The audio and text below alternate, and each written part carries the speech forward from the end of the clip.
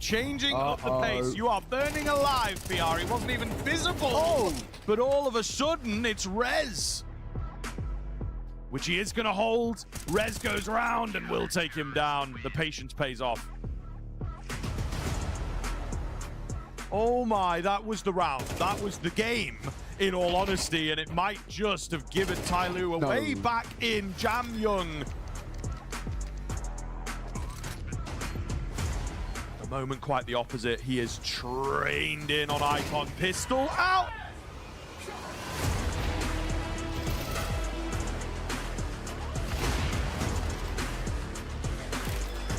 Hades on 4 HP against the world here, just creeping around. Where's this player gotten to? He doesn't quite know. Somehow finds that kill. You can't be serious. Head trick also very low. Too much respect. Gonna hold his position into the peak. Smoke goes onto the bottom. Oh my god, grenade's perfect. That's gonna stop. No, it won't because okay, 9 blasted away. And then they get back onto it. He's gonna hold it. He's gonna stick it. Oh yeah, finally Fame closes out Inferno.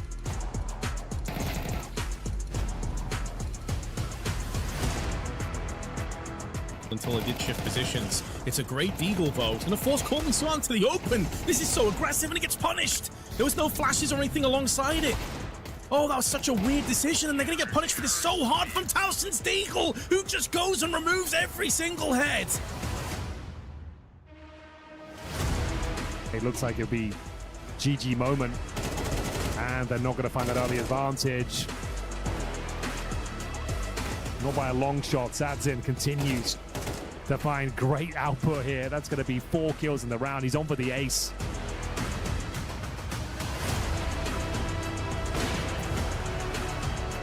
I mean, it's good over here though. Jacasmo's going to be given a lot more space to just focusing on short. Vision doesn't have a shot. The conversation.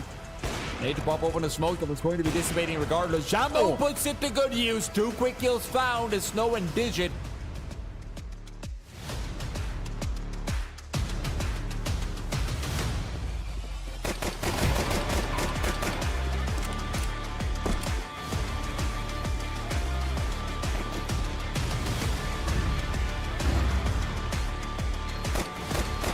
edged it out, but he's not ready for Vayne to come in and combine. Sadsin now holds up. He was good in the pistol round for the CT side, and now Sad continues to provide the massive amount of pressure. It's between him and Dumal to try and hold off these players, and Sadsin is doing it all on his own. The pistol round.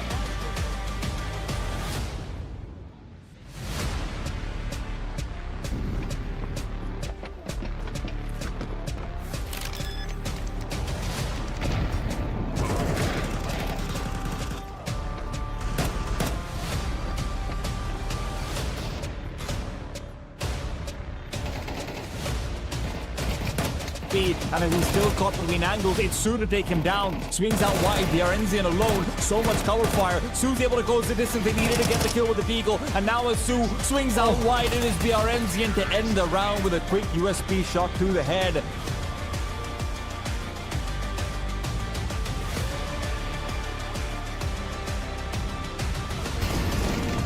Fnatic realizes the player inside of that bathroom. NQZ finally dealt with Snows just decapitating, to Chasmo just flourishing under the new organization.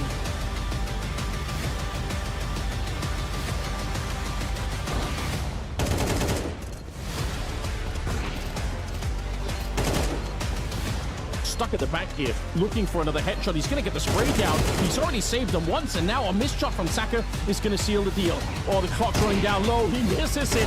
12 bullets left, and another headshot. A stunning clutch. Mistake, although he does get the headshot, but honestly, they had a 4 versus 3. He had another incendiary, even another flashbang. Now Towson, good shot. Oh, what a flick from Hypex. Takes down Amelia. One more shot will do it, and he will absolutely clear out Call Me Sue. That is so sick from the guard. Then you get a bomb plant in the process. Oh, I say that, but Insani's lined up too. Ultimate and Shui trip over each other's shoelaces and now give an opportunity back into this round. Nerd's watching for the cross. Oh, he actually traces the ball. Flashbang. That's a hell of a shot onto Kitkurt. Let's go.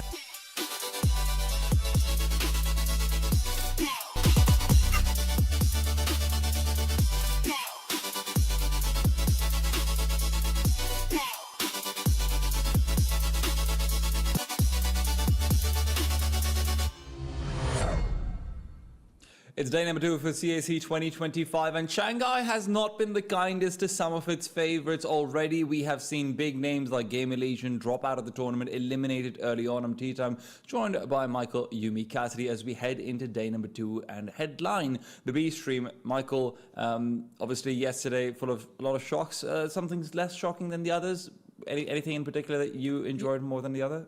I mean, I'd say most of the games in Group A seem to go pretty much how you would expect, maybe with the potential turning point being Liquid versus MIBR. That felt maybe a little closer than most people would maybe look at it on paper. All have high expectations for Liquid, but they're undergoing a bit of a roster change. MIBR, similar kind of story, but I think people are very ambitious about imports and new prospects, and so there's maybe a slight deterrence there. Actually, I think maybe the biggest surprise is maybe that Legacy game, because 3D Max are probably the favorite for the tournament. I think Maui's even pushed for them to be the favorites for the tournament. This is probably their time, given all the roster instability that seems to be about with some of the other teams and other contenders. But Legacy really put their foot down yesterday as well. Oh yeah, I mean, it was a fantastic performance coming out from them. The fact that 3D Max were able to take it to 3. I mean, a lot of the time when I see 3D Max crumble, in my opinion, it's one of those things that, hey, maybe they're just going to get 2-0, they're having a bad day, but clearly Legacy was outplaying them in a massive way. TYLOO versus Fluxo went the distance in Group B. I think even when it comes to Group B, the biggest upset, though, has to be said, it was FaZe versus FUT. FaZe blew an 9-1 lead versus FUT, and my god, that was more than just a little bit concerning. Of course, we're going to be able to continue out Group B to be able to find out who our first representatives going into the playoffs will be. But before that, we're going to focus down in the low bracket quarterfinals. It's Fluxo versus Pain Gaming. Yeah, I mean, we've got quite a lot on our plate in terms of the B stream and what we can kind of offer up. The fact that we have Fluxo and Pain as this is head-to-head will be quite interesting to watch, just because it's just another one of these domestic outings. You know, they see their Brazilian compatriots in Legacy doing quite well. They see MIBR in Group A as well, being able to get past that first round pretty comfortably, and both these teams find themselves in a position where they're fighting for their lives. Absolutely, and over here, I'm really excited to sort of go into the Fluxo lineup, Michael, because, you know, I know that I have some strange opinions on teams sometimes, and I have a tendency to pick favorites, right? I have a tendency to say, okay, you know what, this is a team where I think it can be laundered instead of being just washed up. And when you look out towards every one of these players, it does feel like they're this guy would have been one of the next big things, right? I mean, Zevi was touted as one of the best up-and-coming operas, Lucazi, one of the best up-and-coming riflers. You're looking at Kai, who, you know, sure had a pretty bad stint with Fury early on, but I think a lot of people would agree. He ended up becoming a very stable anchor player and could have probably been a solid piece to be upgraded into the lineup later on if he'd been given that developmental period. Art, obviously, you know what? Technically speaking, he's the last Brazilian IGL to have captained a #1 team in the world. So I actually think every piece on this team to some extent is redeemable. But that's what makes it even more exciting for me, because it's all about, hey, Art, now you've got really promising players around you who, sure, they might be down on their luck, but so are you. That's the only reason why you can have them. Can you turn their fates around? I'd like to just say Furia did hit #1 very recently and then lost it almost the next day. So okay, I don't know if you can even make the claim that Art was the last one to have done that. But I'm with you on every other point, basically. There's a lot of really talented pieces on the roster. And I think they're going to have a tough time up against the Pain that have very similar sort of deep pockets so far as the ability to aim is concerned. I mean, Pain have a lot of different weapons that they can employ, and to be honest, from game to game, it does feel like it does fluctuate between many of those pieces. So yeah, it'll be interesting to dive into it. I mean, I would be curious about how open Pain are to the idea of allowing Overpass through again. Well, I mean, Fluxo's going to be picking up Ancient. Fluxo hasn't really loved the Overpass. I'm expecting this to just be a Mirage Decider. Pain...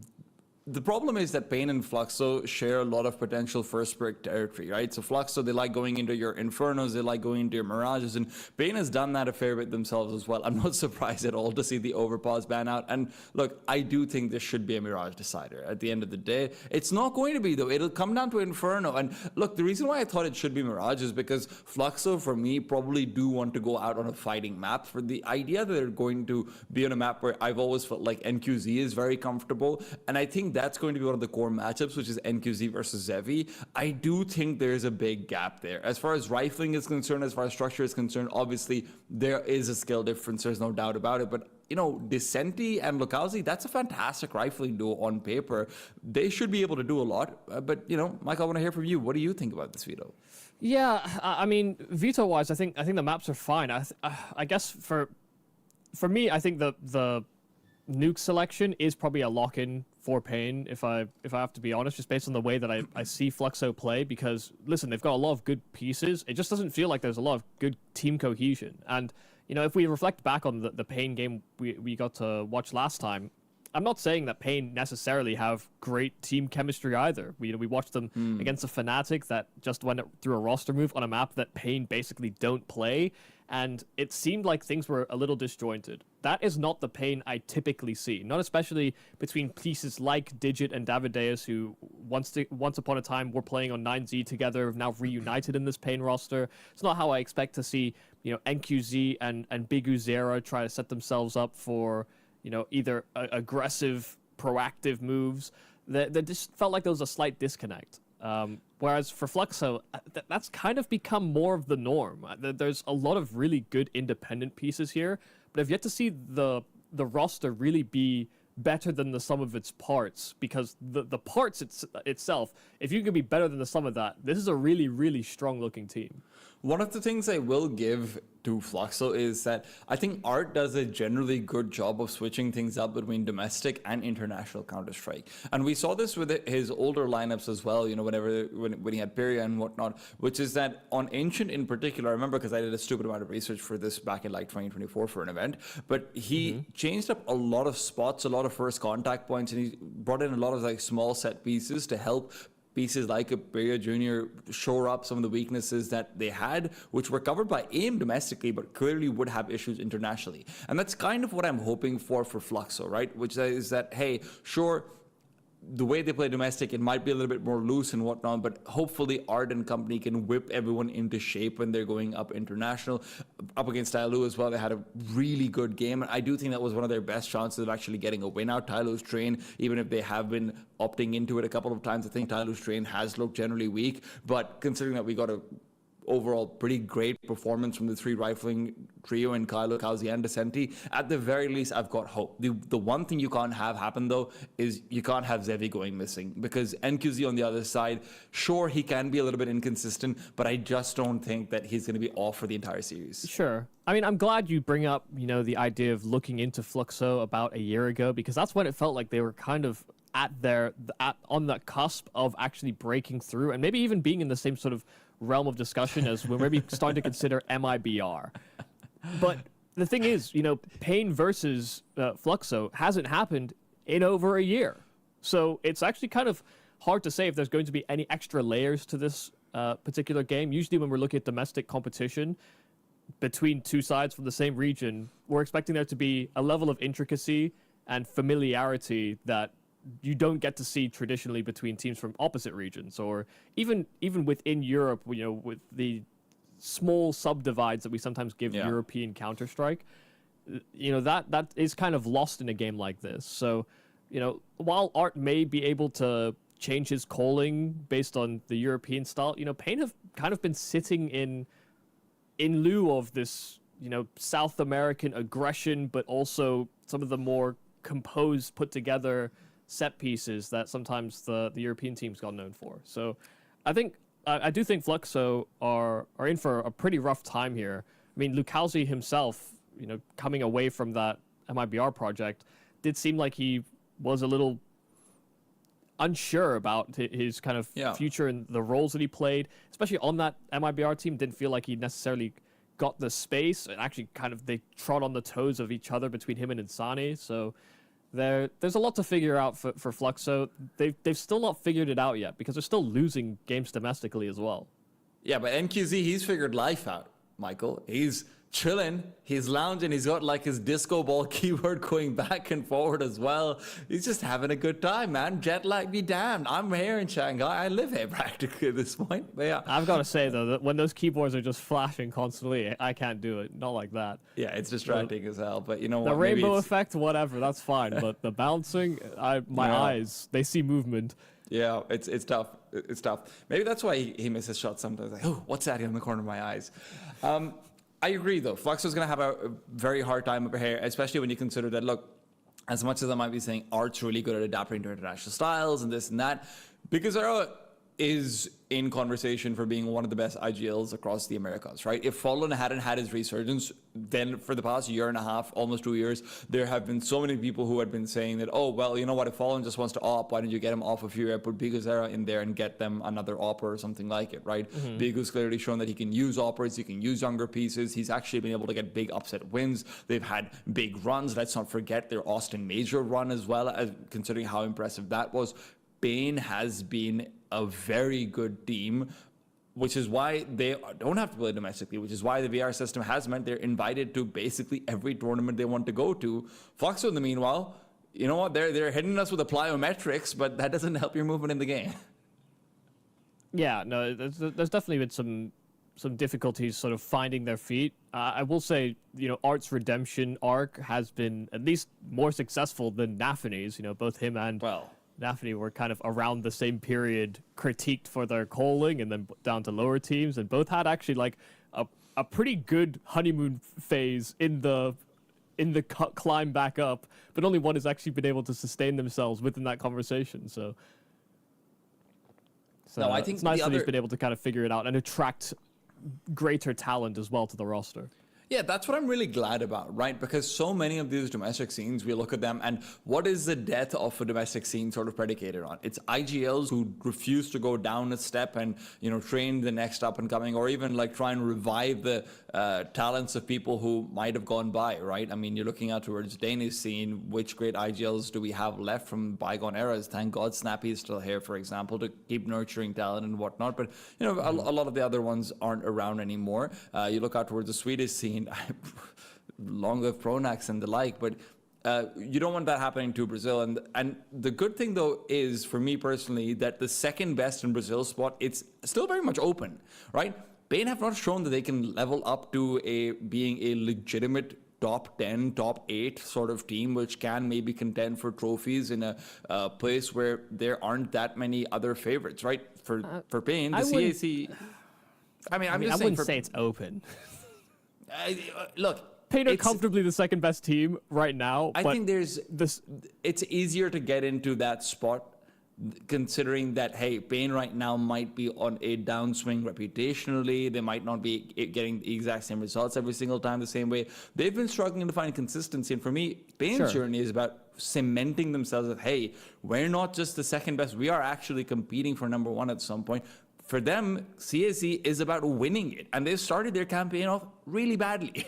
Yeah, no, I mean, definitely a curious choice, allowing Overpass 3 in a best of 1 when Fnatic like that map too. So, yeah, I don't know if I necessarily agree. I mean, Furia have some distance over Pain. I think that's more what you're getting at. And, you know, seeing the stagnation and seeing some of the fall-offs at some of the big events, I do agree. You know, maybe they're not the most comfortable 2, but they're still, the gap between 2 and 3 is still yet to be climbed. You know, MIBR are kind of on an upswing, Fluxo are kind of on an upswing, but they're not really, we're not having that conversation just yet. But an event like this definitely can help push that agenda for you. You know, whether or not it's someone like Pain or Fluxo making this lower bracket run, there could be a real conversation to be had, especially because, you know, on the other side of the coin, we have Legacy already through to the playoffs. So that was maybe the team that people would look at from the outside. And, you know, we've seen Legacy in a couple of quite a few tournaments this year as well, and they've kind of let, I think, a lot of people down in terms of just like how much raw firepower the team can offer. And it kind of hasn't materialized in a meaningful way for them. So getting in that playoff berth, you know, Pain and Fluxo might have felt like they were sort of next up, but Legacy could have just leapfrogged them.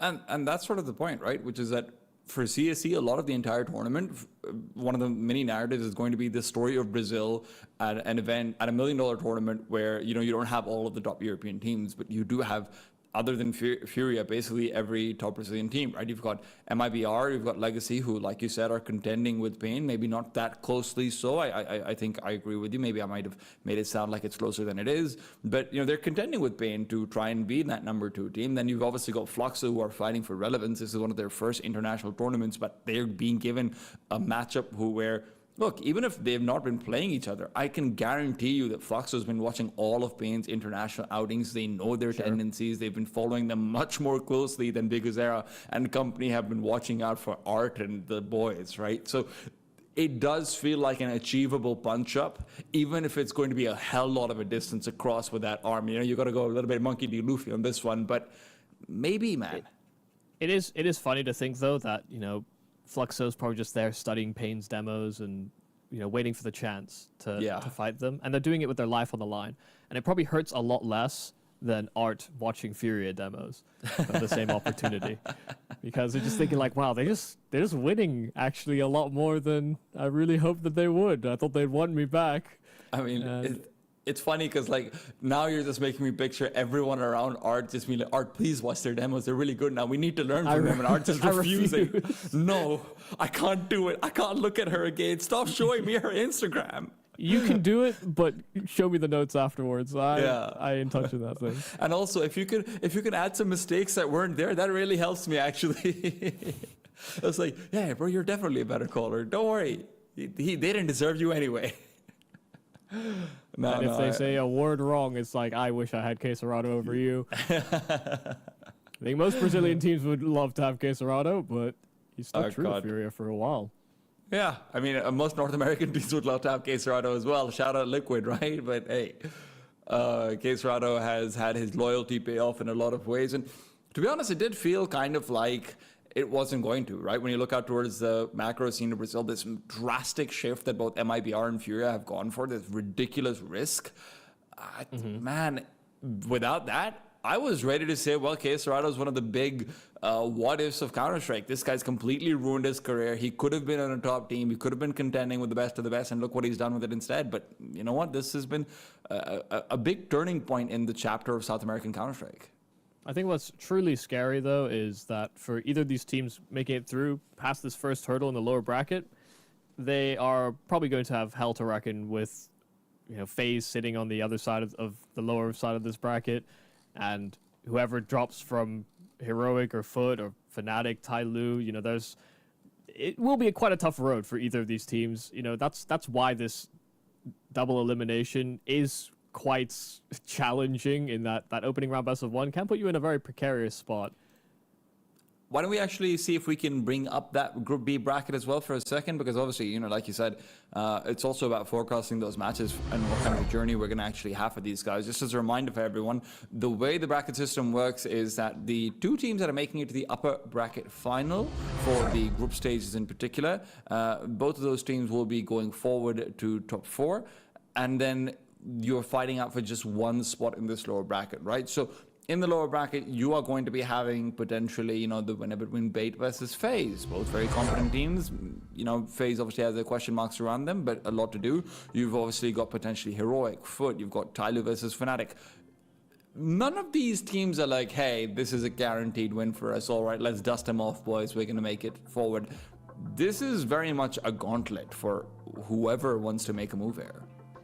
Yeah, and especially because, I think most people coming into this group stage would have anticipated that a lot of the big names that we see at, top-tier tournaments would all make it through.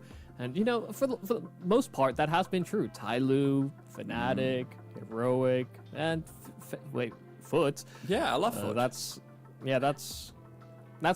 what's really thrown things a little off kilter. And, we can make excuses for FaZe in that matchup. They come off of a pro league. They have, 48-hour turnover basically between that and getting into China and playing that official, but it's also, those excuses do run thin to a certain extent, because I think everyone has high expectations for FaZe, and you should in theory be able to push past a team that has so little experience, but still they find themselves in an awkward spot. So kind of excited to see how that goes, and excited to see how Pain and Fluxo goes, but it does seem like we're encountering a few technical issues with this matchup.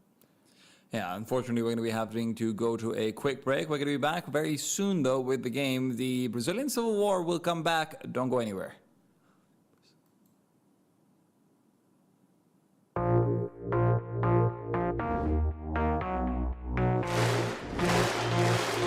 Astana, are you ready? Counter-Strike!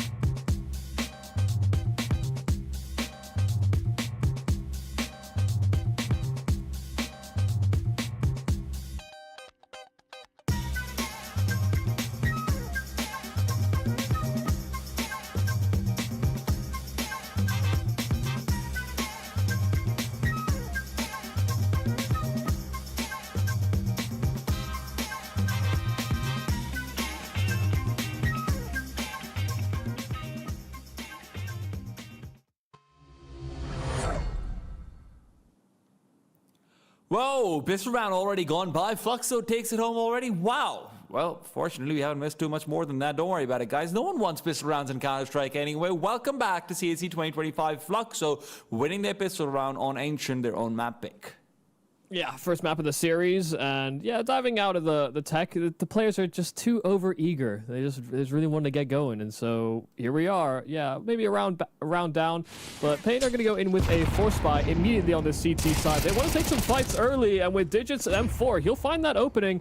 And while he takes a lot of damage, there's actually an opportunity where they can reset, maybe even give that rifle into healthier hands. Yeah, Davidos actually ended up getting 3 kills in that pistol round, dropped over the M4 to Digit to be able to put to good use. And yeah, NQZ will be the next one to wield it now. Digit being given the scout. Fluxo are undecided on where they want to go. They're spread across the map and hoping for mistakes now from the CT side. They weren't expecting to lose a man so early.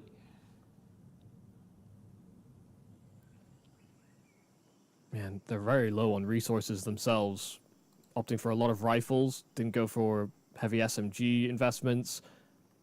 They were anticipating the force buy, but now that they're down that man, it makes it awful for the smokes that they have still in their possession. Bit of aggression down ramp, Big Uzera falls, and while it does equalize the affair, it could give an early warning sign here for Pain, but they're not looking to immediately reinforce. It's only NQZ that makes that journey now to help Snow out. Still going to be a hover over from Davidos as well. Snow peeks in first, gets himself the kill. Arp is already low, and Kai, well, now he's low as well.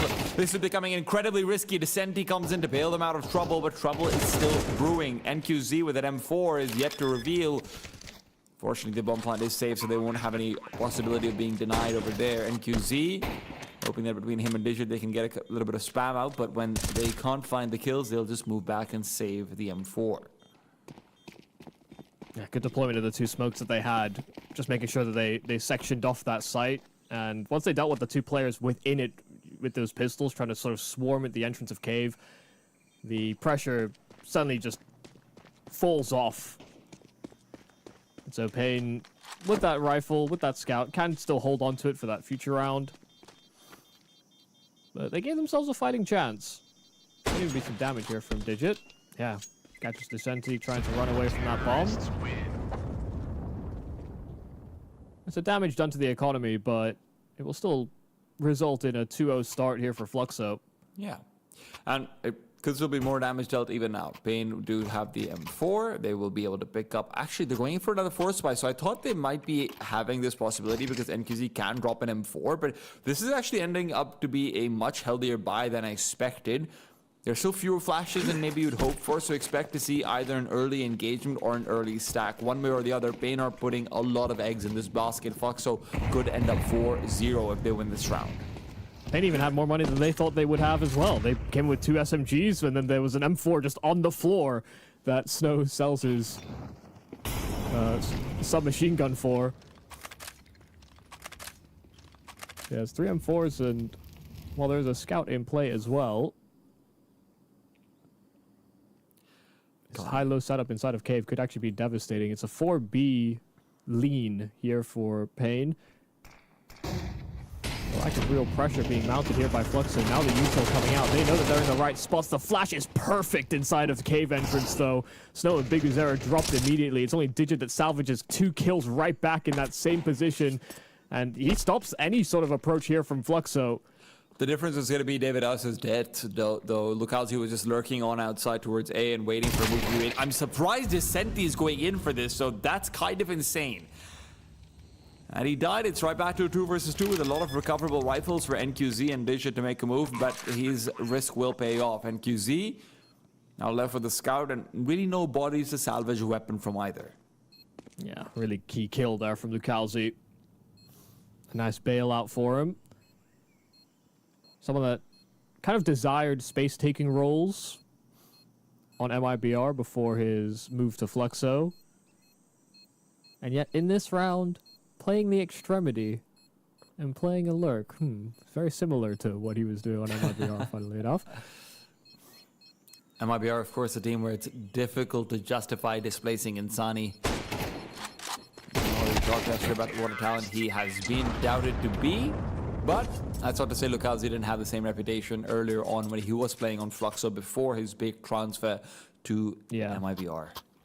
It seemed like it would just be a slam dunk move for MIBR, really. And then it just ended up that neither of the two stars was actually as comfortable as they were on the previous iterations of the roster. So I'm sure it's one of the reasons why, you know, the transfer back to Fluxo happened so much more easily than normally it does in the Brazilian scene.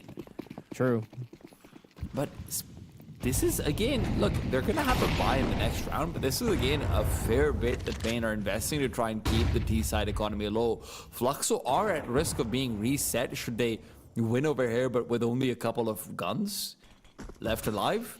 Priority is not just winning the round, it is to do so cleanly, and Digit does take a lot of damage to start things off at least. God, it really just does feel like Pain are getting suffocated really on their map control. I understand it's only been the first 4 rounds, but in no instance has Pain been able to put their foot down, throw any real aggression their way. They've constantly been trying to react to Fluxo's forward play. And just falling out of meta slightly to be so aggressive into that mid control on both the CT and T side, really. It can be such a 50-50 as to whether or not you have the right amount of people there. Will your nades hit?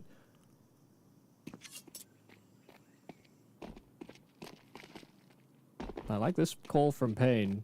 4-man over towards B and just clearing things out towards ramp. But as soon as they get that information, they should be very quick to try and reinforce that A bomb site. Because Digit's inside of Red Room. He hears that smoke bloom on that A bomb site. They'll realize that they're out of position. And while they gamble the wrong site, the idea is certainly quaint. Free plant for Fluxo. Well, Davidos is going to be able to pick up on. an M4 over here and try and spur forward. Now, if he can put his head and body together with Digit, use Digit as a little bit of a bait, then you can at least look to fight slightly further forward. Pain will be choosing to save, but I'm surprised that they're not looking to do a bit more damage. The problem for Fluxo is, where do you escape to? One of the largest bomb radiuses on any map.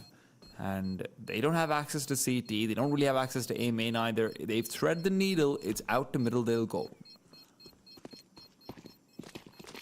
Even their Digits coming in from behind. He's going to be attack from both sides, though. And it's NQZ to serve a distraction. That is 2 big kills, and you've lost your AK for that one. That does not seem worth it at all. Well, there's at least 1 kill back there from Digit. But yeah, I mean, they thought they were crunching them from all sides. I thought they were crunching them from all sides, and then 2 of the sides get blown to bits immediately. Fluxo 4-0. And while Pain will have their first proper looking buy. No scouts, no SMGs in the midst. Look at an AWP out for NQZ.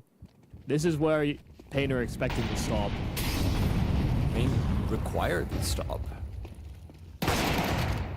Zevi taken down early on because Zera punishes the aggression. Wasn't a guarantee in any way, but he'll now switch into the double op. He wants to be able to hold down. He knows that now it's a position where 1-for-1 more than good enough, so secondary op shouldn't be punished too hard.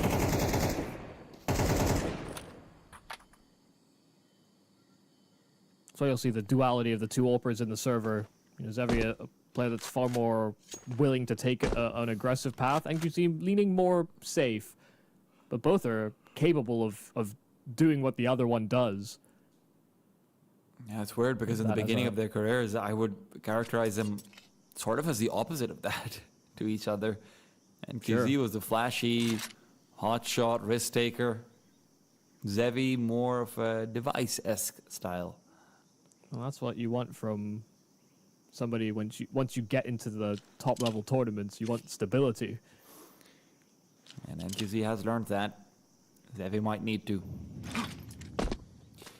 40 seconds. The trigger to be pulled. The B-bomb site, the target. Digit. Playing inside the smoke, Snow behind it. This is going to be a collapse. It's predicated on Big Azera closing off this angle to cross over. If Fluxo can't get both bomb positions that are aggressive, they're going to be mowed down through the smokes. And Snow and Davidos supplying in spades. And now, with Beagle to activate from that position, he never gave up. It is 4 alive and the first round for Pain. I mean, that's incredibly fortunate. Sure, it's a man advantage here for Pain that they can leverage, but Fluxo had good util down on the site. Pain had no HEs, no incendiaries, nothing to stall the plant or make them uncomfortable to pull kills out of nowhere, essentially behind the utility.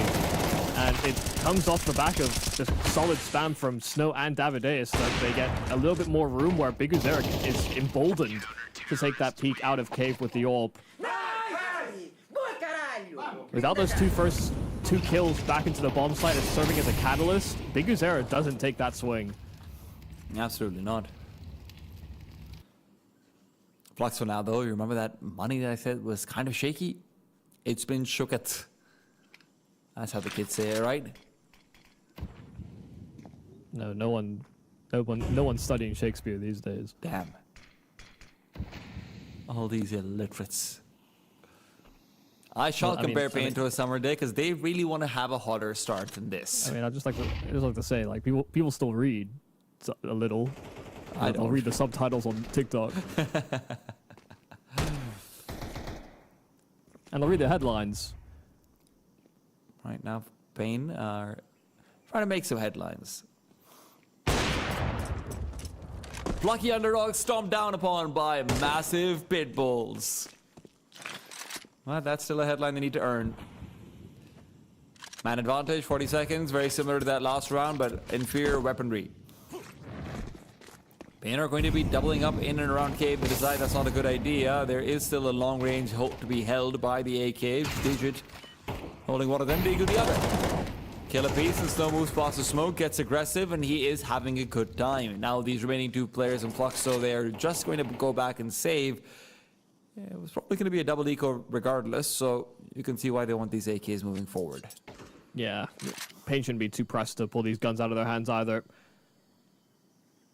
Love the reaction, just being able to play around that smoke. You have players taking contact from short as well. You know, Pain had 3 on that B bomb site, and they used that extra man to great effect, really. You know, if Snow has to just tuck himself inside of cave and they're trapped long and short, then Fluxo would have access to the site, and you know, if they don't land the spam from cave, it could just get very awkward very quick. But that doesn't happen. So seeing the path to recovery since Pain have been on proper gun rounds, and this mishmash economy that they found themselves in with all the damage they were doing to Fluxo, they thought they could finally break them. Some nice aggressive utility here from Pain to set control over towards B lane, and with Davideus locking things down over at elbow. Fluxo are completely trapped with very little map control. Pain have a lot of information to play off of. Another round, another opening kill. Now hand them for the past 3 rounds in a row. Art and Zevi, though, do respond back this time over. Digit and Biguzera caught off guard. They did not expect this early mid-round timing to be hit with a double pump into middle. Davideus. Flashbang doesn't do much, and he won't be contended with. I think they just faded the smoke, because yeah, they came out elbow, and they get these 2 kills instantly. I mean, only one of them was actually ready to fight, and I think that was Bigu on sort of inside of ledge. Great kill from NQZ, just catching them in transition, though. It brings it back to 3-on-3, but they've given up a foothold on this B bomb site. Snow displaced, trying to adapt and actually reinforce his teammates on that mid play, but 1-for-1 might be enough to slow things down before that plant. Trades are good, and Zevi's position could be even better. He peeks in, Davideus taken away, and NQZ now with the AK has to try and clutch this out. CT economy hasn't been fully built up, so you could see an argument to save, but he doesn't want to have that happen. Zevi's had a hot start to this game, 9-4, 3 kills in this round. NQZ, though, he wants to heat up himself with a quick clutch. A 1v2 where he knows exactly where every opponent is going to be. 3rd round on the board for Pain. They will take it away. Yeah, great assessment there from NQZ, recognizing that the plant wouldn't have been for Zevi in that position. And he had an incendiary. If he was allowed out towards the back of the bomb site so he could threaten that defuse, he could actually just throw an incendiary over to long, and it would have basically been impossible for Zevi to play. So only real choice for Zevi there was to fight. Maybe he didn't have to stand out in the open, but hopes that it would be enough of an angle adjustment to give him an edge. But yeah, lovely headshot there from NQZ. a big clutch. I'm a little And I'll be glad it pans out that way, given the way the round started there for Fluxo. They almost recovered. What? That's a deep peek from NQZ right off the rip. They were still in their base. What is They were this? walking to the doors. This is a guy who spawned camps in deathmatch. I can't believe he got there so fast. That's I mean, insane. If this had been just a straight up rush call here from Fluxo, he would have probably been trampled. I'd love to get a replay of that if it's possible, but wow. Fluxo might be just as perplexed as I am because they are looking kind of headless. And in some cases bodiless as well. And QC is finally punished. He will be able to have that off given back over to him. Vicente can do nothing in this position. It's a 1 versus 4 with only the Deagle. Decent damage on the Bigu and Digit, but when you don't have sight lines, it doesn't matter.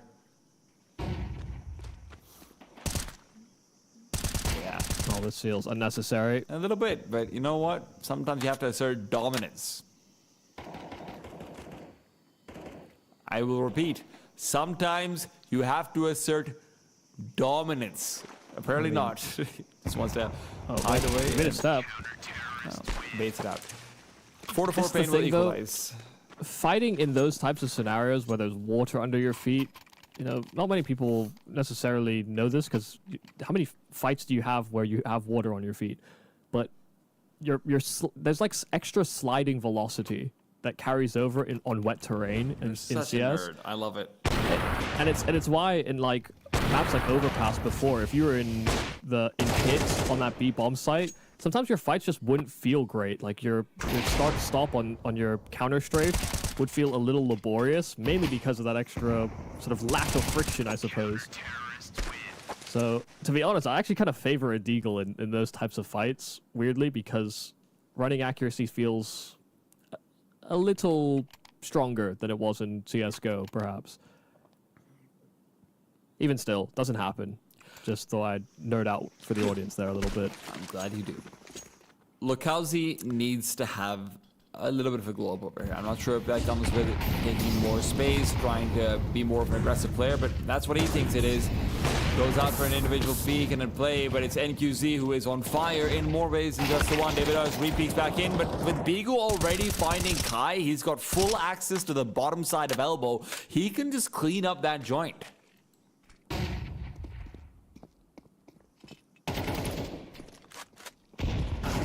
Spot check here from Snow. The HE from his teammate is great, but he loses his life in the process. Snow trying to get this smoke out of his hands, but actually doesn't let go of the grenade itself. Didn't even really pin it, but they'll put a pin on the round. 5 straight here from Payne, really answering back in a big, big way. Yeah, All it took was a proper full buy.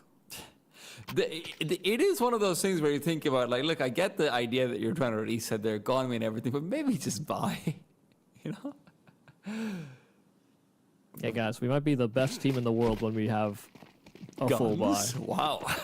Who would have known? Whatsoever are not going to have a full buy, and they were struggling even when they did. It's a straightforward call. Go A and go A fast.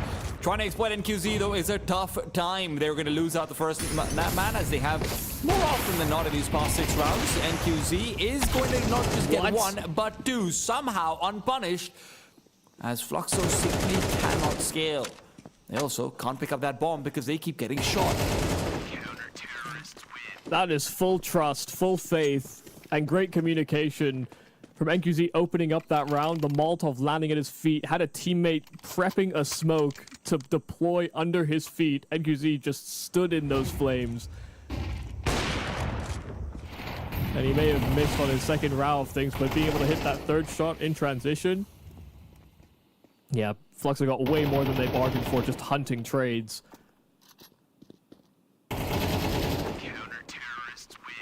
This is the Pain I expected to see versus Fnatic.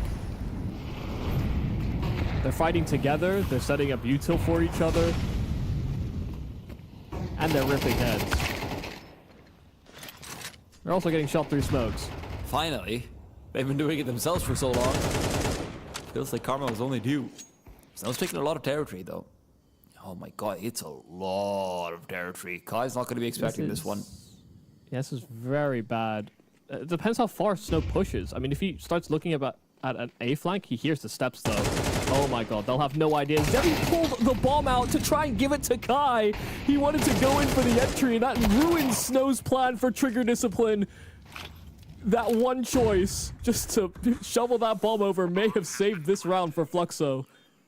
Vicente also wants to try to guarantee it, though. David Us looking elsewhere, and yeah, NQZ should just be saving. I'll have you know, that's a protocol. That is, I mean, a happy accident, that's for sure.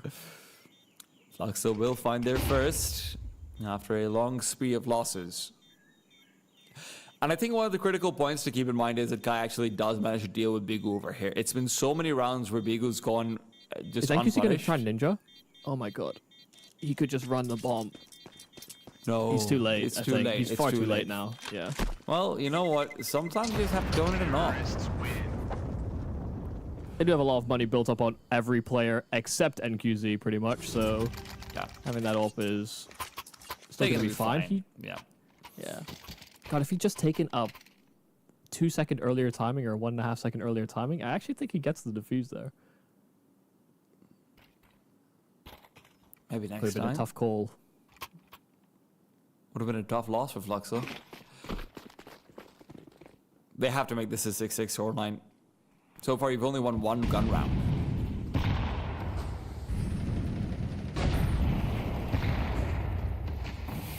Bombardment comes through again. It's all about enabling Bigazera to be able to take early control out towards elbow, rather not towards elbow, towards Snake.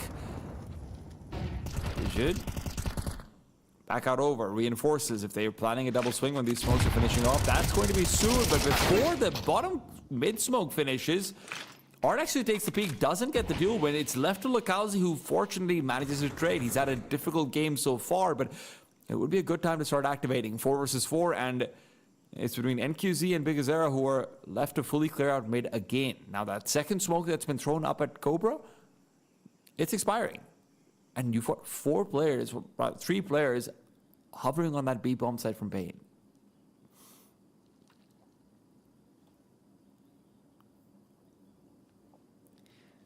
I mean, they stacked the right bomb site here. They're playing for a retake on that A site should Fluxo waltz into what is free real estate. The Pain are right where they need to be.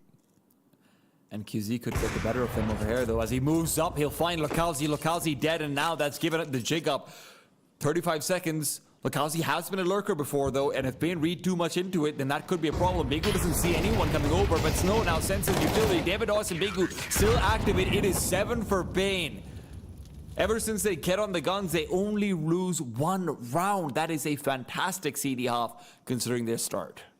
Yeah, so long as we dismiss that one buy they had with an SMG and a scout, it's all gun rounds pretty much here for Pain, and they finish off the half with a team ace, everyone contributing a little bit back and forth on the trades, but they were at least very aggressive in the way that they were trying to take mid control pretty continuously. There were quite a few times Fluxo had to play behind the smokes, try and react and find something back on either the A extreme or on B, and quite often, Pain were coming away with that edge. Even in rounds where Fluxo found that opener, they were struggling to necessarily convert it, or something else was being lost in the process. And that could have very well been an 8-4 half. You know, that play from Snow through the B doors could have certainly been around to their tally. So in a way, Fluxo will be pleased enough that they got 5. It just could have been more given the start. Also, I'd just like to clarify something for the viewers at home. Calling elbow Cobra or Snake? No, sorry, I was talking about... It used to be called Snake before when they still had the place different. Ledge, yes. I for some reason defaulted into the older terminology. Yeah, people say ledge, window. They stopped calling it Cobra when they But moved the Snake, Cobra? little I back heard and forth that. things. I never heard that ever, actually. There was like an extra pillar there, so it was like the old Snake games on Nokia phones, but yeah. I realized the second I said it. That's why I'm like, I need a chip from saying like, oh, Cobra. Oh no, wrong one. Descending might be the right man though over here for the job. Dualies at the ready. And he is full blind. Snow, in he goes. And Art is just not going to be able to provide any support at all. When the smokes are down, Descent is completely divorced from the rest of his team. And Bane have the side just like that. Collecting together for the retake isn't going to be easy. Smokes are expiring. They won't be able to deploy more utility to try and block off ramp. But Lucalzi and Xavi just walk into the bomb site, waltzing in with kills on kills, blood being spilled, and David Oz can do nothing to prevent it. He's just next on a list of long dead Fluxo members. NQZ alone, 1v4. A clutch already won, but this is asking for too much. Fluxo, what a retake. Yeah, just barreling straight in. It's all sort of fronted. The broadside just by Xavi. Those dualies being able to be so aggressive and take so much room. You saw some of the drive-by kills from Pain perspectives. Tried their best to try and lock this down in that after plant, but once the smokes were gone, it was game on here for Fluxo.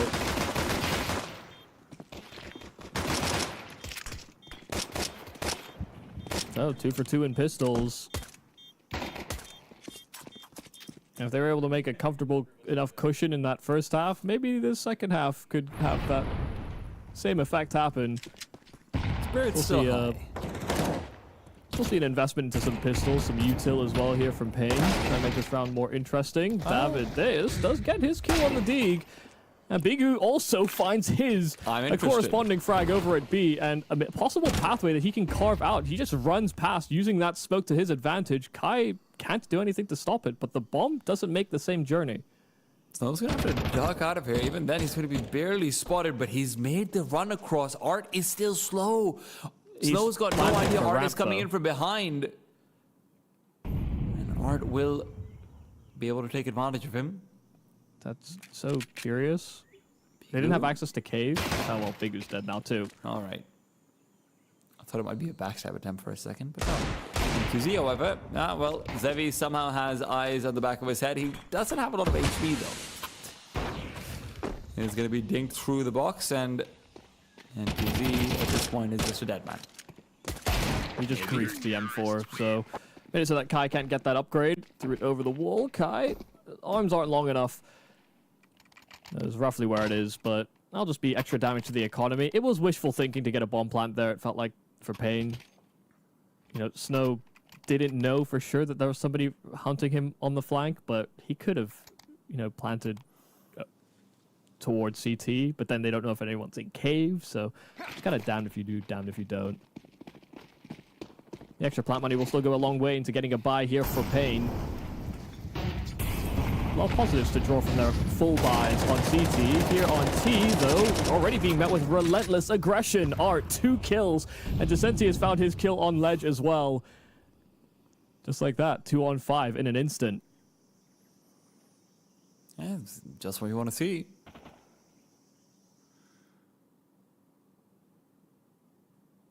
Decenti is another one of those players that was, you know, for me, was a result of really good scouting locally coming through, right? It was his debut on Imperial, where he did very well, felt like he was a more complete player, and unfortunately just never got that level up. This would be a good place to continue making his name. Let's Fluxo retake the lead.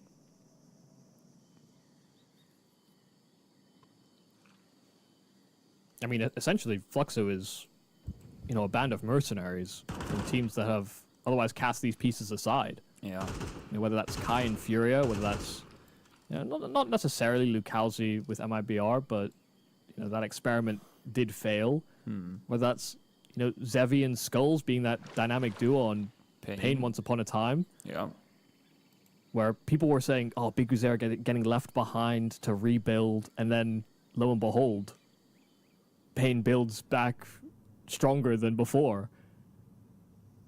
And then Art as this in-game leader looking for a bit of a redemption arc for himself, characterized as, you know, a very aggressive, perhaps to a fault, aggressive in-game leader that would, you know, hunt for opportunities. In a lot of places, right? Exactly. It's been such a criticism that his style could not be adapted. His style could not be up to date with the modern metagame. His style just doesn't work, and he's got to prove them all wrong.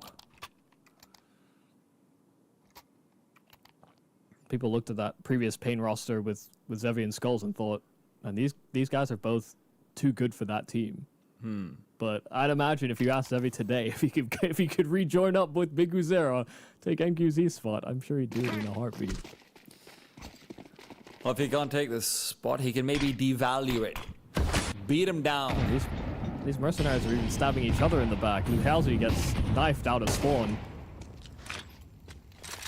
What is this, a bad 90s action movie? I thought you were my brother, bro. What a plot twist. Pain aren't here to watch a movie, for though. a little bit. They're He here. defected, he came back, and he's a potential liability.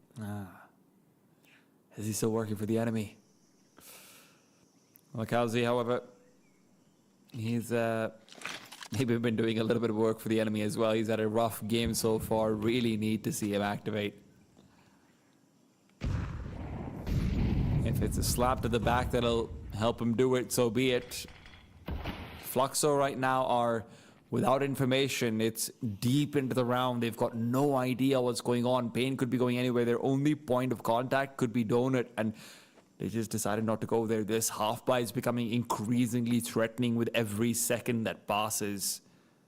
Fluxo are trying to investigate though. Zevi's trying to pick forward with that AWP on ramp. Difficult place to be. If there's a Tech 9 rushing you down, you cannot afford to miss even a single shot over here. Zevi needs to land it. He realizes it backs off 28 seconds. He might be caught off though. Oh, no. He's not going to be. He turns around in the middle of the bomb site. Lukowski will though fall. His struggles continue, and Descenti is left alone on the site with a rotation in the form of Kai coming in. But Snow's picked up a knob and he's guarding off the side of Cube. Misses a shot, but David Urs is going to quickly rectify. Snow, another opportunity, and this one put to good use. Hart is alone. 1-on-3, no chance whatsoever.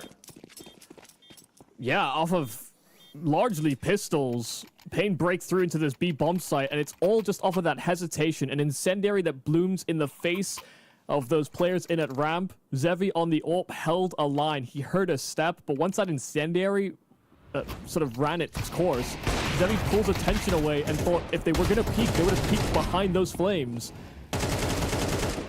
Only for there to be a nasty surprise waiting for them. Even then, I'm just so surprised that Zevi actually goes back to a place where he'd be exposed to cave and to ramp at the same time. When there's 28 seconds left, I mean, he's not going to be the player to make a big rotate out towards the B bomb site, towards the A bomb site if need be. Does it seem like the transition wasn't quite picked up because the player that was watching that cave entrance to make sure that Zevi didn't get shot in the back was holding from long, and as Zevi transitioned to try and pick up cave, they hadn't made the swap, so nobody actually watched the deep into ramp while Zevi turned his back. You have to be on the ball, on the money in terms of changing those responsibilities. Blow on the smoke. Kai aggressive on ledge and just fighting for that mid control because he just gets taken out immediately. Oh, that's big because Zera gets the better of Kai now, this time on the T side. And just to fight around these smokes. Hart's incredibly low over here inside middle with a flashbang in his face. He's got no chance whatsoever. He's on an island with bricks tied to his feet. Because Zera's not good for just one. He finds a second as well. He is the master of Cheetah. He just gets hounded past the smoke inside of the entrance to Cheetah. Ooh, good Kills two back. kills though. And the bomb is in spawn, Michael. Let's not forget about that. Because it feels like Pain might have Bigu Zero, please! Please! We're trying to build a narrative here. He's so good, isn't he? Fluxo, band of mercenaries, this, that, the other. Why are you like this?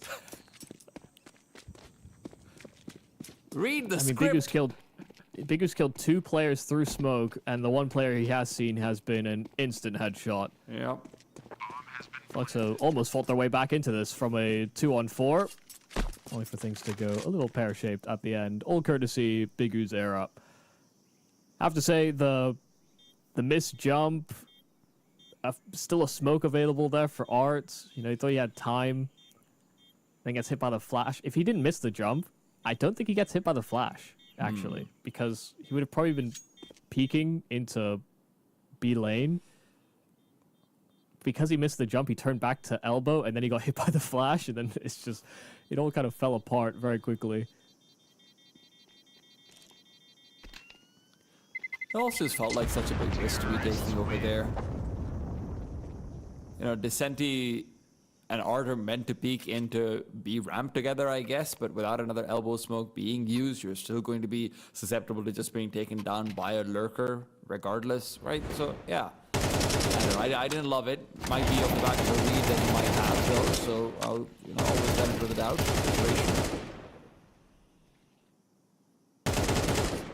I think it was also just bad timing because I think Pain are the ones that throw that smoke into the entrance to Cheetah as well, so it kind of blocks off the plan even if they were going to go for the double swing. A series of unfortunate circumstances for Fluxo in that round, it felt like. It's a very fortunate in-game leaders. That Big Uzera 3K does give Pain the lead.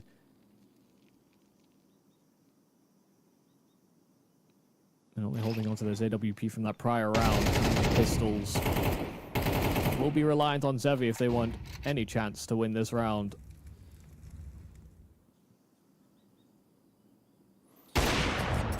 Oh, finally someone gets the better of Big Uzera. Pain have been relying on him to be their unstoppable man. Zevi, however, the only man with stopping power on Fluxo that saved AWP.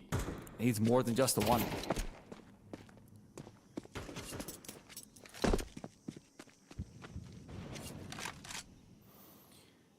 He's 18 and 11 so far. And he'll need a lot more where that's coming from Fluxo. Second kill found. Zevi's making this work. And should Descenti actually get a kill over here with a double peek through, Snow should be... What? NQZ covered off his side? Yeah, he covered This is him. a battle of the Oppers, but Zevi is winning that boost up to assist. Now on 20 kills. Will even look to peek in behind the smoke. Snow turns around at the perfect moment, and now Kai and Lukowski have to finish what their brother started. They do so with a quick headshot. Snow can be covered by the op. Lukowski needs to swing out wide for Kai to trade, but Snow might take the fight to them instead, and indeed he has. Kai will fall, and now that grenade that's chasing down Lukowski, Snow no longer needs to peek. He's got every advantage. He's played this clutch perfectly. Can even go for the spam if he wants to. He knows there won't be a kit, so he has every advantage over here. Look how he gets the kill, but he won't get it on time. What more can Zevi do? Yeah, I mean, 3 fantastic kills, just picking Pain to pieces. And that 1-2 punch, that collection inside of Cave, it looked like Snow should have been a dead man walking, but while NQZ covers him, Snow returns in kind by covering his plant as well and delivering on the goods in the clutch. Oh, so many advantages to play off of. Yeah, it's a great observation there from Zevi.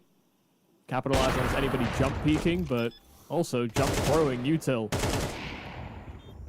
That turnaround from Snow was fast. Very bold move here from NQZ to fish for an opener. Braves the flames, and a teammate extinguishes them underneath him.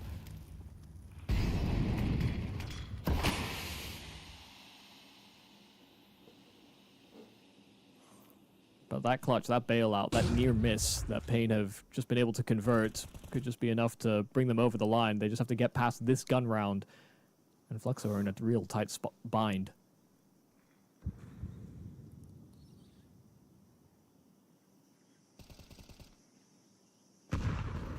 They've had their chances, but it does feel like they've whittled away. Pain.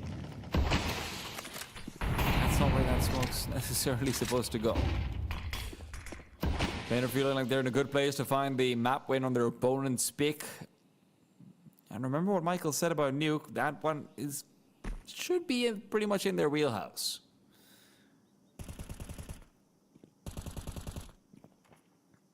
Zevi was almost a hero. And that last instead turns out to be a martyr. Is the cause he died for going to be assisting him in fighting back? A quick kill found, and he has faded away. Lukowski to provide backup, but smoked off, so he'll be forced to reposition. The problem is Snow, as it has been a few too many times. Creeps past Red Room, they're not expecting him, they're not ready for him at all. Zevi's going to try and fight back, but that's a fight he's been losing since that last round. A Molotov at his feet, and Zevi's too low to try and push through the smoke. They'll get the kills though, and while Snow was fighting, NQZ and company just fell elsewhere. Fluxo survive. Yeah, damn. I mean, given the position there from Snow, it really felt like a feasible way to close the round in Pain's favor. Just needed that second kill and some kind of exit plan. Had he gotten the kill into Zevi, he could have gotten that Molotov out, looked to reinforce his teammate on the site, but it's getting stalled. And Kai repositioning quite well. You know, there were going to be challenges there for Pain. Time was of the essence. Fluxo keep themselves in it. That round win from Pain could have spelt the undoing of Fluxo's map pick in the series.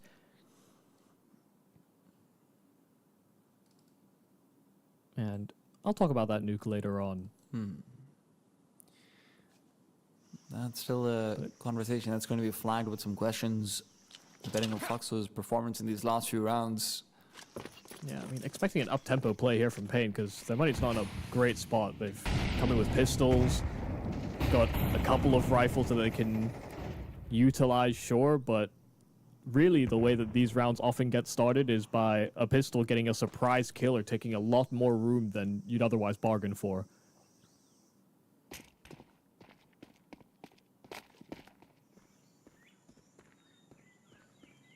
Pain have Zera's split going up. to try and fake an A play.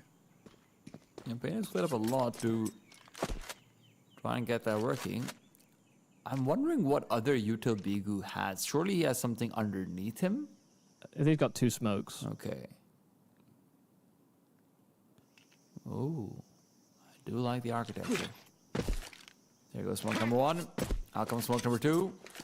Will anyone move? Fluxo might be jittery. They are playing in the back of Cube. They've already lost out to a force spy already. They don't want this to be another. They're holding their nerve and they're holding the line. Bomb's been dropped. It can't be recovered. Lukowski, a big 2K. Grenade to follow through. Senti pushing past the smoke to continue fighting in. That's a good spray transfer, but it's a big risk he takes. Both him and Lukowski incredibly low, but they will survive and likely to continue to do so because Zera, with only the P250, will not be given a target to shoot at. Art puts him down. Fluxo keep 5 alive. Pain will be on an eco, and Fluxo get to build up money. This is a good place to be. Yeah, way to stay steadfast on Lukowski and Ducenti. They realize that they've hit this a good timing on the ramp smoke. You know, while the util is sailing over on that A bomb site, they smoke off the entrance to that B bomb site. They're still keeping an eye on it. They understand they've not got a proper foothold on that B site itself. They don't have anyone within the site, so they have to keep an eye out for Cave as well as that ramp smoke. And they get these 2 kills apiece. They take a bit of a risk. You know, that Ducenti peak, like you said, could have been a bit of a gamble, could have allowed Pain back in, but it actually helps to shut out the round instead. And now Pain are in the precarious position where Fluxo can move to push the lead. It's only Glocks here for Pain. Shouldn't be much of an effort. And it's a simple enough cleanup, not a single casualty done. No damage done to the CT economy. And Pain, this will be last chance saloon, just like that. A simple round swing, a round win can swing this game back into Fluxo's favor. If you weren't going to use the tactical timeout now, you're never going to use it. But Pain don't walk into this with everything, Michael. They do miss some flashes. I mean, if they want all AKs, then yeah, they're going to be missing out on quite a lot of utility, and somebody might have to make that compromise. But we saw how good they could be on their proper full buys. Yeah. Should they lose this map, this is going to be a criticism. A couple of these force spies, both in the first half and the second, have felt maybe a bit too forced. So they do make that compromise. It's only one player away from an AK, but they get a couple more flashes as a result. squeeze what little value they can out of the money they bring into the round. Snow, a beautiful entry, just immediate fight to the mid floor, and Art hoping to blow that smoke and take a duel. Worse for wear, Snow does get answered back on though. This counter aggression is on the money. Digit barely surviving on 2 health. And QC's very close by. The smoke will be fading, and when that flash blooms, and QC, I mean, he's not going to be spotted. Look how he turns. The Sentry still fighting, though. Will frag back in, and with Kai to help, they'll be able to clear out middle fast. The question is, where is the destination for Pain going to be if it's not mid? The B bomb side is going to have the players, but the A site has a man playing for the late round. David Ois, the one with the bomb, heads to B. Kai right in from behind. That should be the round sealing kill. And Zevi's just adding the cherry on top. Digit's got 2 HP and a plan to save and talk about what they're going to do in that next round. Fluxo, this has to be the nail in the coffin of Pain. Yeah, absolutely. And I love that they just continually focused on this main pressure point that Pain put through in the round. They clearly wanted to take fights to middle. They kept on funneling player after player into these fights to red. And what does Kai do? He sort of maintains position, keeps spot checking, realizing that middle is actually exposed. It's not being that pressure is not continuously being applied again from Pain. In the mid round, they're readjusting, and he catches a great timing to catch the bomb.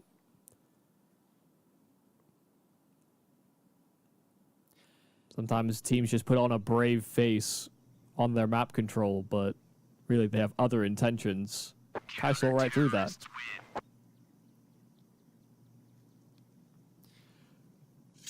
Good to see Descenti picking up the numbers as well, right? For a lot of this game, it was predominantly a Zevi show.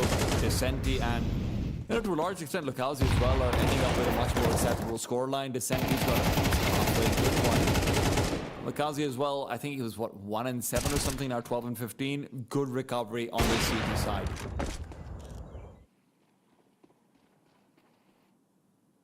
Yeah, went from being an actual liability to being an asset, especially in defense of that B bomb site.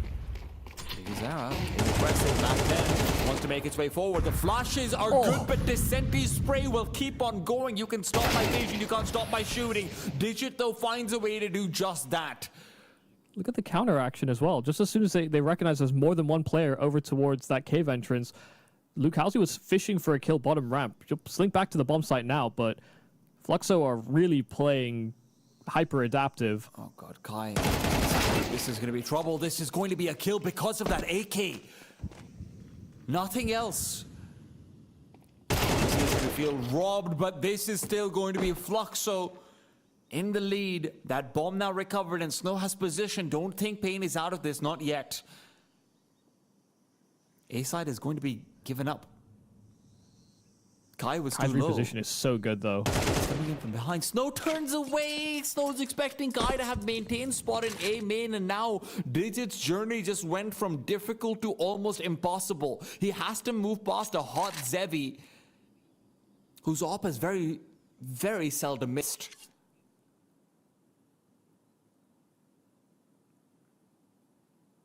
Digit has to catch him by surprise. These players on Fluxo are separate. They cannot support one another. Lucalzi locked in on that red room angle. Zevi just juggling between long and short. And while those Digits get punched in, that Molotov or the incendiary from Zevi can displace him from the site itself. Digit will have to take this duel with that AWP, but Zevi misses his fight. And an incendiary out from Digit trying to stall, but Lucalzi will run him down. Fluxo will convert on their map pick in the series. They will push a notch further forward in CAC, while Pain are pushed to the precipice. And I mean, you have to say it, Pain, just so many struggles on that T side. And that CT side feel predicated off of, hey, we're force buying, we're trying to punish, we're trying to get them to be reset. Hey, we're not leaving those extra few $100s here and there. And maybe that doesn't make the difference. Maybe Fluxo still comes out ahead. But especially in that first half, I just go back to it in my head thinking, well, Pain basically won almost every gun round they had. One more gun round, that could have been the difference maker. This is a, they've gotten to 10 rounds. This is a very close scoreline. Yeah, no, absolutely. But you know, you weigh that up as well with the round that they could have lost on that T side to the saved AWP of Zevi. That Snow still pulls through on a clutch on. You know, there were still rounds that fell in the favor of Pain, and sure, they could have gone some greater distance, but you know, to that same effect, if Fluxo won maybe one more gun round on that T side, we wouldn't even have the conversation. So you know, it's a game of inches and sometimes miles being taken off of these small margins, but there were a fair amount of heroics that fell Pain's way as well. You've got to say the one man who was an absolute hero, you know, Zevi, who almost got that round win basically on his own. Still, the rest of the game, he was performing massively. So I highlighted that a crucial duel for me will be Zevi versus NQZ. And to be honest, as much as I was picking everyone else up, I didn't say that Zevi was going to be the one coming out ahead of that. I thought Zevi was going to be worse for wear. He was fantastic this map, Michael. He was the one who gave Fluxo a chance. Yeah, I mean, he was being dynamic. He was fishing for opening kills. They were blowing open smokes for him to get these openers. And they were doing similar things for NQZ on the other side, but Zevi was hitting his shots far more often. So I'm loving that they're adding that dynamic. They're utilizing this slightly more aggressive time in Zevi's career.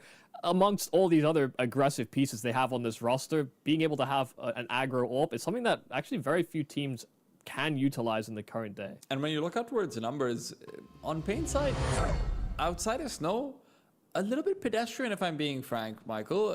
You know, obviously because I was having a really good first half and whatnot, but as we look towards Nuke, this could end up being problematic. They need to have that firepower that Pain is known to have, especially versus matchups where they're punching down to show up, right? We need maybe a little bit more from Davidos. We need maybe a little bit more from Big Azar. Definitely need more from NQZ if Zevi's going to be performing like that one, but this is a map where they're generally known to do some of their best work. Nuke's going to be coming up next. We're going to be going to a quick break. When we're back, can Pain fight back, or are they going to be another last place victim in CAC?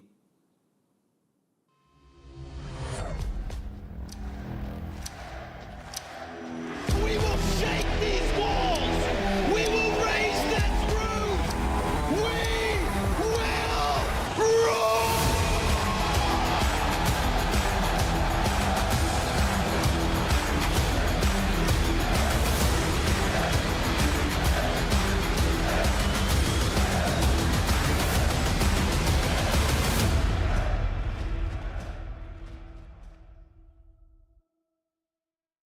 She said she loves you. But she can't love me. But I love you! Yeah. Look, I know my man's going crazy. I gotta brag on myself, I amaze me. Like I'm back in the 80s. I won't play window anymore. What's going on? Play your role. 1xbet. On to the next one.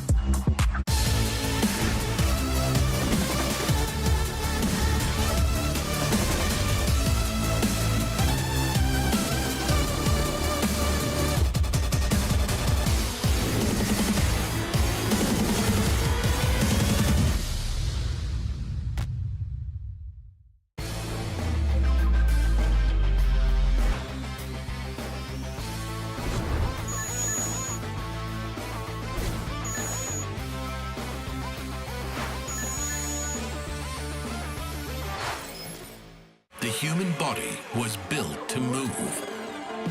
Not trapped at a desk in one singular posture for 12 hours a day. It's time your chair evolved. This is Secret Lab Titan Evo. Ergonomically engineered for you. Gamers, hybrid workers, artists. Backing your every move.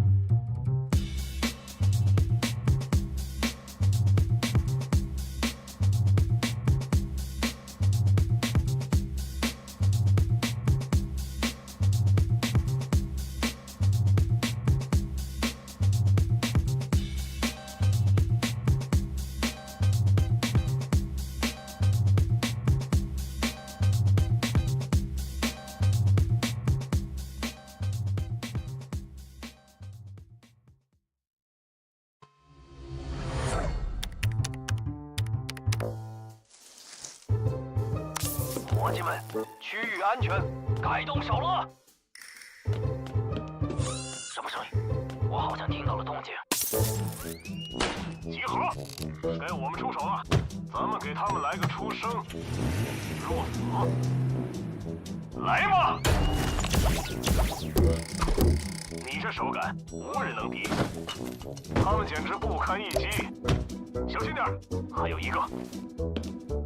一切都如计划所料。出发，出发！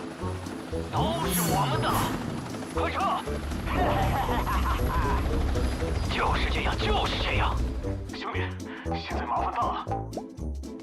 炸弹哪儿去了？跟我来。老哥，真是潇洒。没有什么能够阻挡。来吧，看我们的！他们要干掉我了！不要，不要！好美啊！目标已击毙，确认区域安全。别忘了还有个炸弹要处理。行动！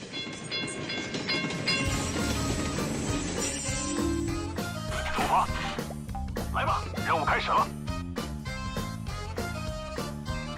发现目标。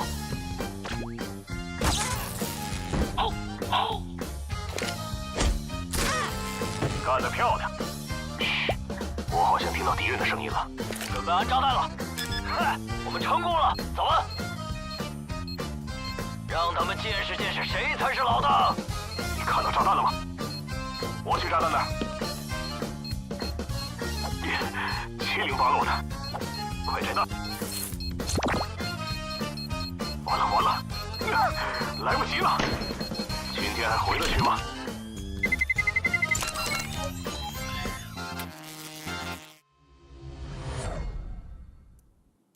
？Welcome back. How awesome was that? I mean, you get to see all these fantastic videos coming up for map previews and the like. I haven't seen that one before. Always good stuff to have, you know, cool content from the Perfect World side. I'm Tea Time. This is Michael Yumi Cassidy. You're watching CAC 2025. We've just seen Pain be knocked down a peg on map number 1, Fluxo taking out Ancient, their own map pick.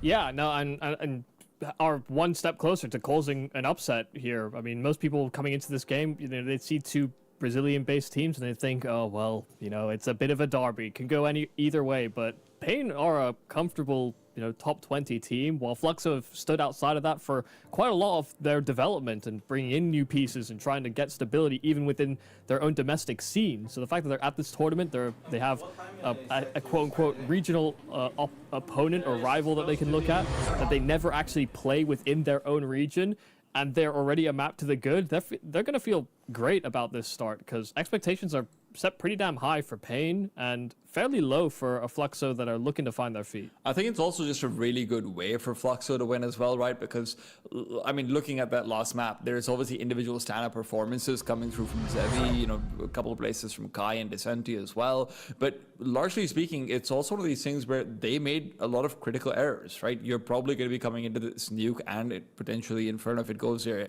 head still sort of on a swivel like, okay, guys, we are still in a very difficult position. Let's try and get this to work.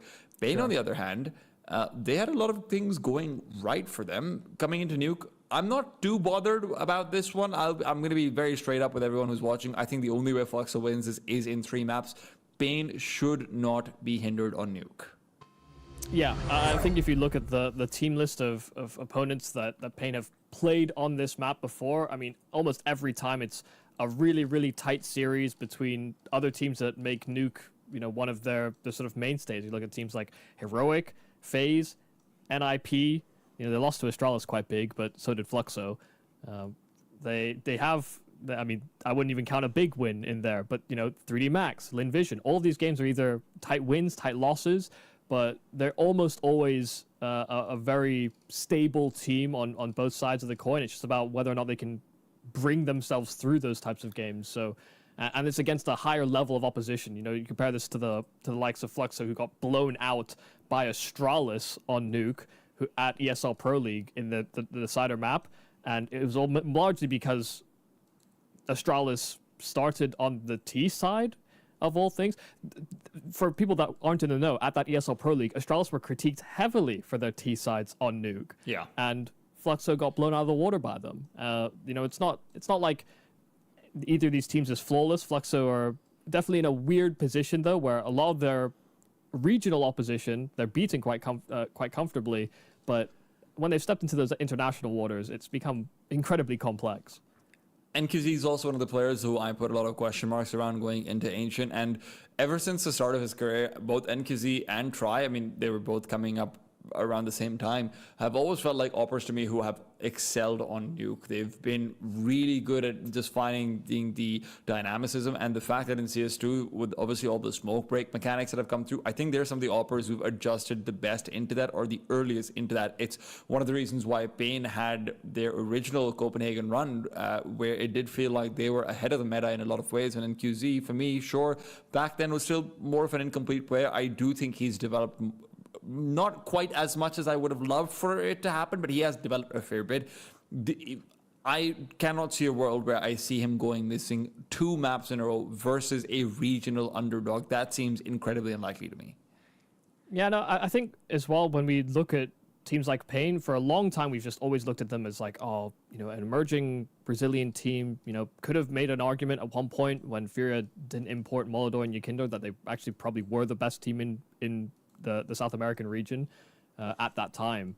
And then you start to see them peter out, and it's because they're up against higher and higher tiers of competition. When you're an underdog punching up, it's very easy to excuse small mistakes or underperformances, but when you start looking at it through the lens of, okay, you're trying to establish yourself as a tier 1 team, suddenly there are more errors and more things to fix, because in order to level up and stay consistent at that level, we have to look at people and look at players through a different lens. There's a lot of pieces within both of these rosters, actually, that, when you put them through a tier 1 lens, there are holes in their game or there are things to refine.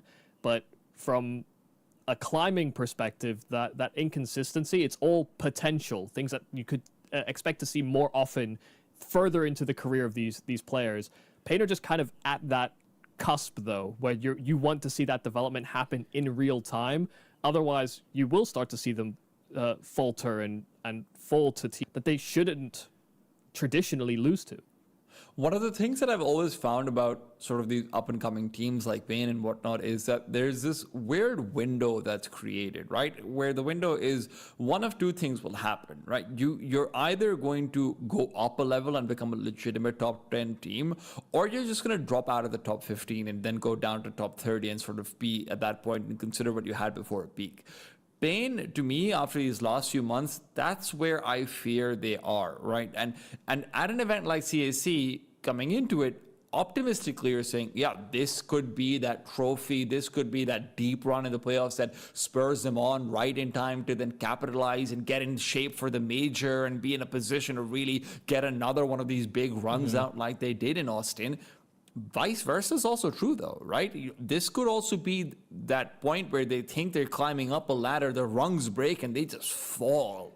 It's also just one of the critiques that you can have about South American Counter-Strike is that maybe these teams don't necessarily get enough time to make something like that work and make a team actually grow and develop like they should, especially when you're dealing with so many young prospects or up-and-coming players. You look at a team like the Mongols, who I think are a great sort of archetype to embody if you're a team from a smaller or less represented region. They made roster changes 2 years ago. They've only started seeing results of that like this year. For them, to make that long development journey has taken effectively 6 years, from the starts with Blitz and eventually finding his way to Mara, and then Techno is his right-hand man. There's many different iterations, but they gave each of those rosters a lot of time. And in the Brazilian scene, you have a lot of options. So it's hard to say that maybe you should necessarily give everybody that same amount of time. Whereas for the Mongolian region, sometimes there's not great options if you can't make it work. Pain does feel like it's one of those teams that does give a very healthy amount of time to its players, though, right? Sure. I mean, generally speaking, they have a core long enough together. You're not thinking, well, this is sporadic. Oh, well, this is a pretty dumb roster move that they've just gone for because they're being impatient. But also at the same time, they've got expectations now, and maybe that wasn't as true before when they hadn't made this many like great runs, when they hadn't had this much success over the past year. Pain now though find themselves potentially at the verge of elimination. This is their map pick though. They are massive favorites on Nuke, but favorites don't always win. Can Pain pull it together? Pistol round is going to be critical over here on this T side. And QZ taps away, takes full control over the secret stairs, but Dissentry found two elsewhere that push through while Snow does the same through a smoke only to meet his demise. Fluxo starts off strong. Trying to kill back though. NQZ round the back of these smokes. Really rough to try and wrangle that second kill. Leaving Davides in a clutch, but one that is certainly doable. Players are spread, opting to reposition and take spots towards outside in that lower bomb site. Hearing an audible reload inside of Heaven, so confirmed position on one, but that will simply distract from Art as he peeks out from main. And as he draws attention, Kai can swing out to deal with Davides. The plant does come through here for Pain, but Fluxo will set themselves in with their third pistol of the series. And a nice push forward from Dissentry to be able to find that information in the meanwhile as a response to those outside smokes.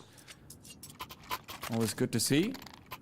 I mean, he's obviously assuming, well, they've been throwing smokes, right? So maybe they're going to be late to lobby and whatnot. I can exploit that. It's nicely done.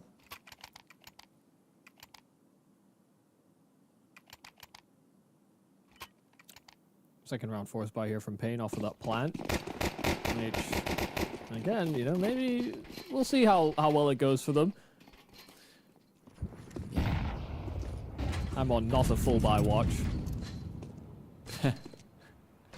But, I mean, Fluxo have gone in with 5 rifles, so very light on util. Had this been a pacey upgrade, you know, with SMGs leading the way into that top side, actually could have been fairly troublesome for Fluxo without incendiaries to block. Could still end up being a problem over here. Art is effectively in a 1 versus 2 on outside. If Snow and NQZ can overrun him, they're going to have very good start to this round. Snow the flashbang to help as well. I mean, Pain are coming in this with a plan. They've also come in with an upgraded M4 now. And as Fluxo will drop down 2 players to the lower part of the map, you are abandoning the A site, which is going to be the final target. At least that's what it seems like. 1 but 2, he went back over to lockers, actually elevated himself above them, and now Davidos, who's going to be able to find Zevi on the bomb side, still has a lot to do. This HE from Kai goes out, will be catching the bomb planter. Davidos takes a lot of damage for it, but that's the last bit of utility that the CTs had. They also get so acceleration. Eagles Deagle is at these around the corners. Boards trying to. They have no idea. Strong on Nuke. He's good for the first one. Here's Bigazera coming in from behind. Leaves the rest of his team to do the job on the site itself. But time is running out, and now they've got the critical kill. Ibigu had found. Maybe there was a chance, but Fluxo keep their heads calm, and the retake will come through. Yeah, I mean, nice observation of kind of what's being cleared there from Bigu, who's making a lot of noise, making his presence known inside of door. Lukowski hears him clear all of back lobby and decides to take that timing out of HUT. I mean, Pain were none the wiser. They had too many other positions to worry about. They had no smokes to segment that site off and sort of divide responsibilities more equally. Couldn't even set up in proper after plants given the safety of their planting position. Bigu had to provide a lot of support, and he kind of failed to do so. But good recognition there from Lukowski. This is a little bit more excusable. Hero AK for Davidos coming through. Everyone else is going to be able to pull together buy in the next round. Yeah, the popularity of this style of buy has really ramped up quite significantly in CS2. Yeah, it was bad enough when Simple and Nico were doing it, now everyone's doing it. Yeah, I mean, we've explored a lot of different options from Go. We had, you know, 2 rifles perhaps, and then we'd have a 3 rifle, 2 pistol type. You know, we've explored options. But an MR12, this seems to be the one that people have settled on. This is tough for Levi. He peeks into Davidos, who was waiting for him. That could have gone disastrously. Instead, ends up being a pretty comfortable start. That's not the util you want to be throwing out. NQZ is left alone, and HE on his side, and NQZ, well, he doesn't really have any targets now. Look how he's trying to buy some time and space, and he's waiting for Descenti to creep up. And again, Descenti will win the duel on a player who's watching out for the peak. Fluxo, maybe a little bit fortunate, but they will still come into that next round with 3 guns saved. Yeah, and that's, you know, just nice, refined play. I mean, he takes a sort of isolated position at the back of ramp, but knows that he has Zevi as that quick support, doesn't over-peak, over-swing, knows that Pain will have urgency if they take ramp control to deal with him, and they simply lack the utility. So always like to highlight good restraint being expressed by players, because, you know, swinging is one thing, but it's not always the way to win rounds. It finds Lucalzi, who does swing this time, and clearly it wasn't the way to win the round. He calculated all that restraint in one round and decided this was the time to swing. It was the wrong moment, and Art will lose his life just trying to rectify it. He finds a bomb. Oh yeah, that's a big deal. Oh no. He's trying to move boss into a more defensible position. That's where he gives up his life. The greed. Incendiary deep in from Kai as he now tries to find the position where Zevi planted his grave. Kai has to be careful. Those snow creeps into Mini, and it's that same spot where they keep on faltering. This was Fluxo save a buddy syndrome, save part of the map syndrome. Every player that dropped, there was another one that hoped to pick up the pieces. It was panic stations, and each time they neglected one fight or fell foul to another. This was playing from behind continuously, playing 2 steps behind, and just trying too hard to play catch up instead of assessing and recalculating.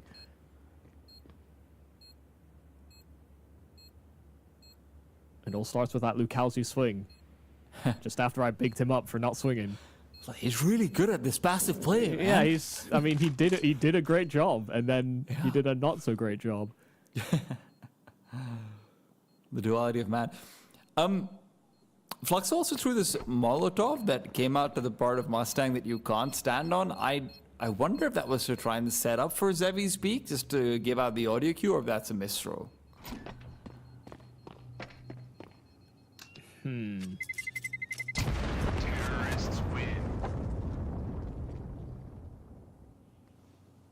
Yeah, probably to allow Zevi to peek it. Yeah.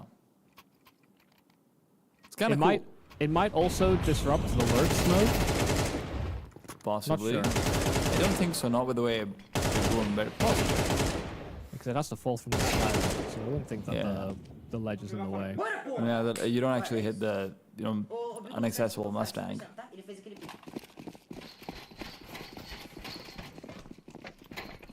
This time Fluxo are the ones on a force buy, but they don't have much of a choice about it. Descenti at the most could have maybe dropped over an MP9, but they also want to save for the op of Zevi that will be needed later on. Yeah, it should be a good way to get the team fired up as well. I mean, Digit's already down towards this lower site, and I think they've heard that door open, but they kind of can't do anything about it. And if they haven't, then Zevi's a dead man walking. They don't know about the door being open. They would have reacted by now. I think whether it ends up mattering. Art is going to reveal position while Descenti waits for these smokes to fade. Quick acceleration, and QC just turns around and domes him down. Zevi now resets. It's not going to be ready for Digit. But he's being slow about this, so Zevi might end up considering this possibility regardless, and Digit reveals position because of that incendiary. Now it's going to be Art to try and bait. Zevi goes in, but he goes in too deep. Art can't swing out with him because of that incendiary still being up and ready, so it is a 3 versus 4, but the CTs have been given that 1 kill, which makes him think this is possible. Could still opt into the save, and that's what it's going to be. They don't want to take that risk. Yeah, they're just going to hold on to these 3 rifles, it looks like. I mean, there's a kit available on Kai, and they, it's not like they don't have some resources they could use to get into that bomb site, but yeah, they were caught off guard, they were out of position. It's weird. Okay, Art just going for some exits. It's weird to think that Digit had such a great position and timing on that B bomb site. And he actually had a play to just shut out the round completely, only for his teammate to Molotov the one side that he wanted to push to take advantage. It just seemed like a bit of a miscommunication about what was available as an option. Also, they started making so much pressure on that lower side that I think, what was it, Zevi that picked up from Ramp? He didn't actually push all the way out. You know, quite often if you're that first respondent on that B-bomb site, you try and take as much room as possible so that your next sort of reinforcing player can capitalize. Oh, that's frustrating. And Kizzy was trained in exactly for that.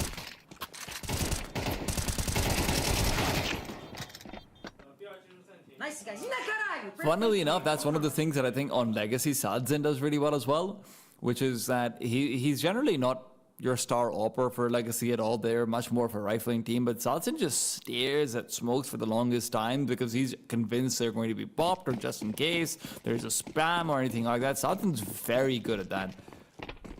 It's fantasy NQZ set up for something similar. I thought you were about to say Sadzin's really good at spamming people back through smokes, because that would be a niche skill set. Well, I mean, you know, not everyone can be Glaive. Yeah, with an AWP no less. He is fishing with this AWP, and he's going to get his head ripped clean off. That's an AWP. I found a piranha. He's dropped outside. That's an AWP. Castle peek from Secret. Oh, ill-advised. Davideus was watching it like a hawk. Well, what started off well has ended up not quite so well for Fluxo. None of these weapons are retrievable. The remaining players with USP. Spain is going to get a safe round. Zevi, the only person who maybe could have thrown a spanner in the work, but even that's cleared out by Dejvid. Very diligent on the Bane side. Yeah, that's great. They didn't even have to throw that AWP out of the map. Thought if they take too long and they have to reset and they're unsure about where Fluxo would position themselves with these pistols, that they might have to throw that AWP out of the map, and you know, buying that up would obviously not be great. Dealing with an anti-eco, you don't want to have to reinvest 4,500. 4.75, but you know, I tried to, for brevity's sake. Yeah. Either way, 3-3. Pain are starting to set their foot down and pitch a campaign into this T side of Nuke. They need to justify this as their selection. Zevi already striking the scoreboard though, catching NQZ fishing for a kill top silo.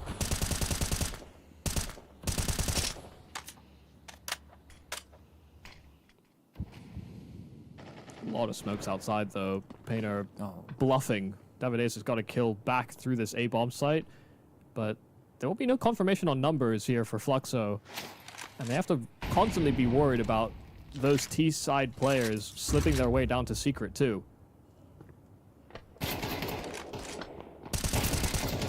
Art has to do it all over here, and he finds a player with TYLOO, but he can't finish him off. Art, though, changes over it. That's 2 big kills in a position he never should have had, and Zevi gives the same.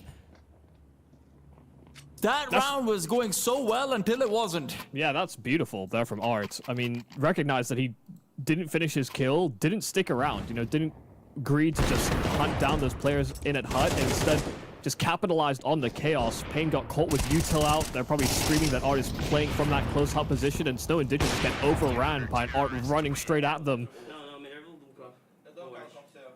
There are many players that, in defense of a bomb site, would stick to the fight they start with. So he tries to accelerate, and that's where Kai is ready to receive 2 big kills, and it's these multis for Fluxo on the upper bomb side that are bailing them out. Bane simply can't chain up players, and Descenti in the meanwhile is pushed past. There's 3 players inside Mini, 1 coming in from Hut. Bomb might be planted, but they've got no idea about what's coming in for them. There's only so much you can look to cover off, and Descenti's already moved into the site. He's doing it all on his own. Descenti and Kai, between them, basically clean up all of Pain. Yeah, they're very audible, very loud about their rotate in through to heaven. And Descenti just uses that timing to his advantage. 4-on-2, so sacrificing 1 player, re-entering the bomb site. He could have been a way back in for Pain, but there was going to be more where that came from. Nice flank from Descenti. But good initial hold on that A play. Pain didn't really have the manpower left to hold on to that site itself. Pain are also now in a place where money's kind of precarious. If you lose over here, Fluxo could very well make a run for 8. And for a map that's supposed to be your surefire thing, that's not how you want to start it off. Descenti, great kill on a digit. The smoke spam is then followed up with just a straight up honest frag, and Zevi is a man who believes in honesty apparently. Fluxo are pushing, they're feeling confident, they're feeling like they're the better team right now, but Descenti, I can tell you, he's a better player, for sure. From the aim, from the initiative, Fluxo definitely look like the better team as well. I mean, you see how fast as well Zevi has been reacting throughout this entire series. Thought the first map might have been an anomaly in terms of his production, but he's already on track to match that type of performance. He's hitting great flicks, he's having great contributions in these site holds, even if he's not necessarily the first to hold like a starting line into the bomb sites. He's finding a lot of production, and maybe that's why he seemed to be the only one on Fluxo constantly deathmatching. He's warm coming into this series. Is that all it takes, man? Get me on those DM servers. Yeah. Meanwhile, Pain could have maybe used that extra practice. They were lounging. They were full confidence, and why wouldn't you be? I mean, they've set themselves up to be, I mean, one of the best teams out of the South American region. Ooh. They need to justify it versus an up-and-comer. Great kill from Digit. Can't be thinking about the checkered flag before you're in line, inside of the finish line. Zevi does find evidence. He snows his finger out. What? His body fell far. Where did that come from? Oh, they're just going in for a hell play, coming in to try and trace out Zevi. He'll be able to do so. And suddenly the map is in flux. Fluxo don't know how to angle this now. Kai is going to be left completely alone on the A side, and he as well needs help. Descenti makes his way over through the vent. He can't do so, so the smoke from Kai is going to be used to try and allow this pathway back in. Art in the meanwhile wants to trace Digit's life, but that's going to be all too difficult when there's a CT body in the way. It's chilling on the side of the floor, but it's causing more problems for Art. Art now pushes into Trophy, cuts off the bomb, and excellent play will be able to clear out lobby as well, and they'll play this 3v3. They're relying on the fact that the teams won't have weapons. Vicente moves back onto the bomb site, gets 2 more kills. He's doing it all. QZ still has the bomb, though. He's not working for him. They're going to run him down from both sides. Yeah, he can't get that bomb down. Just simply no time to play. The reaction from Fluxo is instant. It's so quick. They're in a man deficit. They're getting hoodwinked by the efforts of Digit. And even through all of that, the re-aggression from Art, as soon as they have even a whiff of an idea of where Pain are headed, you just see how fast Descenti is to drop down to that lower site.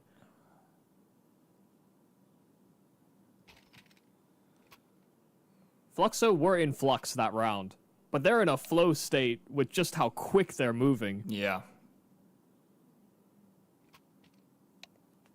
I mean, great micro decisions on all of their players, it feels like. And consider, this is again with a series where Lukowski's not been really having a great time. He's still not really been needed. 3-3, he's largely just been a bystander.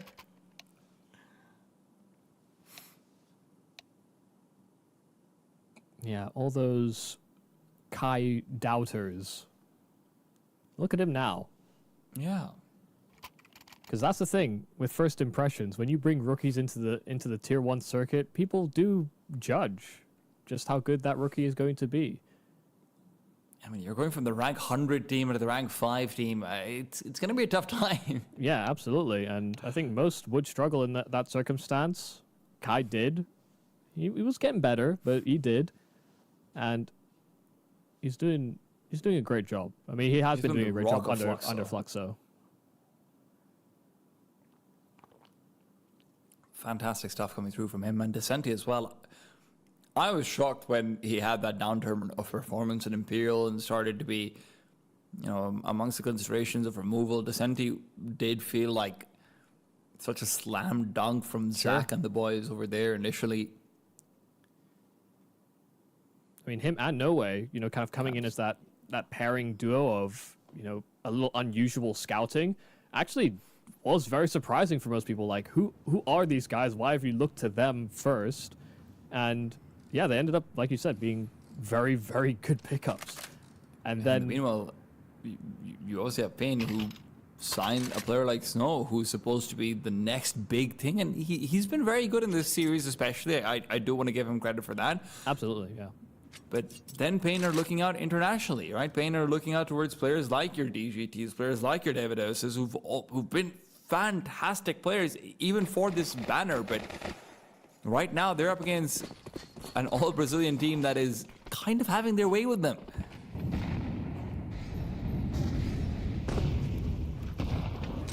Yeah, the most damning round for Fluxo was when Lukowski peaked ramp. And ever since then, it's, you know, it's been far more well put together. Okay. Hunting for Art is hunting for strays, and one of them is a barely better hunter than the other. Well, Bigu, he gets in there. And he's actually able to push forward and find Descenti as well. Descenti's been the critical man who, whenever Fluxo is in a difficult spot and makes a move, without him, who is going to step up to fill those shoes? Is it that secondary op of Lukowski? No. Of course not. It has to be Kai. He's the only one who can be in a playmaking position. But when he's playing on top of HUT, Fluxo's best chance might just be to sit and wait. I don't know. I'm relying on Zevi here. Might not be that secondary op, but why not the primary? Payne's taking their time. They've still got two players on top of roof. Zevi's pushing. Are they going to find anything? Davidos again with a bomb. Could end up exposing himself. If Zevi finds a bomb again, Kai's going to be in a great position. Kai's dead now though. Zevi finds a player on the back lines and Bigu is doing it all. Where his team needed him the most, Payne are going to find a fourth round off the back of predominantly his moves.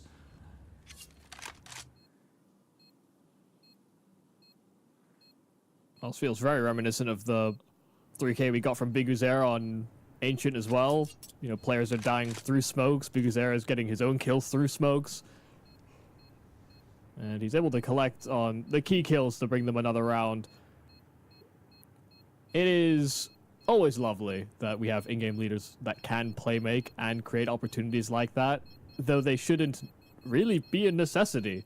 You know, look at other pieces on this roster. Digit is sort of a bit of an enigma. You know, he gets kills in very unusual ways, but you know, you've got hard hitters like Davides, sometimes Snow, and QZ on that AWP can also go for some of these explosive openers.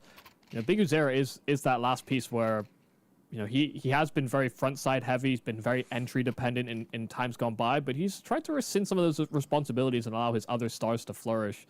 And when they don't show up, he takes the weights back off. The thing about Brock Lee, though, is might look good for an episode. He's not really the main star of the show, and he can't be. Payne, that's a round they've got on the back of Biguzera. They're going to need some production from everyone else as well. Kiss from Zevi. Kiss? No, that's a miss. I don't think Zevi's giving out any critical kisses right now, actually. Wait for offer, they win the round. Yeah, can't celebrate too early. Art's through door. Shot through the smoke, and he has been loud about his control of this. Has a teammate right beside him inside of HUT, but yeah, sticking around is very dangerous. I mean, they're being very loud and proud about this. Payne will know they have to react somehow, and it's pressure towards that lower site where they're hoping it will pull attention away from lobby.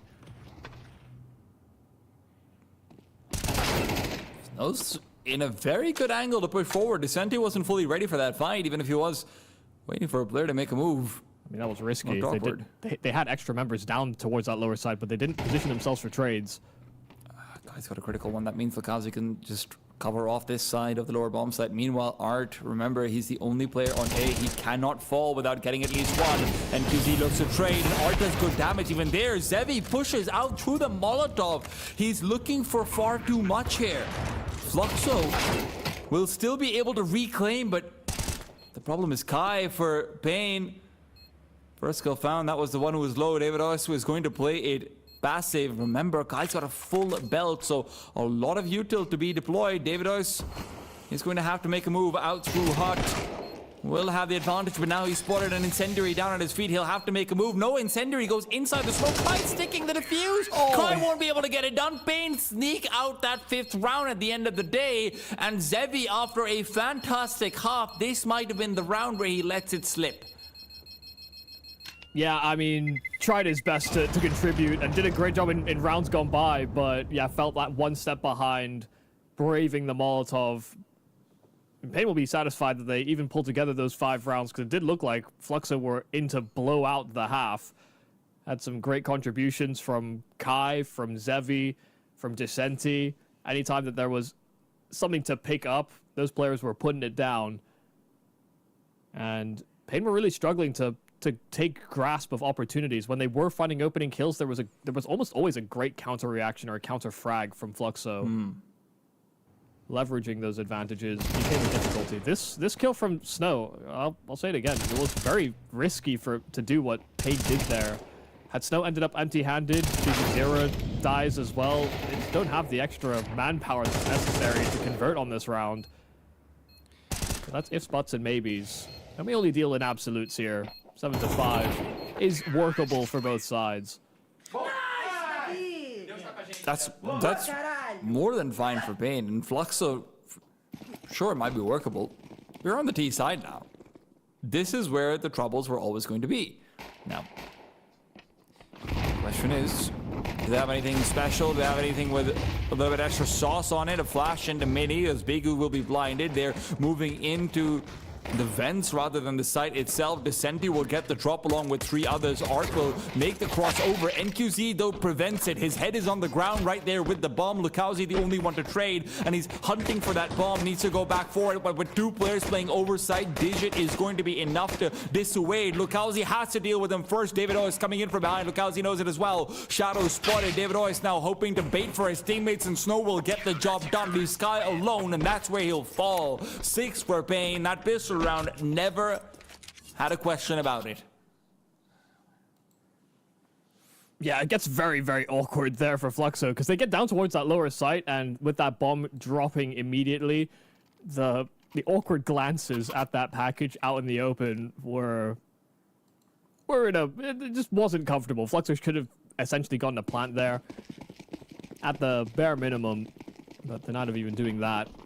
Pain hitting some nice shots and giving themselves some extra leeway into the second half. First pistol they've won in this series so far. Comes on their map pick. There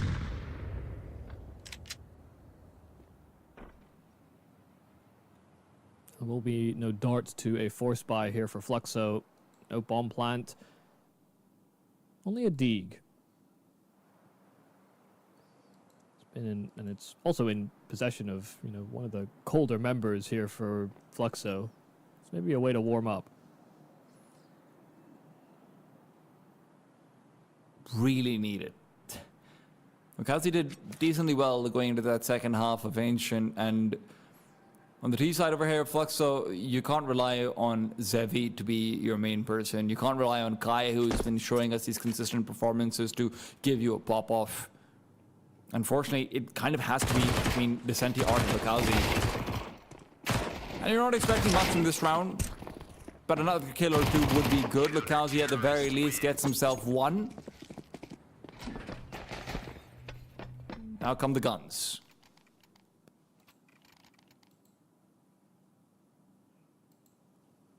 I wonder if we're going to see kind of more of the same playbook. Fluxo were playing typically very much behind the smokes. The one instance where Art got into the secret steps, he got punished immediately.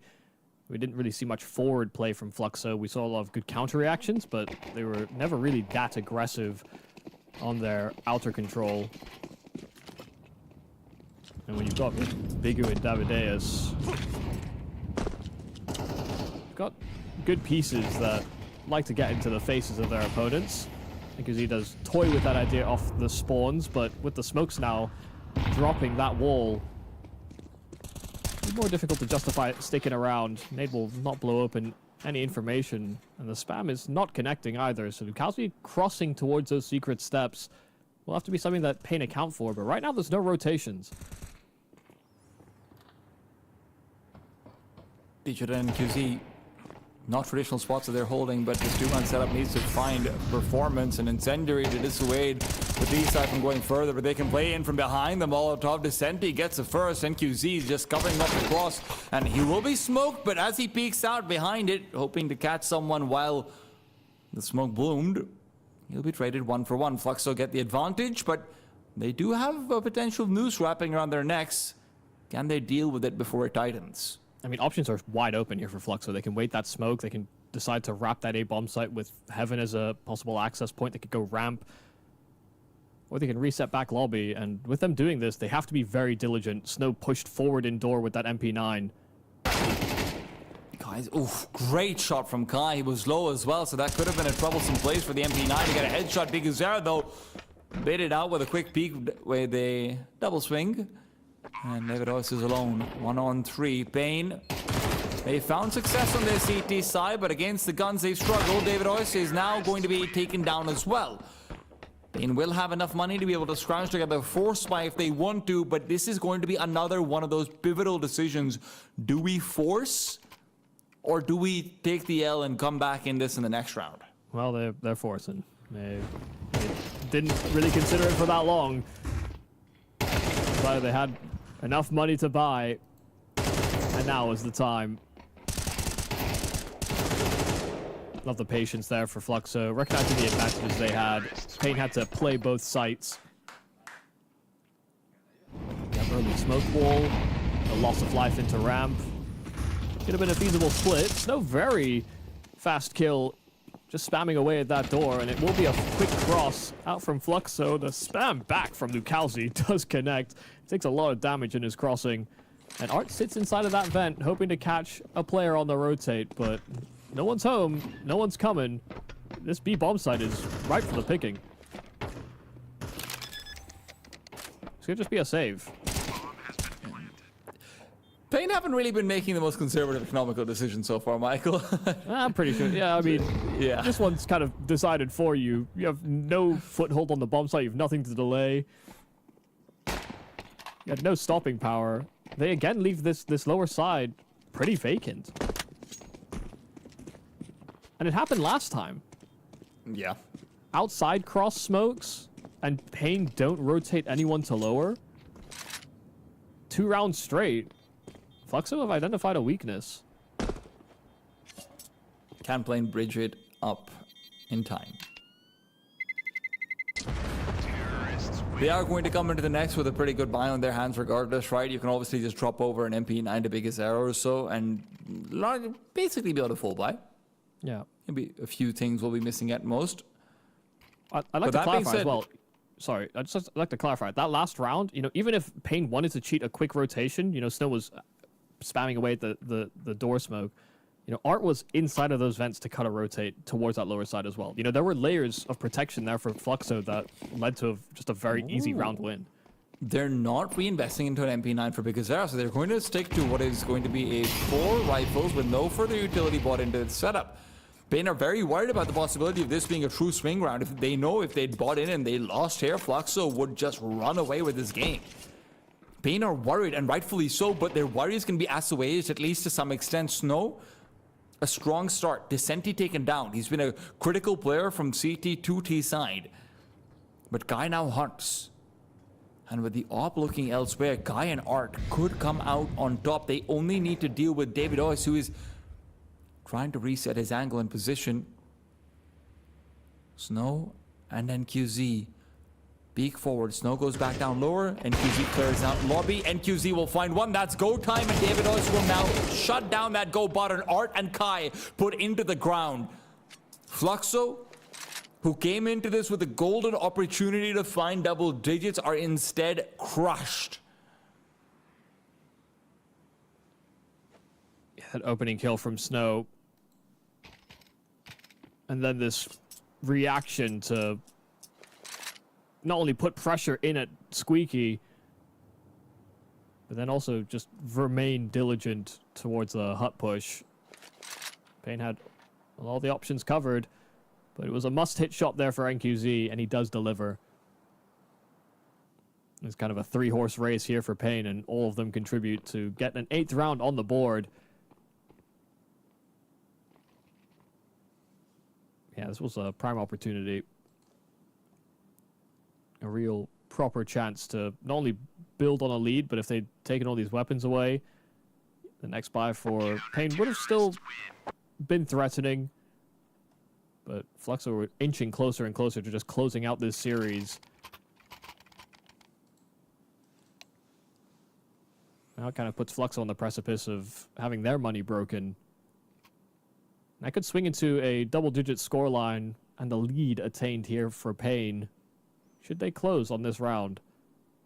It's the last tack for Fluxo as well. Gonna be hard to have those conversations later on. Fluxo had to know that this was going to be a nuke for Pain coming into it. If you have any small execute, small play, little pocket strat that you want to pull out, this would be the time to do it.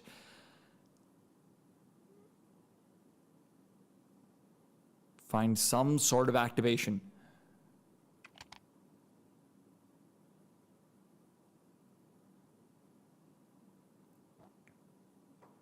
Pain, in the meanwhile, they're ready for it. They've got full utility. They've got every HE you can possibly want to blow open outside smokes. I wouldn't be surprised if they try and put more priority on placing players to try and do that. But no, it's Biguzera to start off on the lower side of the map. He's going for a faster play out towards Secret, and with the call being made for Art to try and contend outside, it's Lukowski who's actually taking grounds down lower. He'll be the one trying to distract and keep Biguzera and company occupied while Art makes the play into Mini. He's going to face that smoke, let the rest of his team use this extra time they've bought by that smoke being exhausted. The problem is Snow is very wary of this idea. He knows someone could have come into Mini, and he is completely expecting this. Art doesn't have the weapon advantage either. The only way he gets this kill is if he gets it on a pure timing. I don't know if there's enough clocks in the world to get it done. Snow will come out on top. Biguzera, a Molotov forces him away, but he's going to be able to play from behind it. There's 2 players on this lower bomb site. You're already in a 4 versus 5. Fluxo, you're running out of options. There isn't utility available either. HEs and a flashbang. That's not the kind of utility you use to try and take control of the site. Doors blown open. Lukowski's good for one, Zebi for another. When you don't have util, you just get kills. That seems to be the name of the game, but time is now against him, and so is Biguzera, and I know which one is more impressive. NQZ and David Oyce left in a 2v2.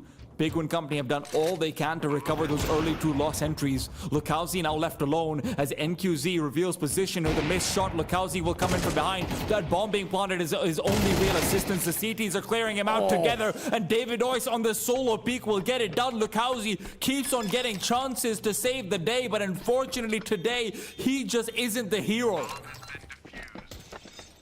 I mean, the choice to play both on that lower side will pay off in spades, even if Pain didn't get production out of Digit. Biguzera able to just continuously apply pressure and provide enough of an alleviation on these considerations on the rotate. You know, Fluxo are trying to look forward to how do they cut out another CT member from getting on scene, only for them to lose more and more of their members as they continue to progress. I mean, even with Zebi finding that counter kill, no one can cover him on that plant. And then able to play the 2-on-1 from there. Pain had a good read on how Fluxo were going to try and adapt coming out of that tactical timeout. Make use of that open runway that they've had towards that lower side. Cannot work thrice over. That was just the pistols. Biguzera striking the scoreboard. And there's very little that Fluxo can really do with what little they bring into this round. It's only Art that can play around these smokes they threw as a wall.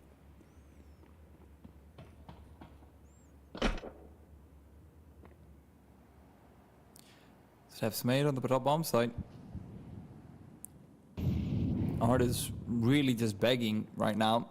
Begging for a way to stop Pain from getting 10, and he might find it. He's coming in from behind.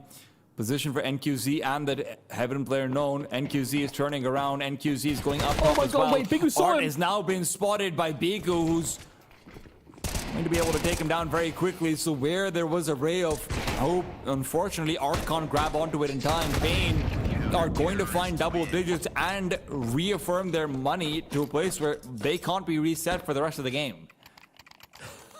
NQZ will breathe a sigh of relief. He was about to get jump scared, only for Bigu to save him. That's another one. I mean, similar to Snow with the B doors on Ancient, where they're ferrying util to each other. You know, in Snow's instance, it was the bomb. But Bigu, I think, was trying to collect utility off of NQZ. And so he had his gun ready while NQZ was just fumbling up the ladder. Could have been a swinging moment, but not to be. Double digits here for Pain, a lead as well. There will be no ult on the Fluxo side. This T side, it's not a requirement. But they're going to try and make use of a burst on towards this A bomb site, but they're confused. They're lost inside of the smokes, and Snow is making great use of that chaos. 2 quick kills, and as they barely get past those smokes, they've taken a ton of damage, and the nades will finish off the job. It's only Zevi that's healthy in Hut. It's Zevi who's on little activation coming into the second half, and right now, too much is required of him. Pain, they know the round is already found, and with Zevi going down, you've only got that guarantee. I mean, what a performance from Snow coming out of here in the A site. Davidois is obviously the big standout player, 20 and 10. A 2KD speaks for itself, but Snow, the moves he's been making on the A site, consistently making sure Art can't catch him off guard. No one's been able to sneak past the bends. He's dodging flashes to be able to get multi-kills like this one. It's been a great anchoring performance from him. Yeah, absolutely. And, you know, he's sometimes a pressure point, sometimes a pain point, really, for the roster as this up-and-comer, this young talent. Sometimes doesn't deliver on that front, but in this series, he has done that and more. I also feel like they've run out of options. It's time to start banging their head against the wall with Tech 9s. And oh my god, the wall has got bullets. It's firing back. Little peepholes, arrow holes in the side of this fort, and it has been protected through them. It's only Zevi left again, and even him not for long. Fluxo now come into the last round, at least with a full buy, but not with a full smile. I can't imagine they're feeling confident at all. Pain have got the last 5 in a row. It's just a power combo. I mean, if you're going towards that top side, you have to deal with Davideus, you have to deal with Snow, and you know, Davideus full blind, only limited to 1, but they couldn't deal with Snow again. You know, who gets a kill through the door, he's still able to contribute meaningfully on the hit. Fluxo, these topside hits have kind of actually been their undoing. Every time they've tried, they've struggled.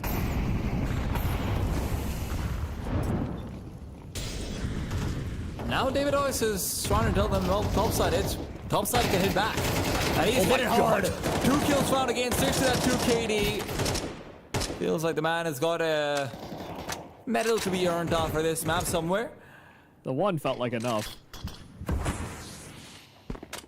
Art's coming in through the smoke, and he's going to get the better of Snow. Finally can catch the timing. Digit, though, spotted out, and Art gets a second kill. When he is required the most, he showed up in a way I just didn't think was possible.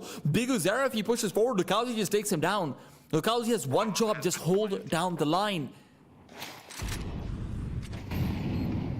Don't move away from it. NQZ forced off as well. Pain are going to save.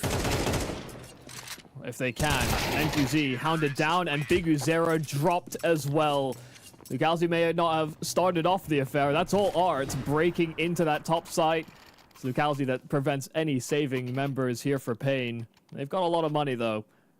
Buying up into these last rounds of the half should be no difficulty for them, given their successes in defending that top side before. So I think this starts off with a quick 2-piece here from Davideus, only for Arts to have completely different plans for how this round finishes. Art was 7 and 14 before this one.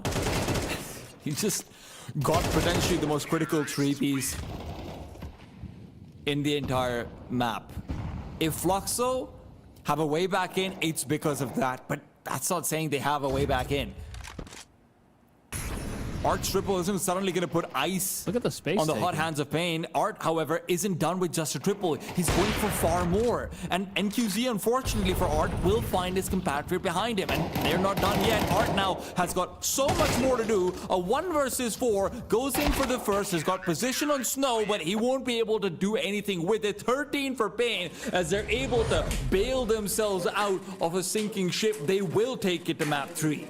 Yeah, I mean, a great job from really both sides. Those T-side efforts did feel quite threatening, but when it came down the stretch, it felt like that CT effort, that top side hold that was so strong between Snow and Davideus was essentially impenetrable. Any time that Fluxo even dared to try it, they would just get cut down. No real successes on top side. It's only when they were able to slip down secret, put pressure on ramp, when they tried to force these fights to these extremities, they started to find some success, and they just couldn't get past that hurdle. They couldn't get past the star players that Pain brought to the table, and it has to be frustrating for Art. A couple of decent flanking positions ways into the round, and each time he's at massive disadvantages. His teammates have died around the map.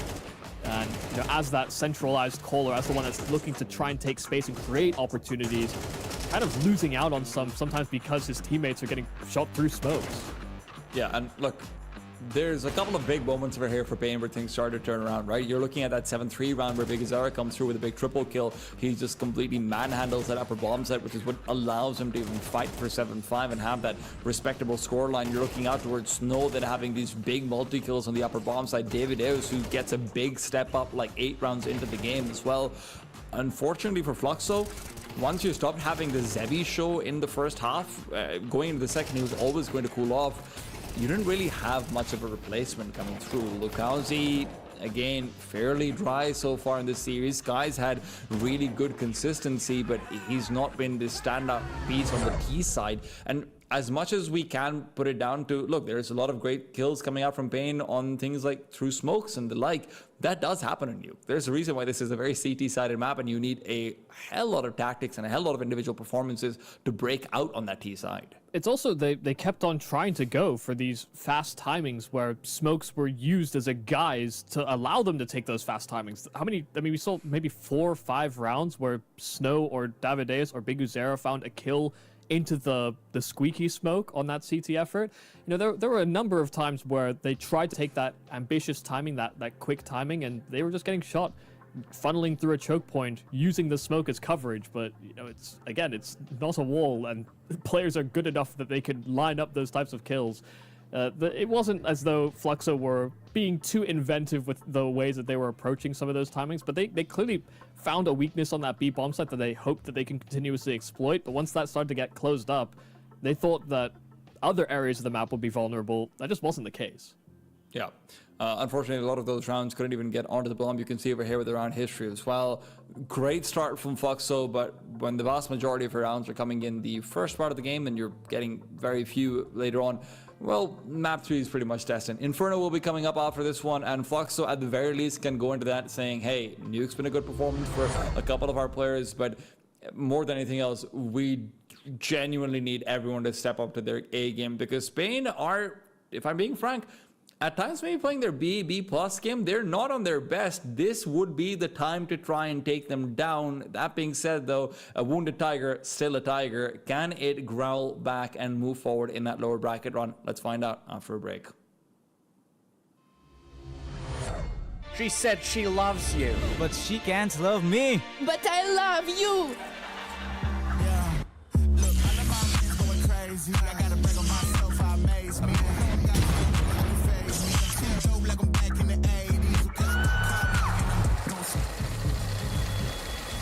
I won't play window anymore. What's going on? Play your role. 1xbet. On to the next one.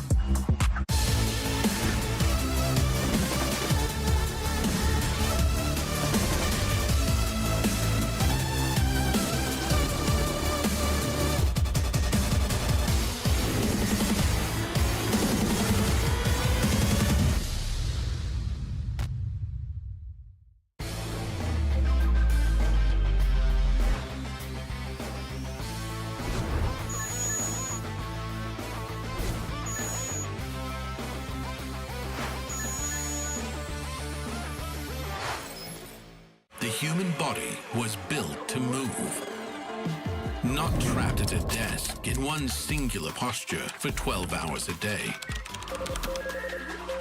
It's time your chair evolved. This is Secret Lab Titan Evo. Ergonomically engineered for you, gamers, hybrid workers, artists, backing your every move.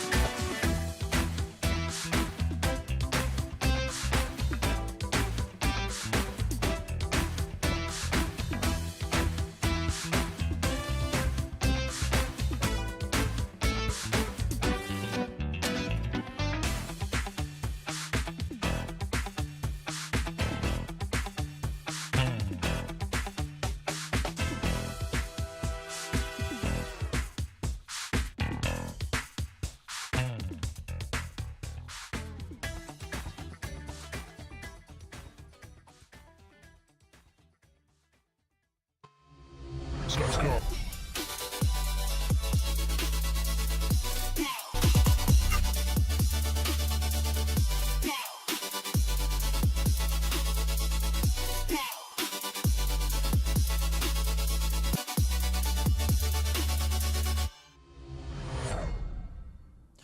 Despite a window of where Fluxo looked like they were going to be the better team on Nuke, Pain get their act together and do come through in the end, kind of convincingly towards the last few rounds. I'm T-Time with Michael, Yumi, Cassidy. Welcome back to CAC 2025 as we head forward in this lower bracket. It is map 3 between Fluxo and Pain.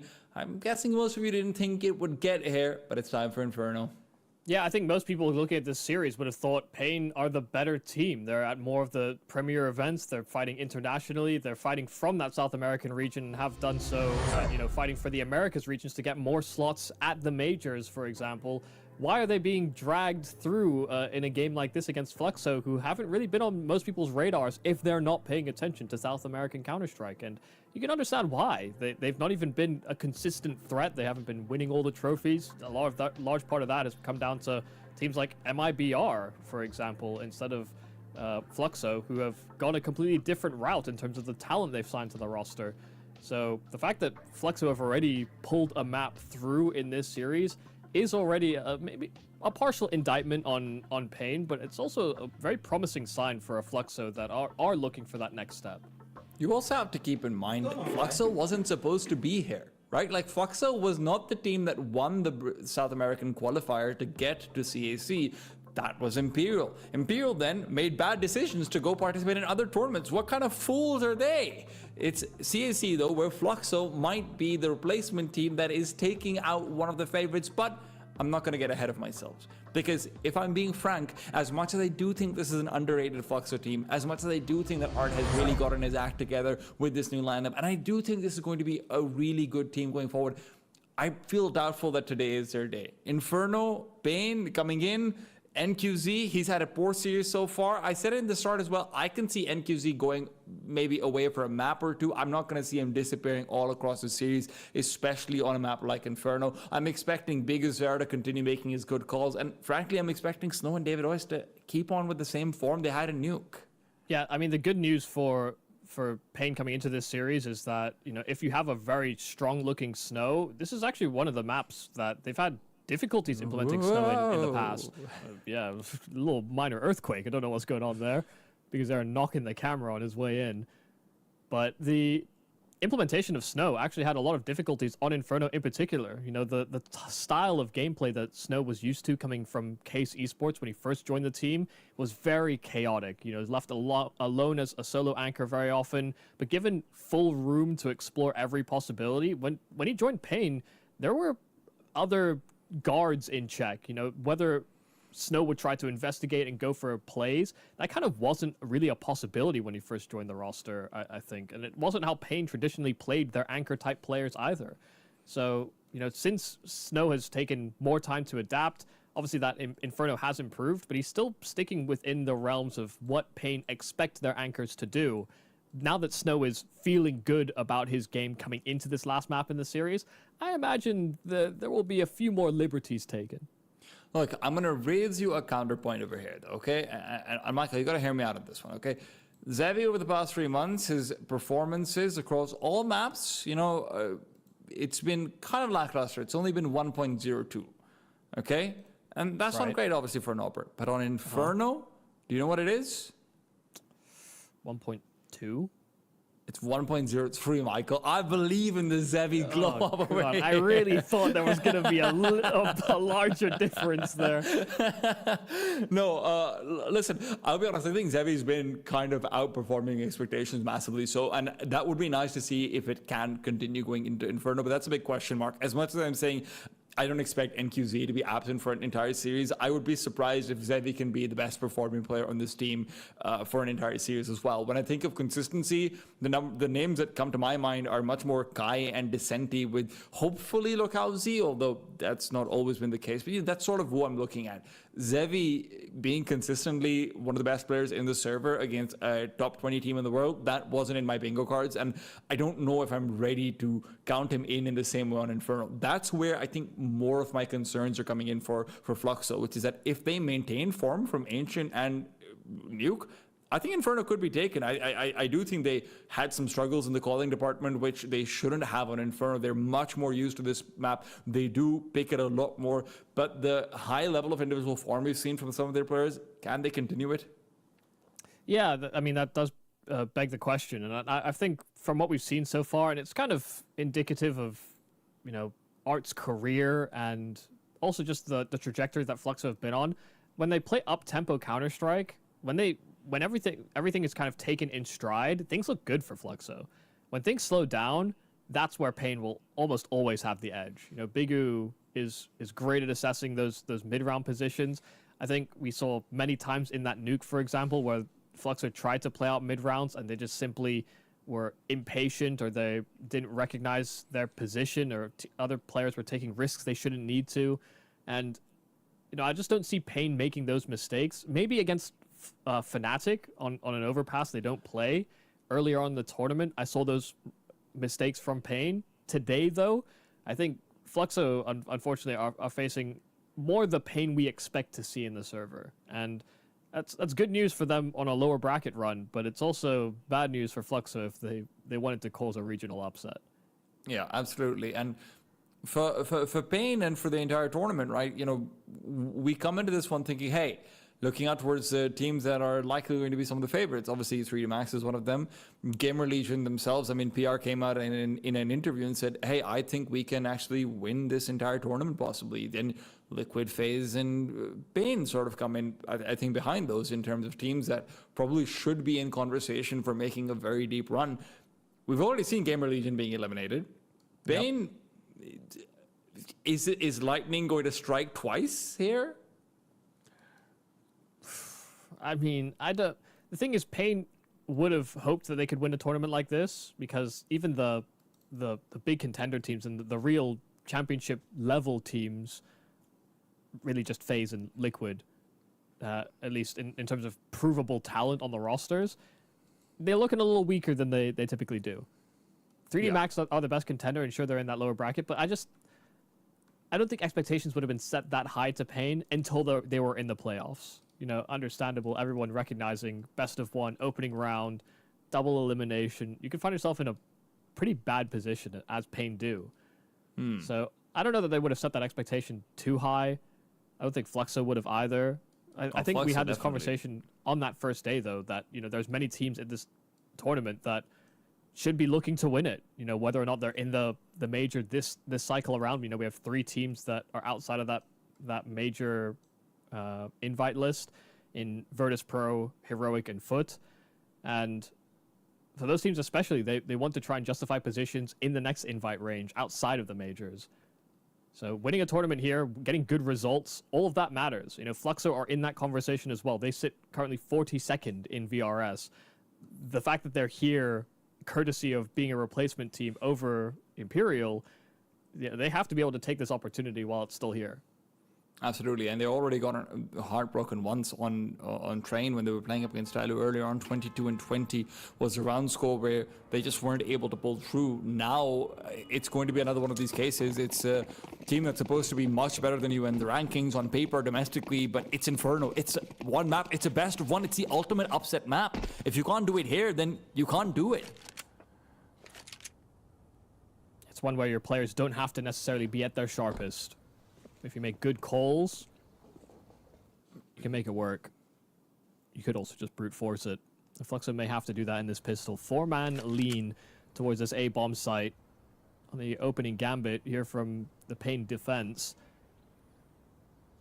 But they break down that setup, and they're investigating mid just as they boost into the apartments. They're getting caught off guard, though. Davideus 2 instant kills, and Zevi can't do anything to punish, so they're in a real bad spot now. That bomb is open freeway, and just like that, Davideus will collect on 3. Pain aggressing down middle as Fluxo. I thought they were going to hit a timing. Instead, they get turned the complete opposite way. Yeah, Zevi was just caught a little bit too much by the possibility of banana aggression. He really needed to be protecting them from that potential mid-push coming through. That bomb as well was sort of re-navigating. They were taking their time assembling that boost and whatnot. I actually think Fluxo would have got that timing. They were just slightly off in the call they made and actually how to organize themselves around it. It's unfortunate, but It's what helps David Harris get off to a roaring start, something you should be very scared of. We already know the damage he can do, and has done so far this series.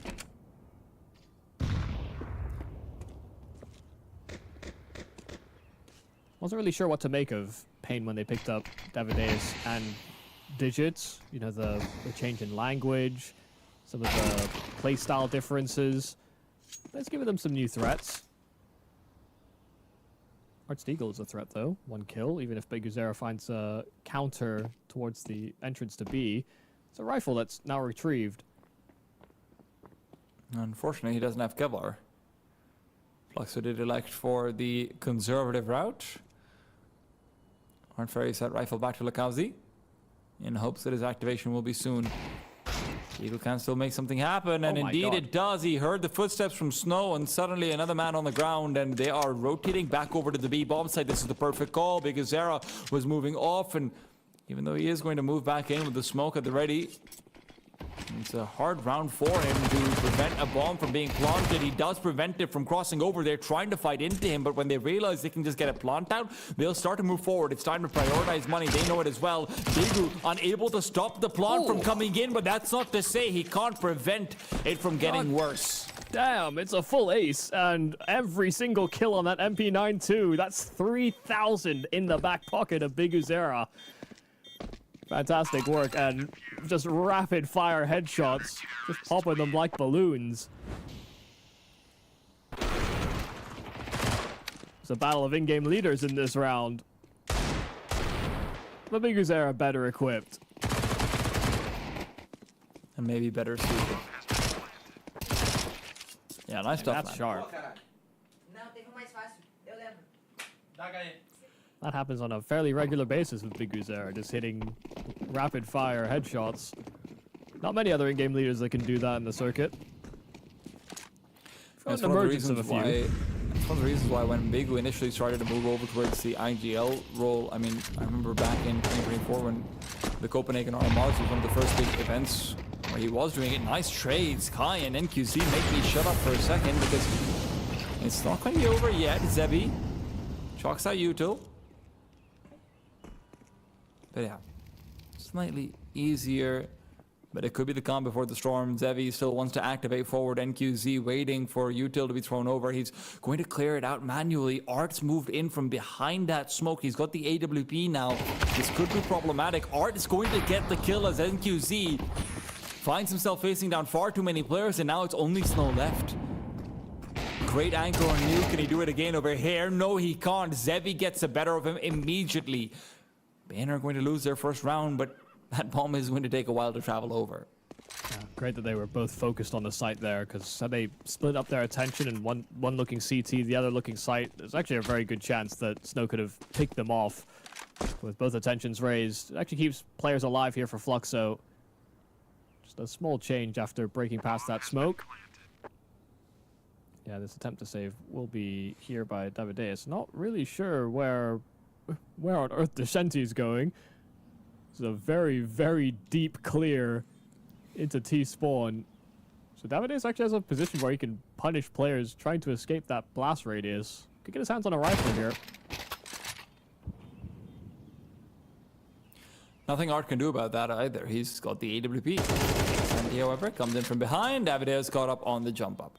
Okay, yeah, if he let that kill get away from him, that would have been really, really sad. I mean, just to finish off what I was saying, it's one of the reasons why people were so skeptical that Beguzera switching over to the IGL duty is a good idea, right? Like when PK leaves Spain, and we're like, oh man, this guy's not going to be very good at it. He's such a good fragger. God, he's just wasting his time with these young players, and then he's going to move on to another team who's not going to give it. No, he's been the real deal. Yeah. He spent a couple of years under PKL, and then, you know, now he's coming up on his, what, 7th year in February with Pain. Yeah. A talisman of this team for sure.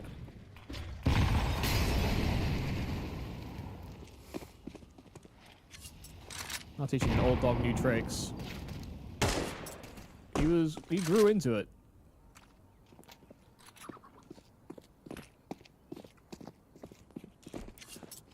Fluxo are going to leave the bomb behind once again. They are trying to peruse for information. Pain without the AWP and with some weapons that could be better. MP9 and FAM is hardly ideal, but will not be a major limiting factor onto winning the round or not. Pretty good control here for Fluxo, though. Top and out access. I can just sit on top of that half wall as a player playing anti-flash just in case of Pain's re-aggression. It's a minute to figure things out. Just look up their options open, and you know, Pain aren't really playing forward setups on this A bomb site either, so getting an early rotate or a cheated one to that B bomb site could be a difficulty. CTs will not feel comfortable just sitting inside of these sites, but that's currently where they find themselves. Fluxo looking to accelerate towards A. And that's the one with 3 members of Pain ready to greet them. They also do have a lot of utility. The Incendiary and HE from Digit might be enough to be able to stop them with the hair, but he's caught on the jump. He's not able to get it up in time. So it's going to be a 1-for-1 where he would have had cover otherwise. NQZ inside the site. That's the disadvantage of weaponry coming in. Oh man, that's a game of inches. Yeah, even that headshot for Davideus inside the apartments. So 2 headshots are delivered from Pain, but it doesn't convert on kills because, yeah, AKs will answer right back.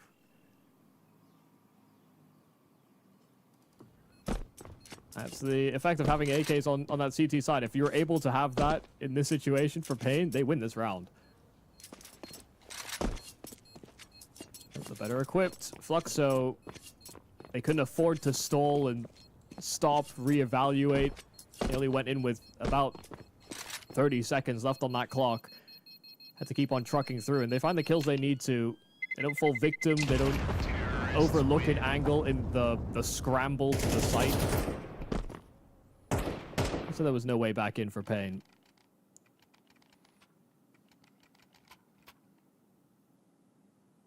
Still 2 rifles carried on over.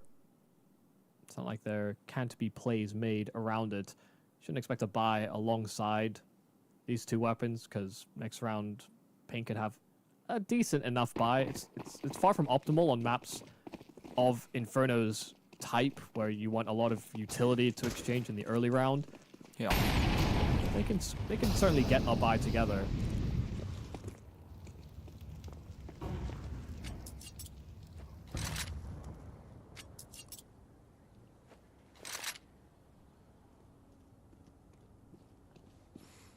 This is still going to be potentially risky endeavor over here coming out from Fluxo. They are moving into a very reinforced bomb site, both in terms of numbers, but also in terms of angles for the players. Because also with the M4 will always be a threat, saved over from that previous round, lest you forget. But he's dropped down.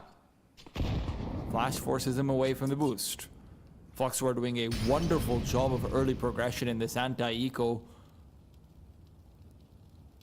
Can Descenti find an advantage in the numbers? Just be careful. Bigu takes the peek, goes for a re-peek as well. Bigu's got an idea about this. He needs to take a fight, or at least force one to happen. Gets the first kill. That's going to be another rifle that can be recovered. And with 40 seconds left, they're turning around, trying to go back. David does good damage, but not the kill. That's still enough. Enough to make Art sweat. It should be a foot race. And again, there's still a rifle here. You don't have a Molotov to force out Snow. If Snow can just play timing, you've got Digit on the boost up. Digit's going to be making them think there's another player nearby, but Snow reveals early on. Goes for 1, goes for 2, he's got 3. And we're Fluxo.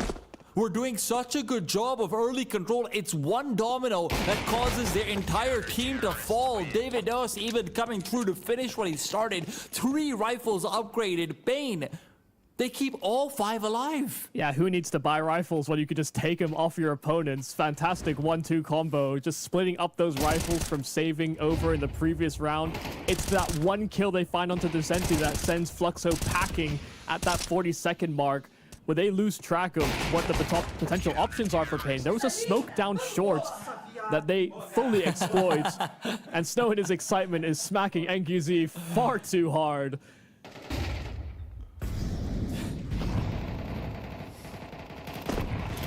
A dangerous man to sit next to is Snow. It's dangerous in the server as well. Fantastic 3-piece. I mean, without that, they don't tie the bow on the round.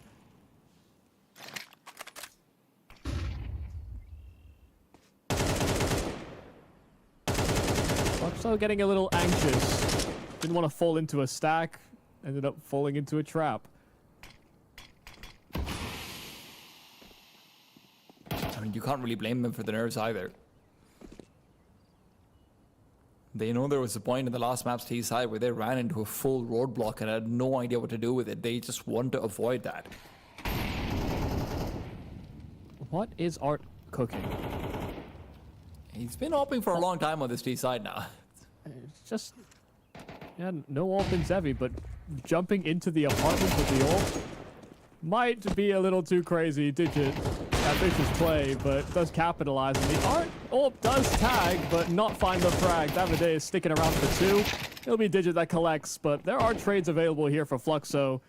Just NQZ that sits to hold on to this A bomb site, but there's a jiggle battle happening inside of the apartments where NQZ is feeling more and more uncomfortable.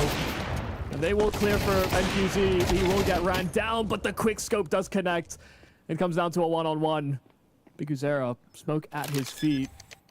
Well, he can use to bridge his way into the site, but he's unsure if Descenti realizes that there's this gap to exploit. Ooh. Fails the jump, but Descenti mounting up, but dismounting at the same time. Bigu catches him and has an incendiary to force this fight. Descenti swings out wide with the flames at his feet, but Bigu will close it. Pain will convert and find themselves on a 4th. Descenti gets a fair shot of the duel. Okay, look, obviously he does, but being that rattled after you're missing the jump twice over, that's definitely going to be doing something to you. Bane, I'm surprised it gets that close. They started off so strongly with that brackets hold, getting those multiple kills, but then Descenti's able to bring it back to a point of even advantage in a lot of ways. Unfortunately, that 1v1 jumps failing, things going wrong left, right, and center. He just can't bring it together. Yeah, ample opportunities for either side to really close in that clutch, but Pain certainly had the edge coming away from that brackets hold. Really, if not for this quick scope from NQZ, this round is probably a write-off for Pain.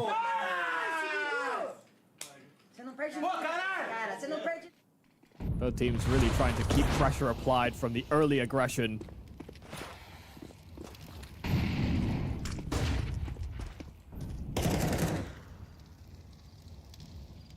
This is a very up-tempo play to make when their opponents are on pistols.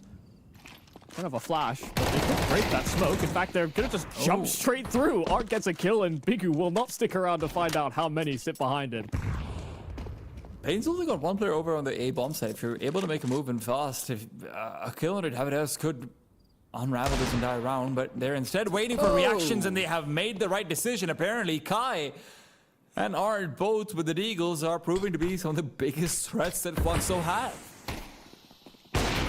Oh dear, oh dear. I mean, a miss from NQZ, but he's got a full belt. He can disrupt the push into this bomb site, and they're not clearing the back of the bomb site. Digit finally revealing, Kai getting the message a little too late, and the flash from NQZ is right on point, so it's a 4-piece for Digit on the hold. Nice recovery after the first, beads of sweat start to go down, but Michael, I hate to harp on this point, I really do. Because it's not 2-6, we just need activation. Yeah. Not just from him, we need activation across the team, but this is supposed to be your shining light. That returning North Star.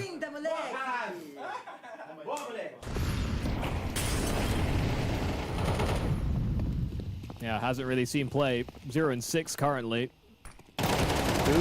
Oh my goodness, Bigu's one step ahead. He was already on elevation. 1-for-1 exchange, though, isn't too bad for Fluxo. He'll be happy with it. Can Lakanzi be up to a move as he's lurking out towards that A bomb site? This is going to be his job to take advantage of all the information that Fluxo are giving up over here on Banana. 2 nades now used confirms presence, but Pain are expecting that Fluxo would have gone back after using those nades. It's a non-flash peak, so Fluxo got completely off guard. Digit with util in his hand is fully reliant on Snow, and he's put his faith in the right man. That's all I can say, man. That's insane. Yeah, this is brutal.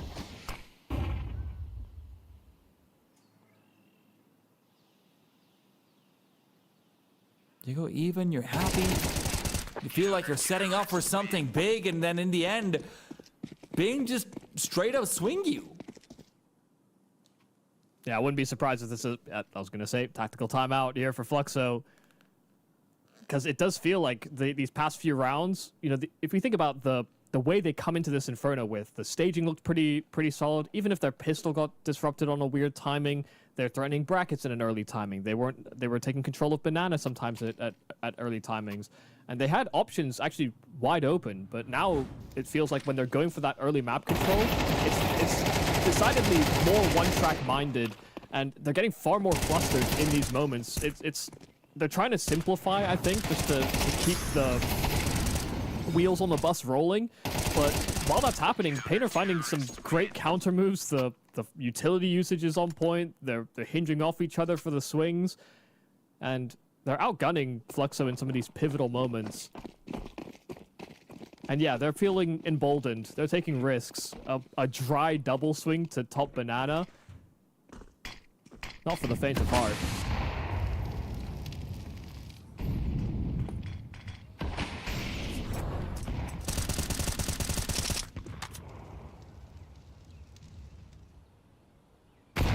And Pain feel like they're in a commanding lead. They feel like they can do no wrong now. Well, the map just feels like it's shrinking. From the start, it felt like they had so much room, and now with the results that have been happening in these past few rounds, you know, is there really safe passage to any of these key map control areas in brackets and Banana? The answer these past few has been no.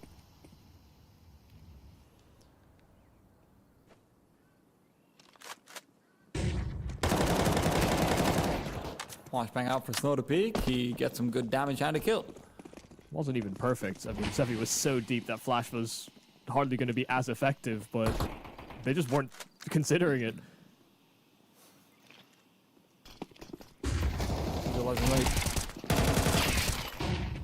Yeah, comfy. He's ever ready. That's what he is. Because he's able to break first blood at the very least, but he immediately loses his life for it. It feels like a devil's bargain. Please, somehow, Satan, I'm begging, just get me on board. Just let me get a kill. All I'm asking for is one frag. Hey, but that's the writer's block dealt with. He can start putting pen to page. Maybe there's a chance for Fluxo to salvage this T side.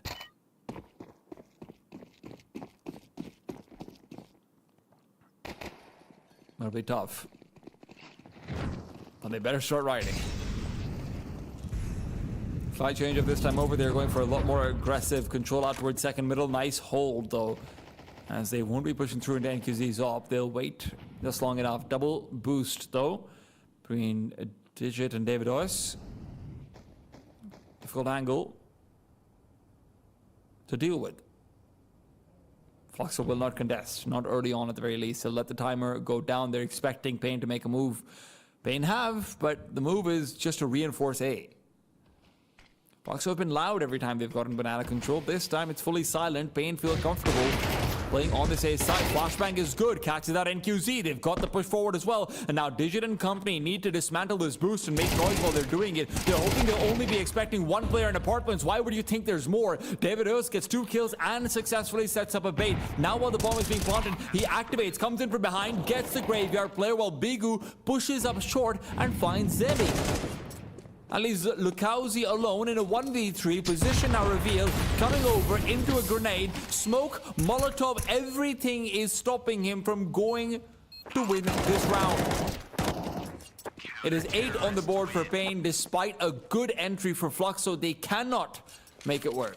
Yeah, and listen, NQZ is not necessarily having the hottest game right now, getting flashed off. It feels like many of his peaks are being counteracted. He's not getting really easy fights on that AWP, but that's not important when they've got this double setup, something that's unconventional, something that's unchecked, that Fluxo are just going to fall right into. You're right, you know, that first kill from the apartments, once they dealt with a CT player there, they're going to lower their guard. And even then, there was a contingency plan with Bigu up short. They simply did not have the manpower. Too many angles to consider and too much firepower to deal with. Snow with a double kill and make it a triple at that. Bomb dropped at his feet. This CT side is too much for Fluxo to handle.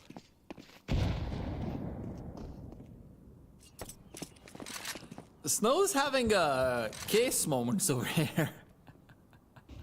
He's having a great series. Start to finish, he's looked really, really solid. Just pushing out on banana when he wants to. And you can see why he's feeling that comfort. It's also just been the change since adding Davideus to the roster.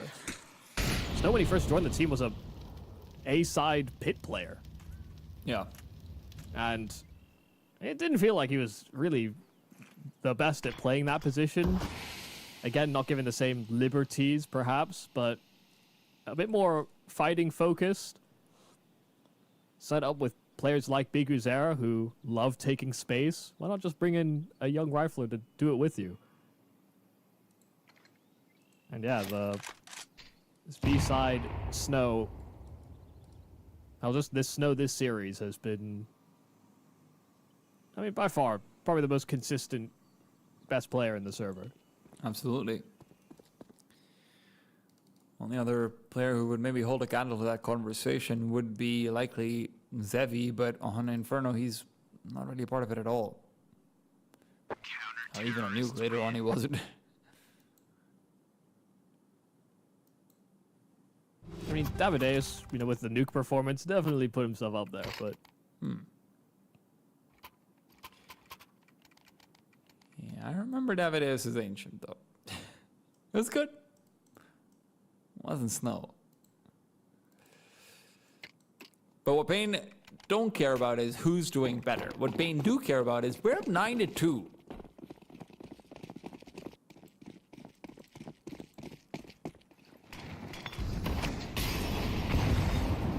Need something, and it might have to come from the in-game leader in Art. Starts with that AWP to aggress into Banana, but there's no one home this time for Pain.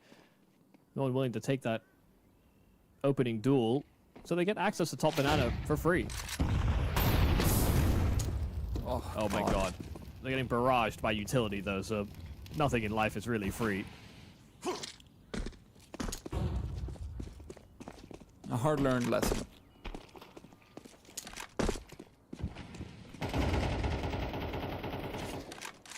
Pain are going to be... I'm going to capitalize on that utility if this ends up being an A-side hit. This is still going to be a Fluxo who were caught between two mines. Art continues to op over here on this T side. I did check, by the way. Art on Inferno has had 17 kills in the last 3 months. Zevi's had 100. You can see this is unconventional for the team. Regardless of where they go, they have no Molotovs. You know, an A or B side execute with no Molotovs feels like you have to face check everything, and with the time running lower and lower, that becomes more and more difficult.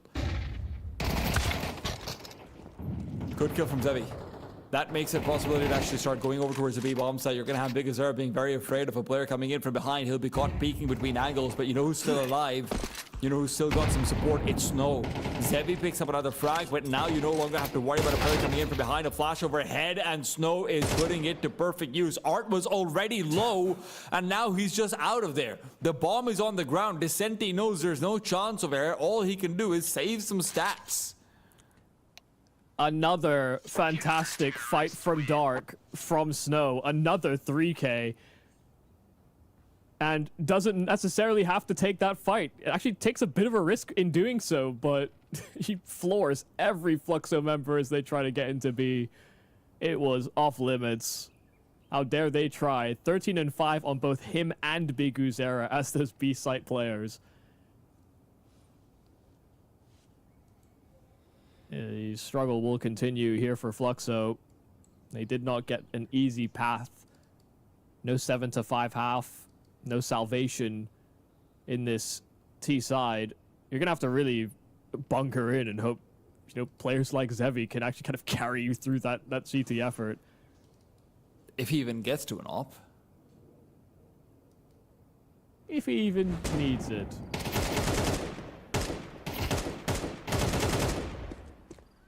Yeah, the rifling by far and away. Pain have had the better performers. He's screaming through the walls. He's screaming through the walls at them. This is a player you don't want to go up against when you're losing to him, that's for sure. Emotions like that can be unsettling if you're down and out, but this isn't one of those cases. Pain can ride his high. I just love that though. He turns around and he can't believe it himself how much he's destroying Fluxo. And the deadly squeak toy of Pain.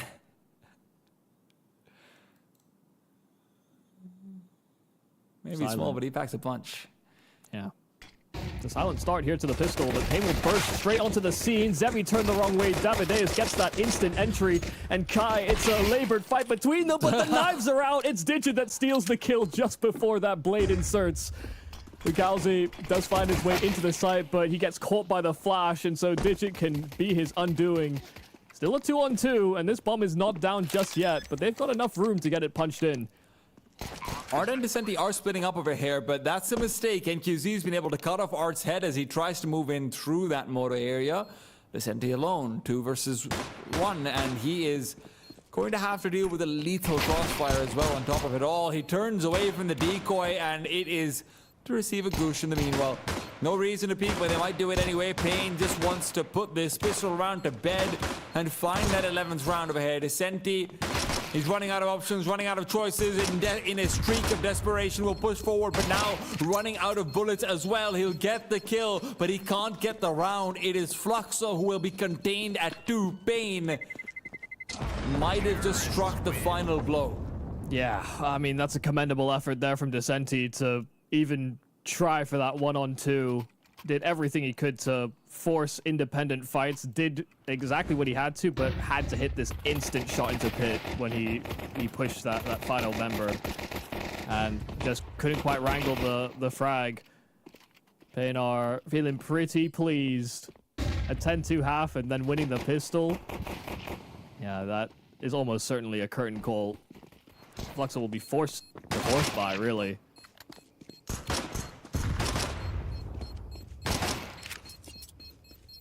Yeah, had to kill him instantly there if he wanted even a chance to jump on that bomb in time, but yeah.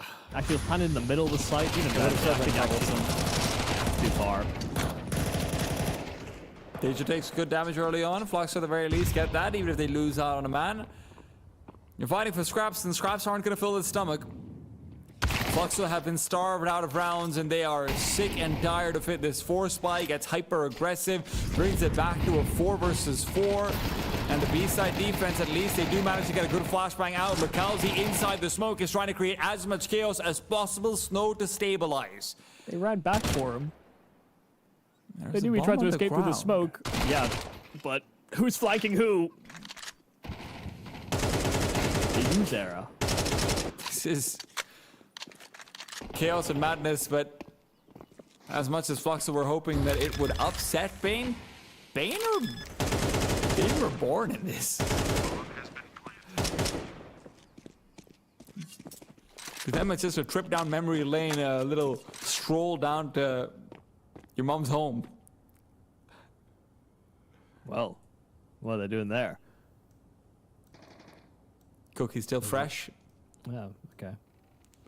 Parents still fighting. Less so.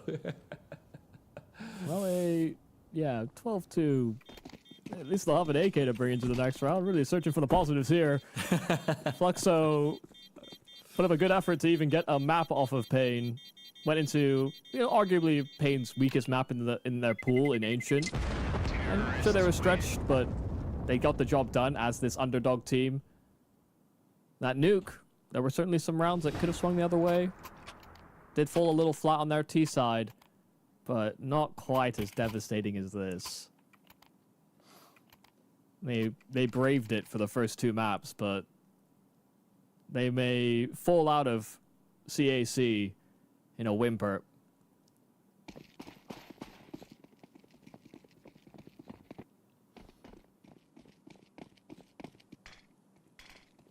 A brutal opponent to face in the lower bracket. They would have rather faced Fnatic, almost certainly.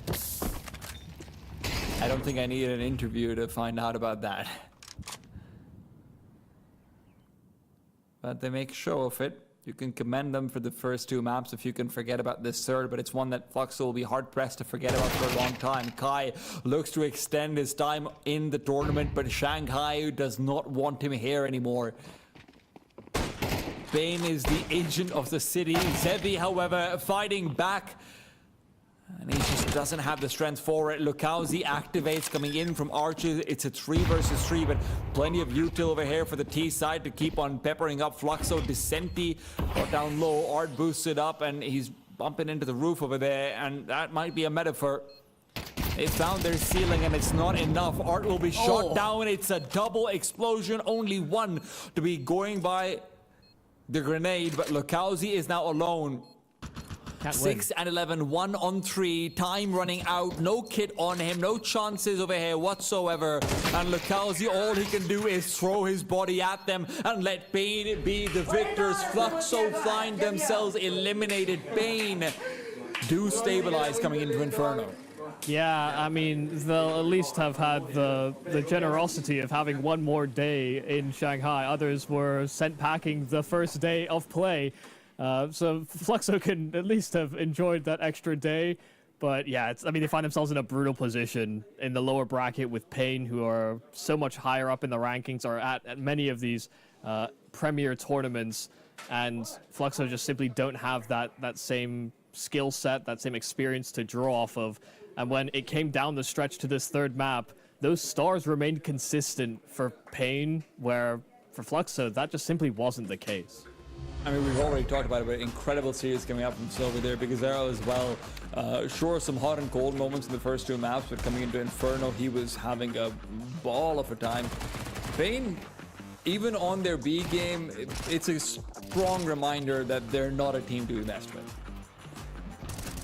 Oh no, absolutely. And listen, this is the type of performance that you wanted to see when they picked up players like Digit, like Davideus, when they brought in Snow. This is the type of output that everybody was kind of anticipating. You know, these are star-level riflers in some of their previous teams, and then occasionally when you see these outings from Pain, they just wouldn't put up those types of numbers. Here up against Fluxo, we got it on full display, just how sharp the aim can look, just how good they can be when they're running in with confidence.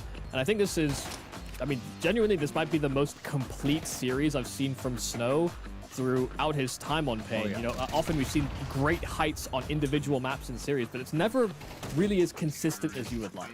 I mean, if you go from map to map, it's such a different style that we're seeing displayed from him as well, right? On Ancient, it's a lot of good late round moments where he's rotating in, he's playing in and behind smokes, he's trying to go in for clutches when they're man down or so as well, taking advantage of his aim and decision making. Then you go out towards Nuke, where he's navigating the chaos. He's playing the typical bomb site anchor, but not just a one and done. He's staying alive, getting multi-kills, pushing in when he needs to, and he's enabling that second star on this site with him and Davideus. Now you come out onto Banana, and he's been a man who's been given permission, right? I think that's the best way I can describe Snow over here.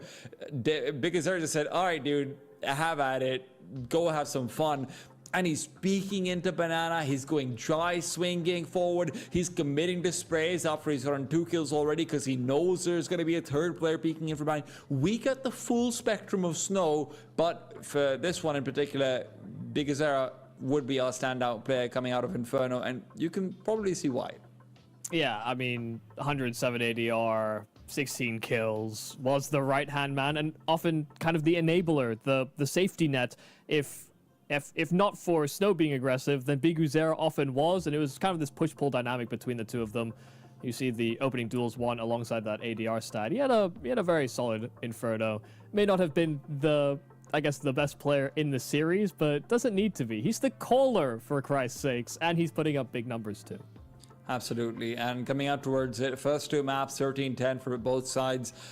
Again, it feels weird to say, but Fluxo, now in hindsight, the only way they would have won this series is if they had 2-0'd it and made it a complete stomp. And if that had been the case, this would have been a very different conversation points, right? We'd be poking and prodding holes. We'd be talking about players who are underperforming.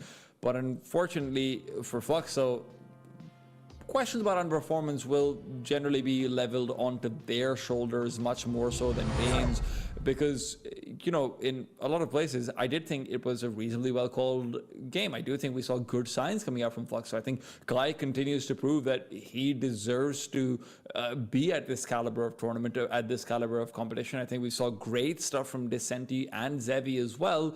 It's just not always at the same time and not always from everyone you want to see activated. Yeah, and the player that was noticeably missing is someone that we thought would do well in the MIBR project, comes back home to Fluxo and has, yeah, a real struggle in this series to really get off the ground in really any particular map. So it did feel like some of the extra firepower that they were hoping for, it could have certainly showed its face in the series. But yeah, if you don't get consistent performances when Pain are, then it's always going to be a problem down the stretch. Well, both Fluxo and ourselves are going to be out for today. And in case of Fluxo out for the tournament, we're going to be handing things over to Anders and Vince as they continue on with Heroic versus FUT. Stay tuned. We're back after a break. That one's going to be a big one. Don't go anywhere.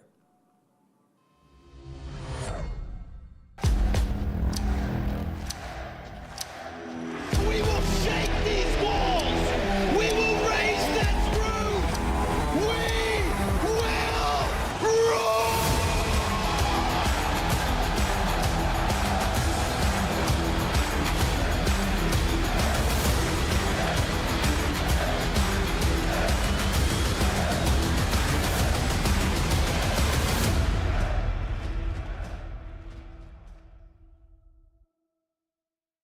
She said she loves you, but she can't love me. But I love you. Yeah. Look, I know my man's going crazy. I gotta break on myself, I amaze me. Too dope like I'm back in the 80s. I won't play window anymore. What's going on? Play your role. 1xbet. On to the next one.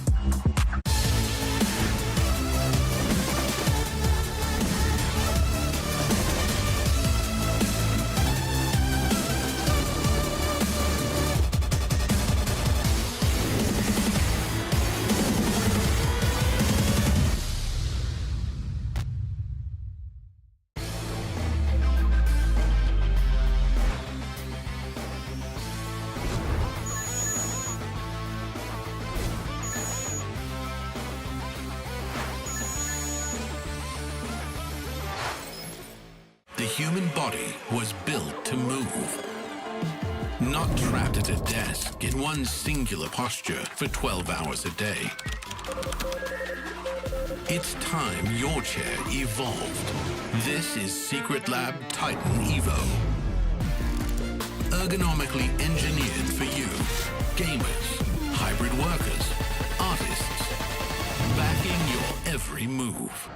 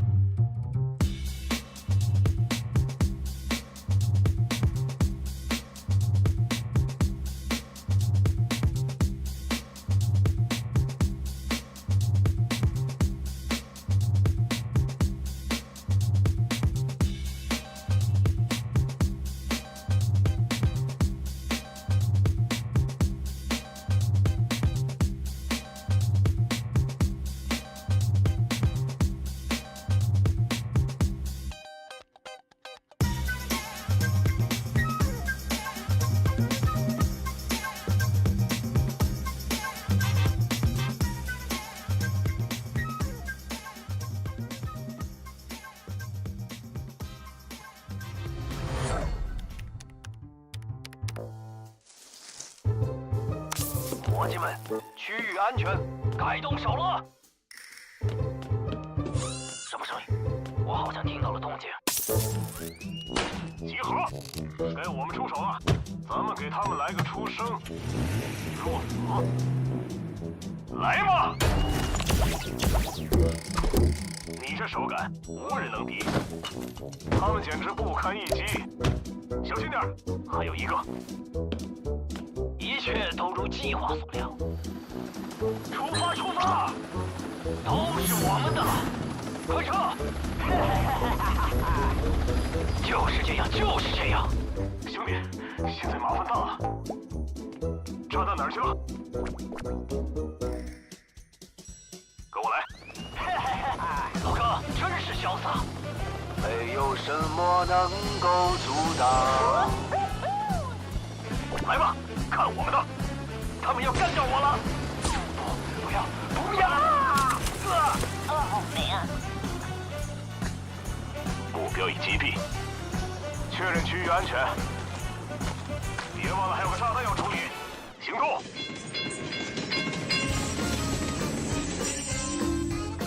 出发！来吧，任务开始了。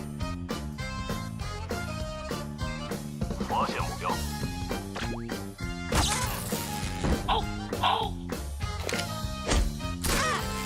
干得漂亮！嘘，我好像听到敌人的声音了。准备安炸弹了。嗨，我们成功了，走啊！让他们见识见识谁才是老大！你看到炸弹了吗？我去炸弹那儿。七零八落的，快拆弹！完了完了，来不及了！今天还回得去吗？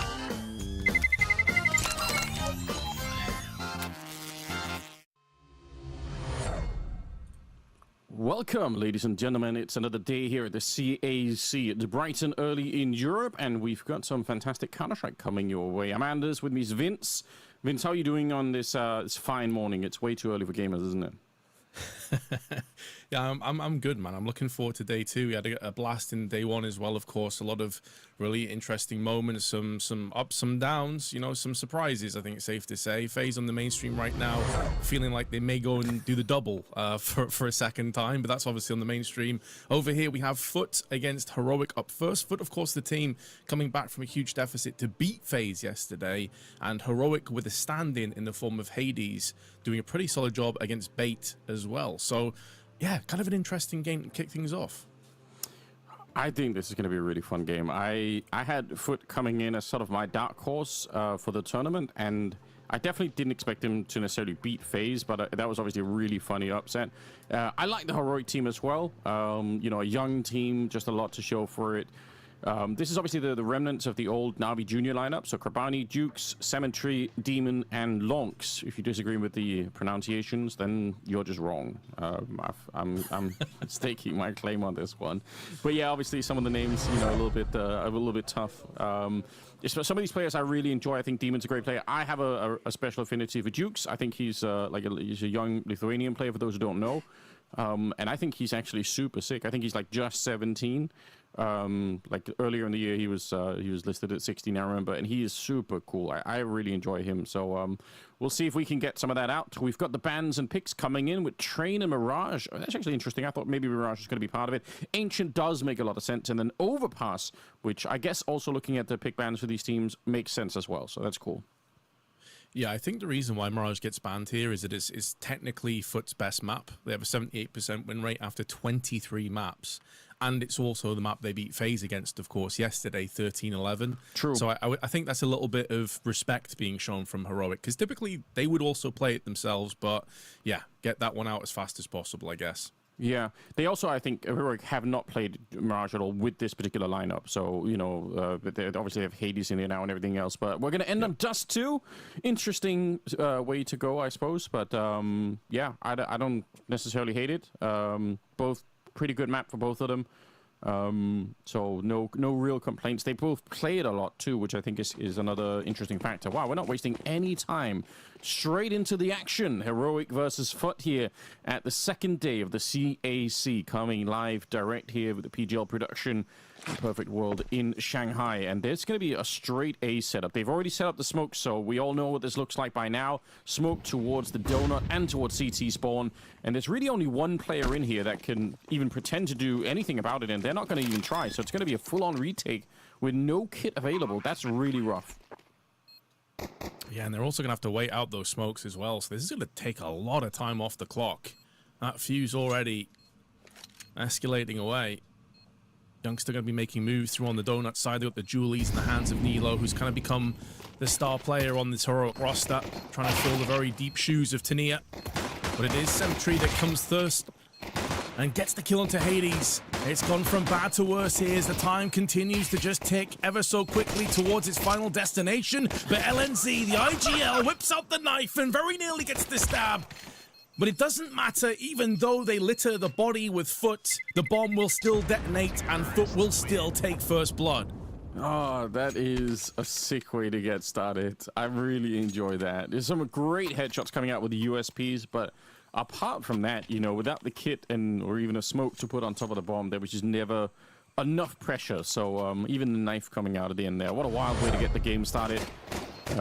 I love everything about it. Yeah, I think even now you can start to tell that they're not going to be able to defuse with 10 seconds here. Like, that's just not going to happen at this stage. LNC is a great effort, it really is, but not enough. A bit of confidence to think that their general feeling in terms of the aim being on point with some of those rapid headshots, but true. Yeah, just a great call for FUT and taking it full circle. It will be a force buy as well. Obviously, you do get a bit of extra cash now with the economy and the CT, so you can afford to come out with this one. The flash is good, but the follow-up damage not quite there. Oh, so much, though. But Sentry does get the kill to LNZ and now can push through. 5-7 round the corner, catches them completely off guard as they were switching weapons, trying to get that bomb planted, and it falls down to the IGL in a 1-on-2. That's a very smart play for Nilo. He was there as the third man, but he decided to hide instead of fighting with the other three. And, you know, I think even if he probably just would have got mowed down with the rest of them. But the fact that he hid behind the pillar for a second more, they all assumed that was it. There was nobody else on the bomb side, and they could just kind of take a moment to reload and everything else, and they got jumped on instead. So super smart play. Nilo's going to be getting that one as well. So overall, good job. It's going to be Heroic winning the second round. Nilo's entry into this team was obviously super confusing, right? Like, they had a whole crazy scenario where they had Tinir as like a temporary stand-in, but then he was so good that they just kept playing with him, and Nilo was kind of off on the side weirdly. Like, it was so confusing at the beginning. Yeah, they had Nilo was on the side. I think Madden also was at one stage, and then like you said, Tinir comes in, plays so well that he kind of takes the spot. And obviously he's away to greener pastures in spirit, so it's been a bit of a weird one. FUT picking up the pace here, though. Yeah, no slowing this one down. It's another B rush because they work so incredibly well. Nilo surely going to get this kill on Longs, though. The M4 around the corner. Mac 10 is right there, and oh my god, it's Jukes instead. Look at the headshots coming through with the Tech 9. He was ready to fight and give it all. That would have been so sick. But it highlights exactly what this guy is all about. His time to kill when you're on his screen is just so ridiculously low. Man, I've got to say, I love the just rapid pace, the chaos. But at some point, surely it has to slow down.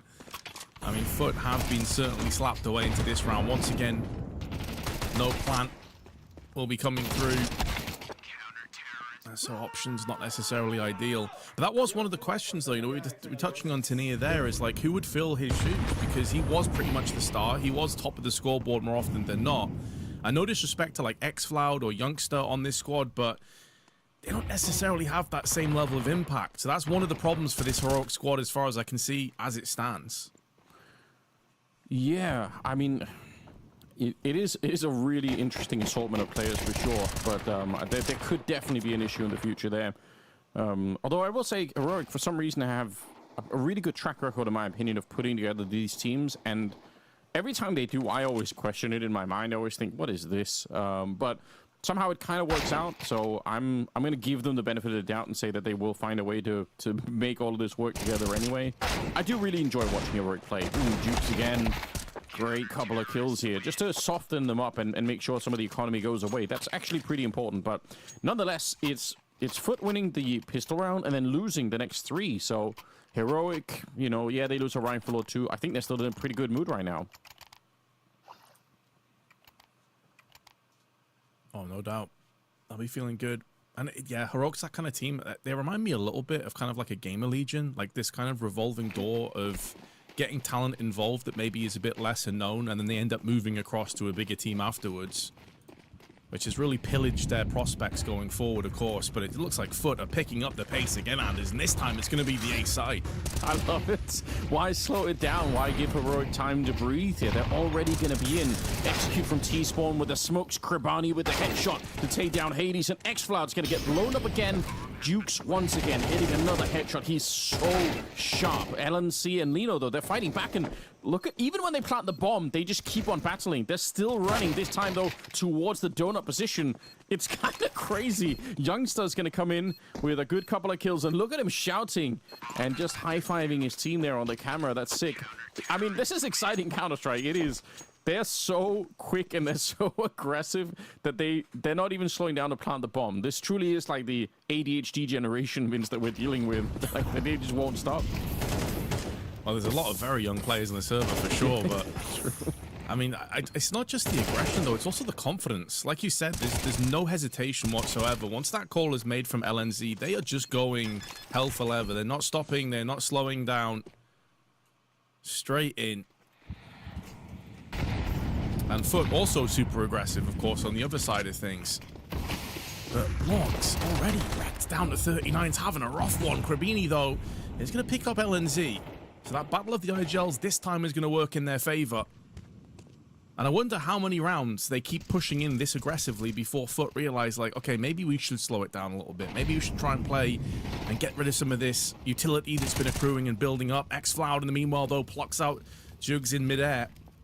And that should be good for a 5-1 lead. A rapid, quick-fire 5-1 lead, or maybe I've spoke too soon. Yeah, that kill on excl suddenly does change quite a bit. 3 versus 3 now. The bomb, though, is a million miles away. It's in T-spawn, and Youngster is going to sort of stumble into it. If he didn't know already, he definitely does now. Hades sneaking around the corner. We haven't even got a chance to introduce really anything on the heroic side, but Hades is one of my favorite authors. He's super sick to watch. A little bit inconsistent. He's had his ups and downs, but I think he's absolutely great at the game. He's going to take down Kerbani, another potential Polish star, in my opinion. I know he's had some downturns in his career, but I think he's ready to come back and do even more. I've not given up on Hades, is what I'm trying to say, really. Demon should be dead in this one. He absolutely will be. Hades locking it down. But just to answer your earlier question about slowing it down, I think that the danger is if you come in with a plan to go really fast out the gate, if you have to concede that plan and slow it down, I think those games are really hard to recover. There's something about it where it's like the whole team knows, damn, our main plan didn't work and now we're on to plan B already. It just doesn't feel good. But obviously, the result isn't exactly what you want here, so maybe they have to. Yeah, I get what you mean. It definitely is a confidence shaker, but I suppose at the same time, this is where you're looking for Krabini, who himself is an incredibly young IGL, to have some kind of like... It's not even necessarily about plan B. I think you can kind of put it as like a plan A.1, A.2 type thing, where sure, you even maybe change the aggression from being straight up A or B to take mid control. And then from mid control, you can go multiple places. Of course, Ancient is a map that lends itself a lot to mid control, having a huge impact on how things fare. But here we go. We got rifles. Let's have a look, Anders. What is the general play? It does seem like it's going to be slower paced, filtering out across the map, and some nades being exchanged on middle. There's going to be more of them. They've got 2 people in T-spawn throwing over grenades. So look, there's going to be a lot of flashbangs potentially thrown over. I think they're only going to stick with a couple of them, but in fairness, they could have had 4 flashbangs just ready to go over the wall if there were any CTs that wanted to fight in here. So definitely mid control. But you're right though. This is a bit more sort of the normal pace of Ancient. Normally you'll see the T stacking outside of B and trying to go for some wall bangs. If you've ever seen Nico play this map, you know he loves the wall bangs into B, and that sort of stuff we haven't even had time for because FUT have just been way too quick with everything. But looks like we are going to see a B attack, although it's going to have to be fast because Nilo's already in T-spawn. Yeah, he's getting a lot of intel as well. Now moving through into middle. He does get spotted from longs and put on his back. So FUT finally have that first pick, and pretty cleanly. No counter-fragging, no avenging available on the side of Heroic. And they don't have a huge amount of utility on bolster of, the bulk of their players. The bolster of it is on Hades. Molly and 2 flashes is now the aggression coming through onto the B side. Symmetry does get the first one. LNC's position is so important, so integral if he wants to try and save his teammates here, but he was wounded so heavily and just wall banged down, peppered from Demon. Oh, and through the smoke, Symmetry will not allow any saved weapons from excl at least. And so Hades can do nothing but just hold on to his AWP. That's great, though. I think that actually helps to answer your question from earlier about, going fast or slow. And I was saying, it could be real scary if you have to disengage from the fast and go back into the slow, but they've just proven that that's something that they can do. And I guess just from, I think you and I both casted some of the Na'Vi Junior games in the past, and I've certainly covered, a lot of the Na'Vi Junior games. And Krabani, I think, is a captain who can definitely play a much slower style and can feel comfortable in that from what I remember. I have a lot of respect for him. I think he took that Na'Vi Junior team to incredible highs. People super underestimated them or maybe didn't even know about them at one point in time, but I think he's got some real flair for leadership. So not too surprised to see that they're able to do a little bit of work here, but that was an important round. And in theory, if they win the next one too, then this game is opening up again very fast for the T side. Yeah, and not to take anything away from Makaze, who of course has gone up to Na'Vi, the primary team now, but honestly, Krabini, in the way that he IGL'd, I think really did allow Makaze to show just how good he was. Yeah. Put himself in that spotlight, get the promotion, as it were. So I definitely agree with you. He's a solid IGL, and he's got a very bright future ahead of him. Meanwhile, though, Demon is just pushing straight up. Not really too many grenades behind it, and already getting up close on A. Yeah, I think they're pretending like it's the same mid control as last time, but instead it's going to be an A attack. So they've thrown all the mid utility that they almost did in the previous round, and instead they're going to turn it into something different here. Bomb being planted, nothing connecting through the smoke. That can be very hard on the A bomb side, I feel like. The lines to avoid getting shot through the smoke, and now look at this flank coming in. LNC is kind of checking for it. All right, that's heads up, and I think he's dead now. It's still buying a lot of time. That's a good, 5 seconds off the clock here. And they're already running it a little bit low on time, so they've got to get here to the bomb site very fast. Not seeing a kit in play either, so either way, this is going to be really tough. 10-second defuse being attempted inside of it here. Oh, it's actually going to work as well. They find the headshot. That's ridiculous. excl coming in with 3 kills, and somehow they complete the full 10-second defuse. Heroic. I feel like they should have lost that round. Am I right in thinking that they planted the bomb on the wrong side to watch it from main side there? Because it felt like it. They threw a grenade in. Let's have a look here. They threw a grenade in onto the smoke to try and blow it open so they could deal with the bomb diffuser, and it did absolutely nothing. It was too shallow. Yeah. So it completely backfires. Really awkward. Yeah, I think if nothing else, at least the grenade certainly didn't blow open the smoke nearly enough. I feel like they planted in a corner where there's no way they don't know where the bomb is. So yeah, that's unfortunate for the side of FUT here. Demon though in the middle. That's a great opening. Even if he gets traded, you're still going to be enjoying that. Nilo has been playing over on this A side, so it does weaken things quite a bit. Krabani finding himself alone out here, but let's see where they want to go with it. Oh, they're going to find him as well, Youngstar. That's so important. It puts so much pressure in through the smoke here. excl, he's ready. Yeah, if more are coming through, he's going to be ready to take those kills. That should be enough to win the round. Should, but oh, Savage I thought may get the drop on Hades. It goes the other way, and man, although FUT have been the aggressors and really dictated the pace of most of these rounds, a 7-2 scoreline is so brutal.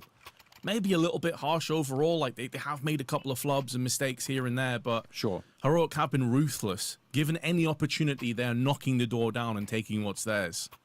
I love everything about this game. There are so many players on the server that I super enjoy. We've only had a chance to mention a couple of them. I had my speech about Hades, but I think Youngstar is a super fun player. I really enjoy watching him play the game, and he's got like a certain energy about him on camera too. Like it's not just even in the server. Like he's just got like a very intense kind of energy. I super love it. I think it's cool. excl, obviously one of the few Turkish players that kind of got left out of the party happening over on Aurora, or previously Eternal Fire, but he is kind of a grinder himself. Like, don't underestimate excl. He had his early attempt in Tier 1 at some point with Cloud9 with the whole Henry project, but I would say that he's definitely still somebody to look for. So they've got just a lot of interesting players on the server at the moment. Yeah, and a lot of storylines too, because you mentioned excl out there. Don't forget as well that he was in the original sort of Heroic lineup coming out of Single Esports. Yeah. And then he got benched, and then he was brought back in again because of roster changes. So a guy that's hung in there and is still playing as best he possibly can to maintain in that position. Yeah, the other Turkish player on Sangal back then was obviously Jota, who's gone on to play with Aurora, which I still think is a great pickup. I super enjoy the way that Jota plays the game, but yeah, excl, it's not impossible they even were thinking about one or the other, because they are both really solid players. That's 7-2 here. Krabani, important kill, but no one's going to be checking for it. Oh, he was checking for it, but LNC, easy execution. Lonks crouching and spraying the crab walk right under, and 7-3 with a kill onto Nilo. Hades here. Unfortunately, not that much that he can do. He's going to stick around because they've been playing so aggressively. I think what Hades is probably... Well, he himself is also a very aggressive player, but he's probably thinking, if they make one mistake, if they go and hunt for me, it's a quick 1 versus 2, and I can probably win that. He is the type of player that will try and win those clutches, but he's never given an opportunity, so we'll have to walk away instead. Finally, a third round. Yeah, just 3 deaths for Hades, assuming he survives this incursion. He's about to get pushed from Lonks, who himself... only 20 years of age and has had a really storied past. I mean, Lonks feels like he's been around forever. He's obviously been at Nexus before. Even if you go back far enough, he was actually in Falcons for a brief amount of time, and Sprout before that too. True. So his career's been going on 5 or 6 years and just 20 years of age. Yeah, I'm not even sure how it almost felt like he disappeared from the scene for a bit, but he was a really hot name for a good long while, and presumably there's no reason why he couldn't just immediately be again. I think he's still got all of the credentials to be a good player.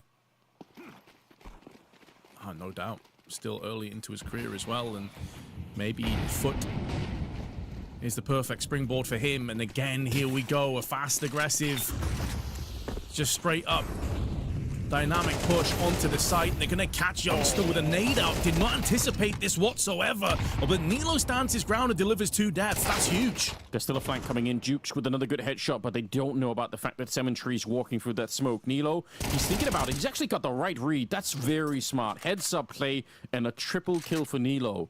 And again, FUT, they're not just taking the bomb site. Their plan, you can tell, is to rush A and then actually flank around through into Donut and catch the CTs off guard.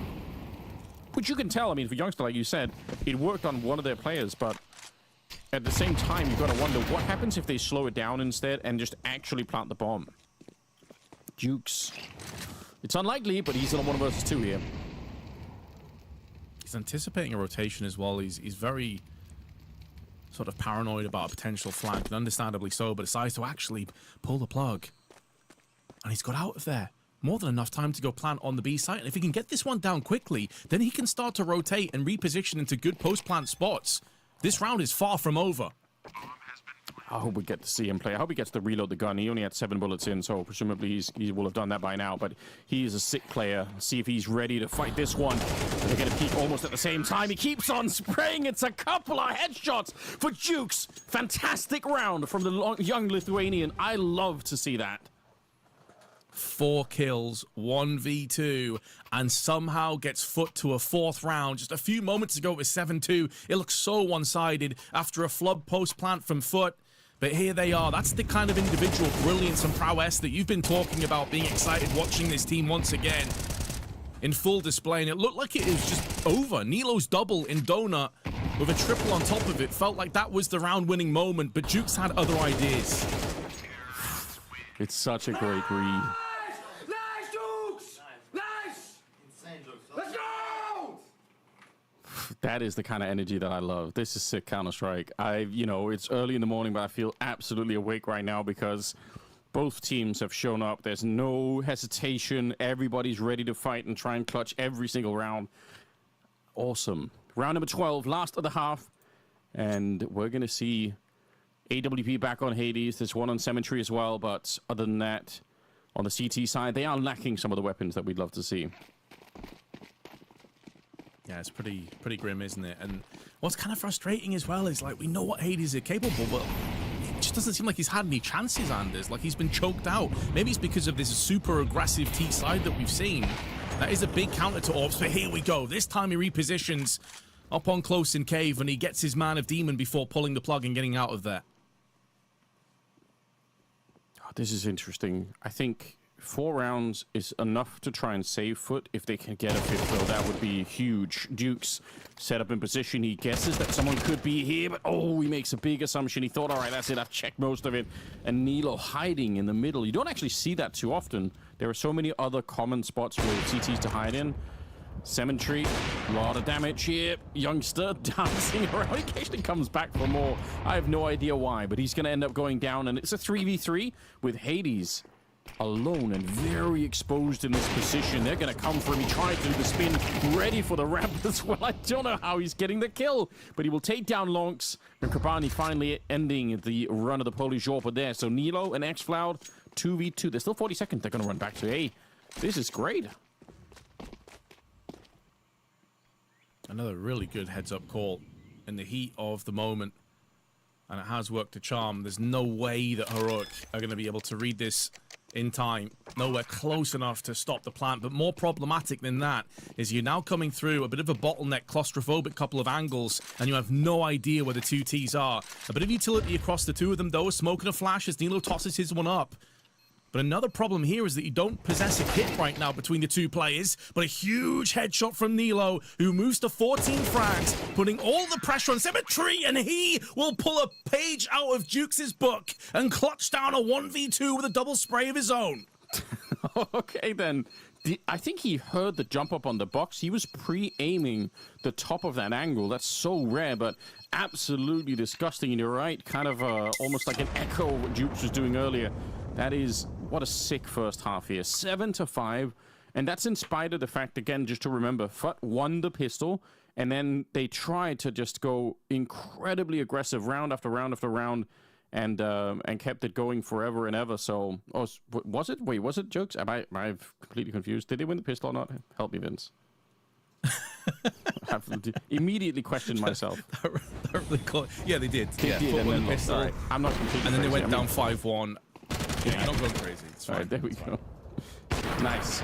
But yeah, so they won the pistol, and then obviously they tried for so many aggressive rounds afterwards, and that didn't really work out. Heroic were just ready beyond what anyone was expecting, so.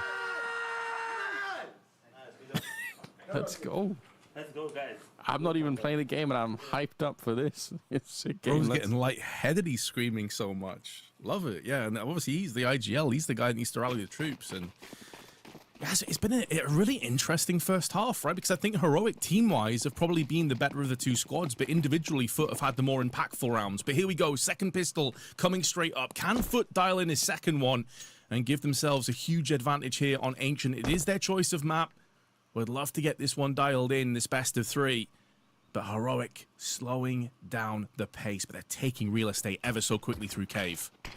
Yeah, this is going to be really quick. Oh, what a great timing on the smoke. Just throws it right in front, the underhand. And then he's got the dualies out to take down Nilo. That kill immediately makes Heroic question whether or not it's actually worth it to keep on going. There's also a player in middle. Jukes is starting to get a little bit closer. Got to be careful if he lands a shot. It might be the round over, but he unfortunately gives up his life instead. Not what you want to see. Xfloud waiting for them. Execution onto Krabani. Next up is Cemetery, and Demon trying to recover is not going to be enough. I can't believe it, but FUT, they actually had the advantage there, but they wanted to fight just like on the T side. Wait a minute. Did he just drive by in his car and just shot Hades? He didn't even stop moving then. Longs trying to get closer. They really don't know how to not fight. None of these players. They're all ready for it all the time. Hey, I mean, listen, this might give the coaches a heart attack, but it's super entertaining to watch, and if nothing else, I'm having a good time. This is popcorn Counter-Strike right here. And yeah, you're absolutely spot on. Longs absolutely nails him. Full transit on the wide swing. But there were 3 players left, and as we saw at the end, that 2-player stack on site was too much. Xfloud doing incredible work, though, in the cave. You highlighted him as well. Was kind of left on the periphery with all these Turkish roster moves, but showing that he is certainly not a player to overlook. Just got rollerblades on Longs. He's not even stopping for that kill. It's so absurd. Wow. Still, for Heroic, winning the pistol here is a great step in the right direction.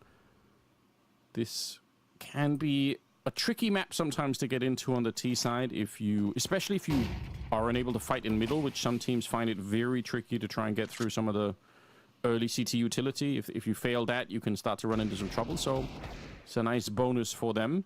A lot of smokes in this one, so presumably FUT are hoping here that Heroic will play a slow round, and then if you're slow enough, 1 or 2 smokes towards the end of the round can absolutely be devastating for the T side. So once we get close to like the 40-second mark, those smokes become very, very valuable for FUT. Yeah, and stacking together as 4 also affords you the luxury of having a bit more confidence to hold on to them that little bit longer, as opposed to being alone. A bit of a rough spray from LNZ, but doesn't end up mattering a great deal. Youngsters there to follow up. The sacrificial IGL entry roll comes good, but Longs is still a real threat to contend with. Hades though on point with the Khalil before, rapidly spraying into the smoke and taking Demon with him. And surely with it, a 9th round. It's got to be right. Jukes in the smoke here, comes out. It's a nice idea. Wanted to try and catch them off guard, but great couple of kills for Hades. That second shot on Demon looked very robotic. That's cool. But yeah, in spite of a little bit of a scary moment, and they didn't even get to throw some of the smokes. I think the timing, unfortunately, for FUT, they didn't realize that somebody was on the B ramp until it was too late to throw out any smokes. So they had them exactly like you'd want it. They just couldn't even do anything with them. So 9-5 though, the scoreline. Heroic continue to battle on through. Nilo and Xfloud top of the board at the moment. real collective effort as well. Everyone 10 or more. Hades just 6 deaths in the round 15. LNZ's been really putting in a lot of work as well, typically towards the bottom of the scoreboard. And for those of you that are also tuning in and kind of confused, why is Hades playing? Alcarin couldn't make this event, so he is a stand-in right now. A great opportunity for Hades individually. Nilo, in the meanwhile, though, is sneaking up onto the site. He's going to get trying to drawn away on fire, and the USP close range will dispatch of him. However, it's a ruse. A site is the final destination that's been painted with a target, and Heroic now making moves towards it, but they have lost a lot of health and players in the process. Yeah, there is definitely a way to give up this round. What a luxury it would be for FUT if that was possible. Jukes, unfortunately, as he's running away around the corner there, excl gets to stay alive. Deep grenade, surely going to land right on top of him with no armor. That's going to be really painful, but like you said, low health, and Hades goes down to a single deagle bullet. Can't quite find Youngster. He just keeps on staying alive, and it's obviously going to be a 10-second defuse here, so they need to get on that right now if they even want a chance of it. Cemetery trying to negotiate this one, but the aim punch is too much, and Youngster will end up getting 3 of them towards the end, putting Heroic a little bit closer to victory. Yeah, making Heroic sweat for that one a little bit, but they will dial in the W, and that's all that really matters at the end of the day. They're on the T side. The economy's not really a problem anytime soon, and have hit the 10-5 mark. This isn't necessarily do or die for FUT, but it feels like it's very close to it. You're 10-5 down. You finally got a really solid buy at your disposal. You cannot afford to let this one slip through your fingers. The pressure's certainly swelling here.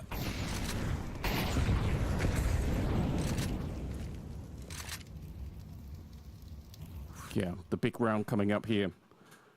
What an exhilarating game this has been. I'm so hyped up that these two teams are playing at the very start of the day. Going to be rushing up the ramp once again towards the B side, and Demon in position. Very scary though. Nilo's got his angle covered, and he wanted to try and throw out a smoke, but he just could never really do it. Juke's going to get a couple of kills, but Nilo shows up ready for Cemetery. What a great read. He might have just single-handedly won the round. He got the entry, and then he went deep behind enemy lines. Lonks through the smoke. Oh, he actually gets to go through. I have no idea how. He should have been dead the second he stepped through that smoke. They have no idea that he's here. Crouching, and it doesn't matter. Hades will find the headshot, but it's all Nilo all the way. 17 kills, and it might have just won the map for Heroic here. Yeah. It does feel that way, doesn't it? It's not necessarily complete curtains just yet, but it really has snipped away their economy to a point where the firepower in this round is going to be so bleak. I think I saw a couple of FAMAS getting picked up there just before we switched to see Nilo's masterclass once again. And it was one of those questions, you know, when Tania was lost, when Grix also was taken, Sun Pius has also been plucked away from this squad recently within the last half a year. It was who's going to step up to the plate and who's going to deliver to be that main star threat. Well, off this performance and off many before this, Nilo seems to be that guy. Great work from him, like you say, opening up the round, but also closing it. Kind of being this multi-purpose tool to use for any particular possibility that you could need him for. That's got to be so fun for LNZ to IGL a player like that with so many capabilities. Yeah, I think it's a bit of a luxury position, isn't it? Just finally getting him online after a tumultuous time in a couple of different ways. There were so many different weird rumors about, but you see him in the server here, and it's looking really good. So wonderful stuff. Long's going to be burned out of the corner, but he's got Jukes with him. They want to fight in the middle. The flashes are coming over. It's great utility. It is the classic protocol for getting into the middle. Those flashes from T-Spawn, it's Hades that's throwing them over. You can see him assisted even on the kill on Krabani there. It's just such a hard thing to try and stop. If you get close enough to the wall or close enough to the T entrance to middle, you can dodge the flashbangs. But the problem is if you're out in the open, you're going to get caught by all of the flashes. And in spite of the fact that they do some damage here, it's not enough. So all down to Demon and Cemetery. It's the last bit of cash that they have right now, FUT. So everything has gone horribly wrong. In spite of that, I think they've been playing a sick game. I've been so entertained. But in terms of the rounds, it's Heroic running away with this right now. Yeah, I think FUT's playing it like a 7 out of 10 maybe. But it's just, they ran into a Heroic that's in this like superiorly kind of just crazy form. How do you deal with it? Well, they're going to try their best to with this Incendiary. Could very well finish off Youngster. Smoke went down, and Nilo again just takes the headshot so fast on the draw. And even if he were to fall, Hades is in A main, but he's not required. Nilo wants that 20 bomb before this map is done. And it's looking like it will be momentarily. 7 map points on FUT's choice of Ancient. So obviously, for those of you who don't know, FUT ended up taking down FaZe in the opening best of 1. I think the kind of game plan that FUT are coming in with, I guarantee you this will work against a lot of top-level teams, because this is actually very hard to play against. The only problem is Heroic are exactly the kind of team that want to play this kind of Counter-Strike anyway. This is what I talked about with the energy on somebody like Youngster. If you come at him with this kind of stuff, he will love it. He will be into it. And so I think, unfortunately, the game plan when it comes to someone like Heroic, they're not going to be surprised or they're not going to be shocked and awed by any of this. They'll just say, oh, sick. Are we playing essentially like an FPL kind of speed Counter-Strike? Let's go. You know, they love that stuff. So, so it might be backfiring a little bit here. A little bit too much towards the home ground of where Heroic want to be at the very least. Pushing into the A hallways, by the way, as we're talking. They are looking to take some position here. They need to take some risks, right? Because they have so little to work with in this round. Yeah, exactly. When you have the lesser firepower, lesser utility, you've got to try and even the odds and get a bit of equilibrium some way, even if it means that you have to impose it on the enemies. However, Heroic, the way they're stattering, they know this is a possibility. Demon, meanwhile, though, is going to be called upon because here come Heroic, looking to try and take the last round of this map. Bomb already in hand here. Demon hoping to find the right angle. 3 gun. It's just all gray at the moment. Krabani gets a kill. That's important. Comes around the corner for a second one, but Hades locked up against the wall. Quick for a double. It's 1 bullet from a triple, but it'll be launched instead. Mid-air with the MP9 to take the kill. And now Lino alone against 2. Can't get the job done this time. They've asked a lot of him, and he's up to 20 kills in total here, but this time FUT will get another one. And you know what? They've already made one absurd comeback in this tournament. I say, just do another one here. Win the next 6 rounds and we're good to go. That is a good point. These guys are not short of resilience and gusto and grit. Like you say, they showed it against one of the tournament favorites in FaZe yesterday. Why not? The way that Heroic have been playing, I don't think they're going to let another 6 rounds slip. But FUT have got to make sure that they just keep going. Definitely a solid powerhouse team. The one downside for me is like Demon's not had a great game, and he's typically up there as one of their better players. So we know that they've got an extra gear to shift through if Demon starts to wake up here. Yeah. Ooh, utility in the middle is devastating, but it doesn't even matter. They actually come through and win. Look at the health on LNC and excl. But that's the power of those counter flashes coming out. Nilo's going to get Krabani.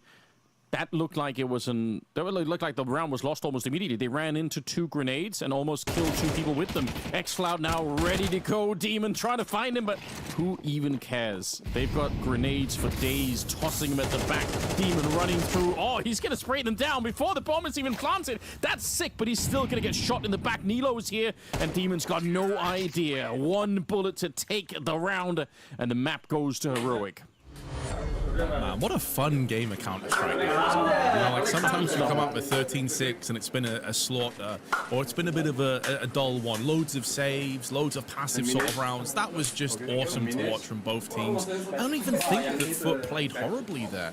Like, typically when a team comes out winning 6 rounds, you think, right, they got steamrolled, they got slaughtered. They had opportunities. They were still hitting shots. It's just that Heroic were on a different level, and Milo in particular.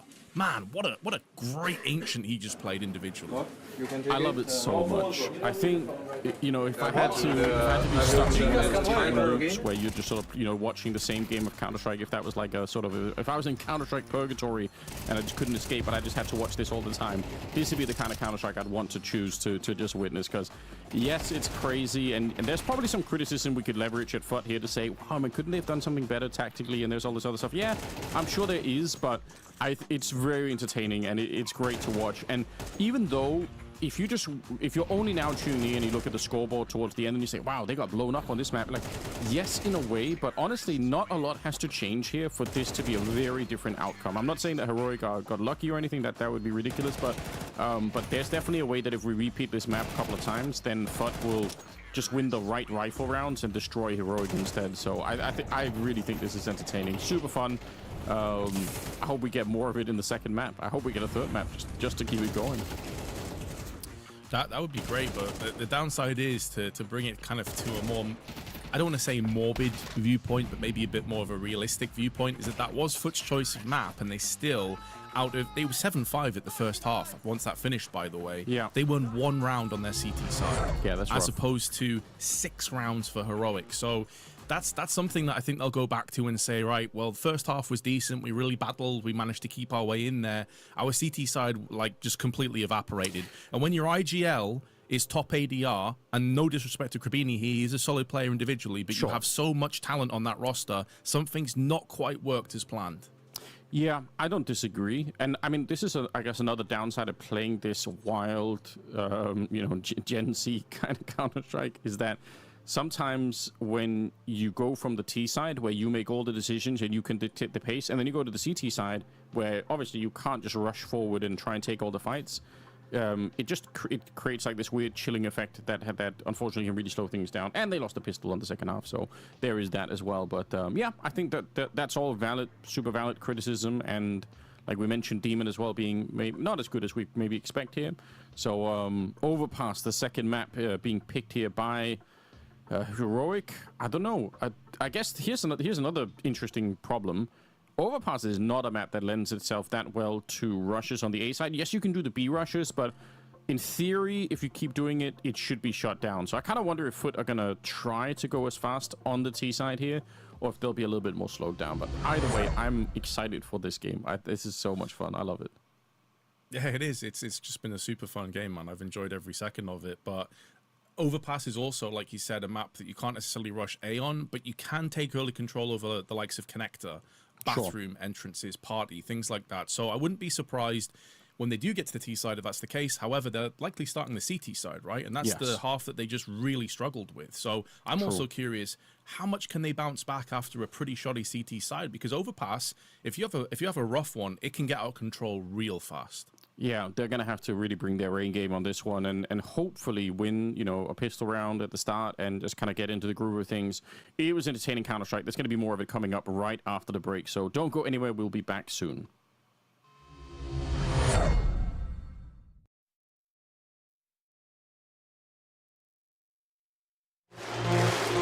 Astana, are you ready? Counter-Strike!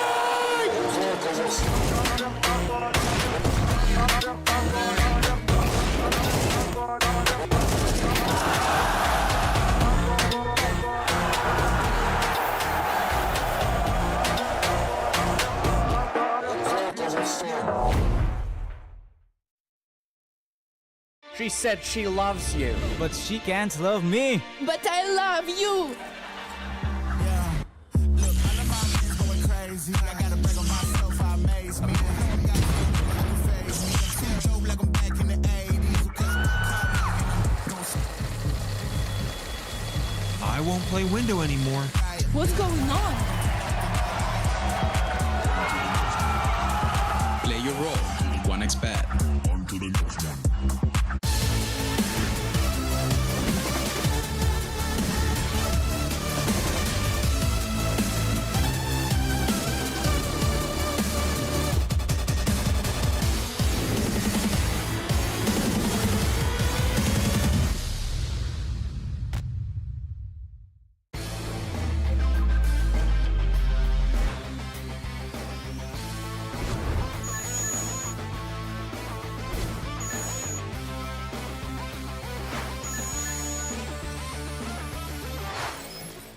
The human body was built to move. Not trapped at a desk in one singular posture for 12 hours a day.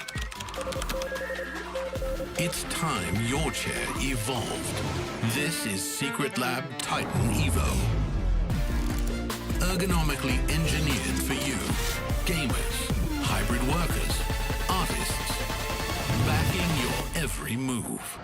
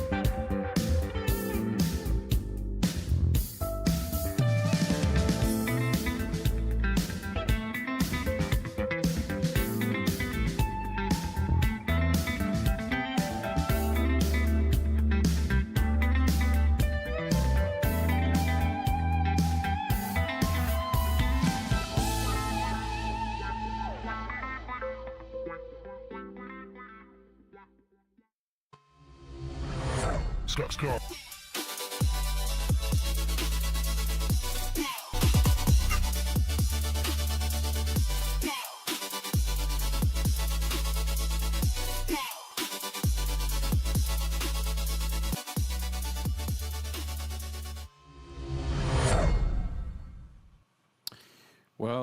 Well, we're back once again. It is the second map of the second series of the day here at the CAC. Amanda's with me is Vince, and we've got Overpass coming up between FUT and Heroic with some of the most entertaining Counter-Strike we've seen really so far in the tournament, I think.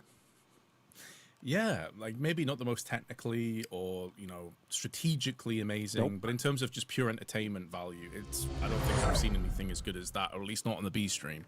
So it was a joy to watch that one, and I'm hoping that Overpass also is going to deliver to like a similar mantle. I think it's a map that could, but I also agree with what you said just before the break, and is that it doesn't typically lend itself to as much aggression, at least equally across the map. It's typically, if you're going to rush, you're going to hit B, or of course you're going to take like early connector control. Yeah, although there is this, we saw this yesterday when we were watching Overpass.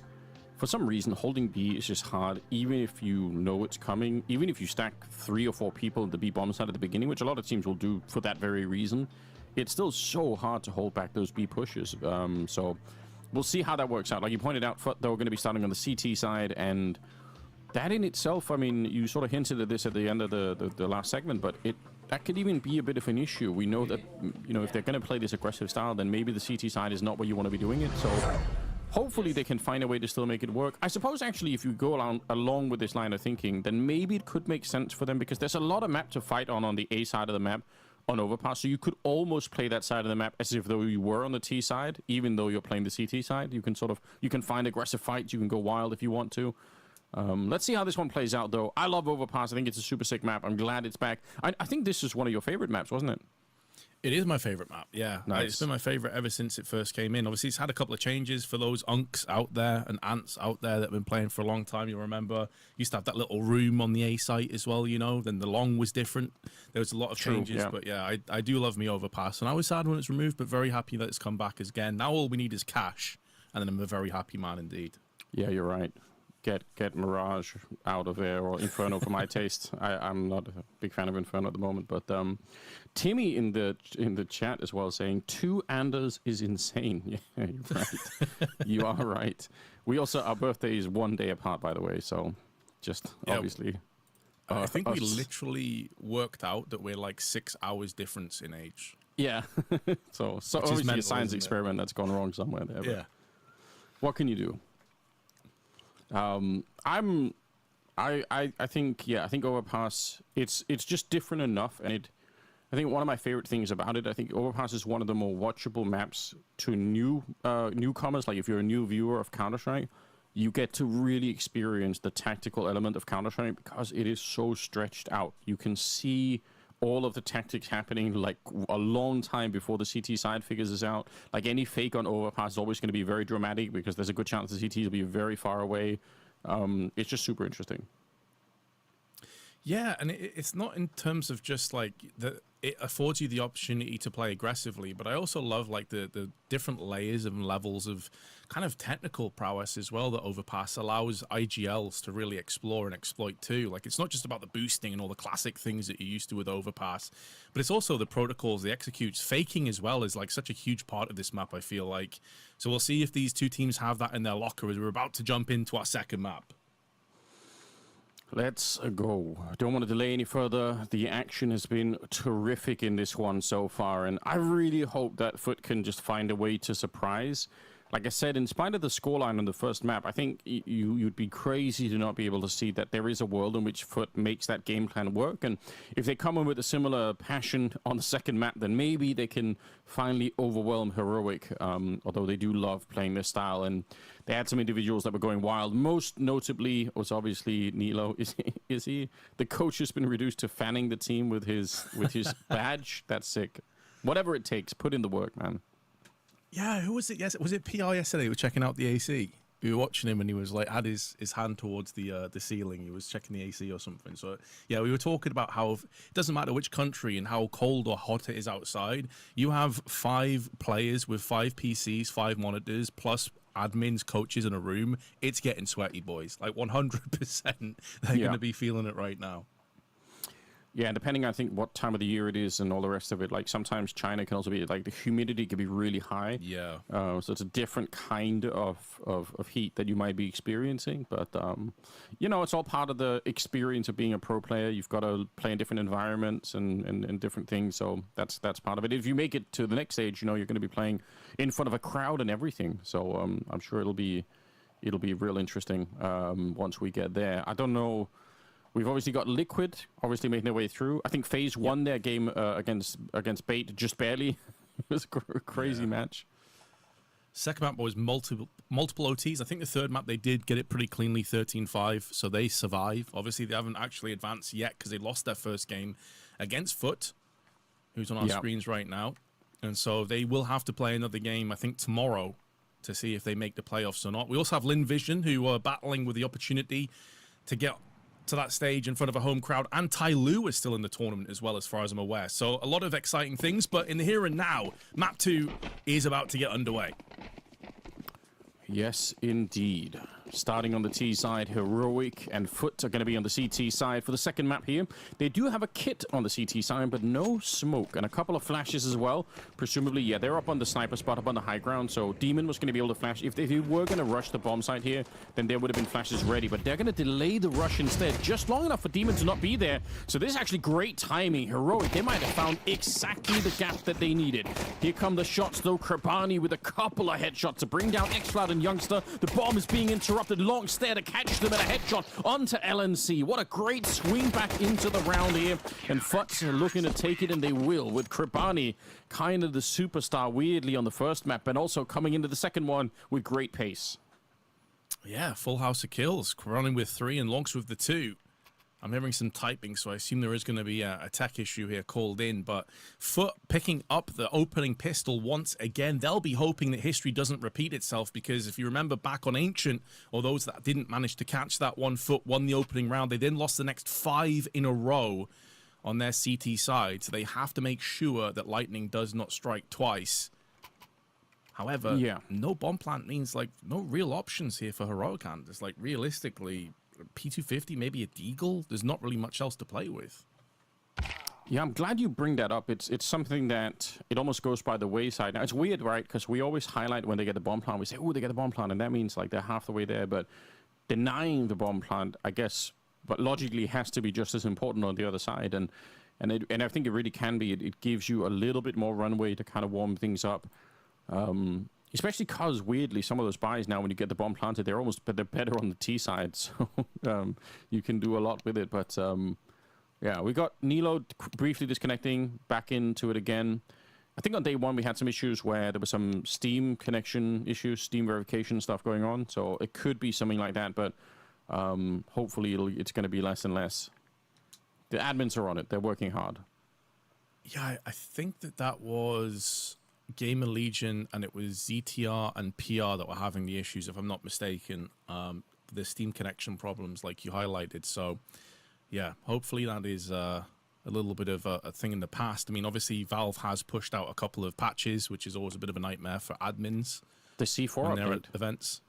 Yes, yeah. What do you think of that, by the way? I guess this is a good segue for you to kind of pick your brains on this. I know you were a thinking man when it comes to Counter-Strike. You like to get into all the smaller details, the finer print. I mean, I feel like in like a tier 1 level Counter-Strike, so where, you know, obviously where we end up spending most of our time. I mean, not me playing tier 1 at all, but watching it. Don't get me wrong, I'm not going to try and sell myself that hard, but I would say it's probably a bit of a downgrade. I think there are some scenarios that are just no longer going to be possible for people to fake out the bomb and kind of go back and, you know, take some shots or whatever. I think for getting new people into the game, it's probably I can imagine it's an enormous frustration thinking that you're running up to somebody to try and shoot them while they're defusing, and then they just, like, you know, they quickly come off and scope you or something like that. So I imagine that I think Valve make a lot of the decisions based on the broader population, less than the esports segment of the game, and that's sort of my theory for what's happening here. So yeah, if you're on the esports side, you're gonna probably hate it. But you have to remember there's millions of players who never touch the esport, who just play the game for fun with their friends or randomly or whatever, and for them it might be an upgrade. Just saying. Yeah, no, I think that's a very important point to mention. Is like, obviously from our perspective, it could have a bit of a nerfing effect in these 1v1s, fake diffusing, etc., trying to draw out opposition. But you have to think of the wider player base, and ultimately from a business, that's more important, because that's going to be the kind of health of your game long term. Is you want to try and appease as many people as possible rather than a minority. I just didn't really see it as being a big problem, I think, Anders, is where I come from. Like, was it really that much of an issue that people were that triggered about? Like, it does seem a bit strange to me. And why now, after all these years? Yeah, I'm not sure. I can't figure out. But they typically, I don't know how many people know this, but typically Valve are sort of a data-driven company. So they try to look at, at a lot of data before they make a lot of decisions. And so I'm guessing they must have had some sort of input from people, or just looked at some of those scenarios to say that's big. Maybe there was an exploitable thing that was more exploited than I was running into, but I'm assuming that that's kind of the logic of it. Although I will say this on the esports side of things, right? Like, it's easy to guess at what might happen, but in reality, it can be very hard to sort of be correct about that. And it's possible that it feels like a downgrade, but actually turns out there are some new ways to play around when you're diffusing, and like there might be other kind of dynamics that you can use. Like if I know that there's a bigger chance that I have to sort of stick the bomb, then maybe that means I can play the afterplay. I can fake out the plant in a different way. Like, I think there are a lot of new ways that are going to be played around. So it'll be interesting for sure. Like, I think it's subtly a really big change. Like, every time you're going to have a 1v1 now, it'll be I think fairly dramatic to figure out how do the CTs actually get out of that, and how, like, because normally you'd be able to fake like 2 or 3 or 4 times and kind of like try and take the fight, but presumably that's not quite going to be happening.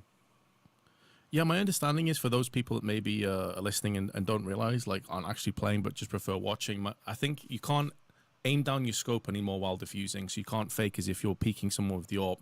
And 150 milliseconds after you touch the defuse, you can't shoot for, which it doesn't sound like much, but that can make a difference in some circumstances. 150 milliseconds isn't like crazy amounts of time, but that's the gist of it, basically. So it does kind of nerf these kind of 1v1s to a degree, but it's not the end of the world, I would say, at least. Yeah, well, as people in the chat are pointing out, trues don't fake anyway, so there you go. Right about that. Here we are. Thank you for your patience. We're back into the mix second round, second map. FUT winning the pistol and denying the bomb plant, which means there is not going to be too much of or any kind of a buy here. I feel like very often now in modern day Counter-Strike, even in a round like this one, where they don't get the bomb plant, there's still going to be like 2 deagles or something in play just for the hell of it. But surprisingly respectful here, Heroic, trying to keep it cool. Wow, I'm destroying my room at the same time. Sorry about that. You just heard the trash can of FUT CT side on Ancient. It's no problems. Exactly. Either way, Heroic haven't really upgraded much, as we highlighted. Didn't really have enough. Youngster had 2,300. He's invested in the $300 P250. And he is pretty much the only player that you'd expect to get any kind of success in this round. They're going to be taking it slow, trying to draw out as much utility as possible from FUT by just taking every second allocated. Can even treat this as a mini tactical timeout for the next one as well, of course. And figure out where to go. Any kills would be huge here. A bomb plant would be outrageous. I just don't see either of those coming to fruition, Anders. This is going to be a shooting gallery, surely. It should be. The M4 kind of worries me in this position with the bullets, but Cemetery with the FAMAS. Oh no, that is such a slip up. Now the M4 has been given over. Hades finding another couple of kills with a stolen rifle. The bomb is going to be planted. Oh, that's a nice grenade though. Kind of a classic for this map. But it's a 2v2 and they're running into the crossfire here. Burst comes out. Demon just saving the day with 11 health left at the end of it. FUT, they very nearly messed up that round completely. Oh man, I'm talking about like a kill would be huge, a bomb plant outrageous. They nearly just outright win the round. They've destroyed the economy of FUT early on. Sure, they saved the M4 after getting the clutch, but they're not going to have much else to play with. And Heroic, a bunch of cash to use. It's such a sloppy round by FUT, though. Yeah. Like, how can you justify losing that many players and nearly losing the round overall? I hate the position with the M4A1.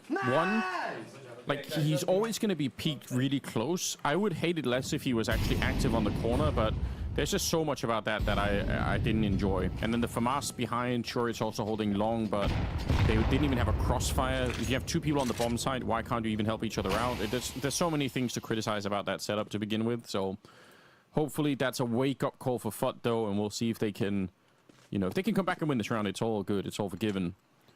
They are already falling back in this. We had this conversation last time, I think, Vince, and I'm going to just repeat it now for people who weren't watching the last Overpass game yesterday, but this whole stretch that we're seeing excl walk up now is A-long, and you don't have to do it every time, but it's really beneficial on the CT side if you can make the T's respected so that they can't just walk here without using a lot of utility. You want them to use flashes like this corner, but you want them to do it earlier. You want them to grenade their way through long so that you can hear them and that they're slowed down.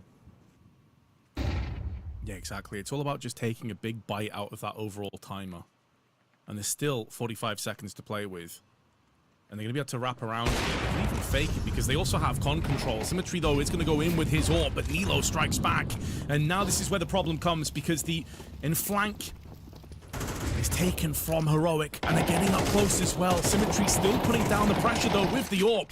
As bullets whizzing by the head of excl, takes a bit of damage, but it's not going to stop the bomb from getting planted. Yeah, nice work so far. 3v3. Duke's trying to get through, but excl is holding that. No problem. You are right, though. You can easily shoot through that box, but he's not going to be able to find it. I did actually think this was a smart plan, I think, for Krabani and Symmetry to just go towards the restrooms and ignore that long position because they weren't going to be able to find it anyway. So just you know, ignoring that and clearing that is a good idea. But unfortunately, the rest of the people coming in from that bank and stairs area were not able to really do anything. So really well done. Heroic making good on the damage they did in the last round. There's going to be one saved AWP, which is pretty dangerous on a map like Overpass, to be honest. But, you know, it can't be everywhere all at once. So we'll see if Symmetry can find the right position. Doing his absolute best there on Bathroom Banana side. Wiggling past two players, taking both of them down. Bit of a pause again here so they can figure out where to go from this position. But this is really where that previous round, losing 4 players, really bites them in the ass because you have nothing else to play with. You are in effectively double eco territory here at this stage. You may have to force behind that AWP. And that sucks this early on in the half. If they decide to tap out, of course, with the new ecosystem and CTs, if Symmetry can get himself some kills, that could kind of bolster their buy into the next one. But, I mean, this is a really unenviable position if you're on the side of FUT, Anders, and it's kind of their own fault. Like, you were against a full eco, $300 investment against a P250, and you lost 4 players and nearly lost the entire round. Yeah. And this is the reverberating consequences of those actions. Yeah, it is definitely a tough position to be in here. FUT, second round on the board, but quickly shut down afterwards. They're going to invest around it. I mean, it's not too bad, I suppose, doing this, but it will be bad if they lose everything. But if they lose 3 players and they can save the M4 and the AWP, it's kind of still workable. I don't know if there would have been a much better choice, to be honest. So I don't hate this for the CT side if this is what they're going for. Looks like we're going to be restarting the round once again. So maybe a little bit of a hiccup on the server before we get back into it. So yeah, slight pause in the action before we can resume. But that's a massive round coming in from Heroic, and I'm sure that they're going to be hoping to really make a run at it here. This could be a hard map to play on the T side anyway, so if Heroic actually do pick up a lot of these rounds at the beginning from winning that 3rd round, that could be really big for them. Well, the runway's been cleared. They are cleared for takeoff. It's whether they want to go ahead with it or not. Really, Heroic have all the options available. I am curious at that point that you raised in the previous round about long control and would FUT try and make moves for it. they're in that weird economy right now where maybe Heroic will anticipate some kind of an aggressive push as well. So maybe this isn't the time. It just goes back and forth, this kind of reverse psychology between the two teams, like a ping pong table, back and forth, returning each other's serve. I mean, on Ancient, they had no problems going aggressive, even if it was anticipated. So I almost feel like just follow through FUT and go for it. I'd love to see them push out towards even the playground in a round like this one, where you've got your P250s, maybe a Deagle or something. I think those are good rounds to try and do it in. The fact that they're expecting it, yes, maybe they're going to be a little bit more ready, but those fights, the whole point of them is that from the CT point of view, you have such a broad angle, whereas all the Ts are coming up out of the stairs towards the playground. They are in a natural sort of choke point, so you should have some advantage anyway, especially with a couple of good flashes going over the wall or whatever. So I think it's still a fun idea. I like it if they can try and do it. So, and it also means that you could probably play with the M4 and the AWP towards the B bomb side, and just kind of, if there is a rush there, maybe you could do a little bit of work from the high ground. So I think it's not a crazy plan. But yeah, apparently we are waiting for everything to get reset. Looks like we've lost some of the weapons, so the match medic will be put into play. I'm surprised at how well that works, by the way, these days. I don't know if you remember in the past events, like early on in CSGO, how rough it was when the match medic failed and you just couldn't get the round back, and you had to try and, like, people had to manually rebuy the same things, and it's just a total mess. You had to, like, rebuy the same things, then the same people had to kill each other, but, like, orchestrate it all, and it would take, I very much remember those days. I'm happy that that's a thing of the past. Definitely not a nostalgic part of CSGO for me, but I was going to set you up, actually, Anders, because you talked about this before, and obviously the fast pace of Ancient didn't really allow us to discuss too much about the teams, but you did say that you had a whole thing written out about Hades, and you wanted to discuss him a little bit, so do you still want to do that, or is this not the right time? I mean, no, it's a great time for it. I really think Hades has got something. He's got like a certain X factor about him, but he just suffers from the same thing that all AWPers of his style suffer from, which is that because his flicks and his abilities sometimes just look so nutty that you just think, oh, this is it. Like, he's going to be, you know, another kind of Monacy or whatever. He will test it, like he will get, you know, 2 good flicks, and then he'll go for a 3rd or a 4th, and then it fails, and you lose the round, and then the problem is, once that happens enough times, your confidence is just massively beat up. So I think there's a version where Hades corrects his game like 10%, and then he becomes like, you know, 40% better than he is now. But you can almost see it in his eyes when you're watching him play sometimes, that you hit that moment where he's got like 1 or 2 good flicks, and then he just wants to commit to fighting more, but it's not helpful. You've already won the round with the first couple of kills, so like going for more now, the classic risk versus reward just is not worth it. It's like, yeah, the upside is you get like 1 more kill on the scoreboard for yourself, but the downside is you might lose the whole, you know, round and the map and everything else behind it. So yeah, I've seen him make those kind of choices very often, but I have a lot of respect for him. I think he's a super sick player myself. And I've seen so many AWPers that follow that very same pattern. That's why, just to really make a reference here, that's why what happened to Brokey in his brief timeout with FaZe was so sick. Because Brokey, in my mind, is exactly the same kind of person. You know, it's maybe Brokey's clutches are more crazy than Hades. I'm not going to say that they're exactly on the same level, but in general, it's the same kind of weakness. And I feel like Brokey's fixed that now that he's back on FaZe. This is going to sound like a weird thing to kind of go off the back of what you just said there, but Hades and the reception to him shows me the almost double-edged blade of fandom when it comes to how people in sort of the CS sphere and fans react to players. When he was playing well, and I'm going to go back to his Ents days, when you had Diha, you had that bunch of players, and they were going huge. They were getting big runs at like Katowice and other tournaments as well. When Hades showed up, people were saying he's like one of the best AWPers in the world. Give him a chance at any tier 1 team, he's going to absolutely destroy. And when he had a bad game, he was like the worst AWPer in the world. Never touch AWP again, drop him immediately.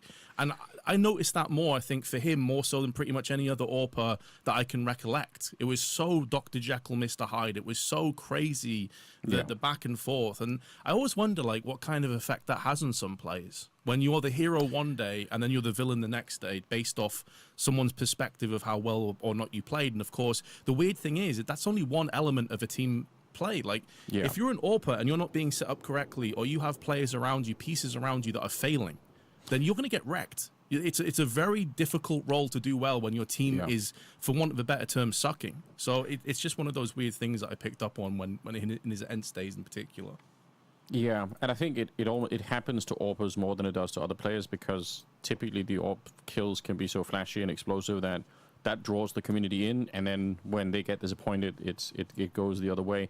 I will say this though, I think it's important if you are that kind of, you know, momentum hype-based AWPer, that you also know when to stop buying it in a game. Like there are going to be some games where maybe you're just not going to be as impactful, like the flicks aren't working on that, you know, for a couple of rounds, and then sometimes I think it's worth it to just concede that weapon. It depends on the map, obviously. If you're playing on Overpass or Dust 2, maybe it's a big downgrade, but there are other maps I think where you could definitely say, like if you're on an Inferno, like if you're not hitting those flicks, then stop trying and just, you know, buy a rifle instead. You're going to probably be fine. And forcing yourself to continuously try and hit those, you know, high FPS flicks is probably going to be pretty tricky. So, yeah, it's definitely a challenging role to be in. I think, like I said, I haven't really given up on Hades myself, but you're right. He's got a lot of potential pushback from the community at times. And honestly, just to finish this point with Hades, obviously it looks like we got players moving around the server, so that's normally a good sign. Yeah. This is an amazing opportunity for him, Anders, because he was in Inner Circle before this pickup. Obviously, Alcarin couldn't make it. He comes in last-second substitute. His career, I don't want to say that it's like dropped off a cliff, but it's definitely stagnated quite a bit since those end stays. Yeah, that's fair. And so I think this is a phenomenal opportunity for Hades. If Heroic do go far, first off, maybe they have a decision to make. I think Alcarin's a really solid AWPer, but if Hades like MVPs this tournament and plays incredible and they end up winning or going to like the grand finals or something, is there a decision to be made there? Because he is an incredibly talented player. But I think this is a great chance for him to put himself in the shop window as well, like to show that he's still out there. He can still perform at a high level, because he's 25, so he's not too old, but he's also not one of those up-and-coming rising AWPers. It's like 18. So he's in a very strange place in his career right now, I would say. Well, that's an interesting point, right? Because we've seen this in the past where if you're unknown to a team, you are going to be really going all in to try and show that you know, here I am, like, you know, someone else should be picking me up. And also, it's kind of risk-free, right? For Hades, if they end up losing it, like, it's not his team in some sense, so he can just say, well, you know, it didn't work out, but, you know, as long as I'm playing well. So I think there's less pressure, more potential reward. Definitely a good motivating spot to be in general. And, you know, because the rest of the Heroic team seem to be fitting well around him, it's all kind of sliding into place at the moment, which is definitely exciting. Yeah, we're not 100% sure what's holding up the server at the moment, so, you know, we'll give you any information as soon as we've got it, for sure. I'm noticing in the Twitch chat plenty of crazy theories about what's happening, so, you know, keep them coming. Why not? Someone said that the hotel internet's been hacked by the mafia, so that's very specific. I don't know if you have more information than we do, but I like the idea at any rate. Somebody was saying earlier that Twitch chatter. Somebody was saying earlier that the bank where like all the money is behind, that's all of Valve's money that's in the bank. And you need a much bigger bank. Yeah, that's Valve's money within a couple of minutes. Like, that's they've got a lot more money than that. Here we go. I think we're officially back. It's round number 4, and look at Salmon Tree pushing out towards the playground. I love the idea. Now, smart jump. He does get tagged anyway, but xCloud making sure that he doesn't peek straight into the AWP. They are going to be kind of mob mentality pushing out on short. They do get a 1-for-1. The 5-7 coming through well, but LNZ turns his back, shields away from the flash just in time. And although Nilo may go down, the player advantage maintains for Heroic.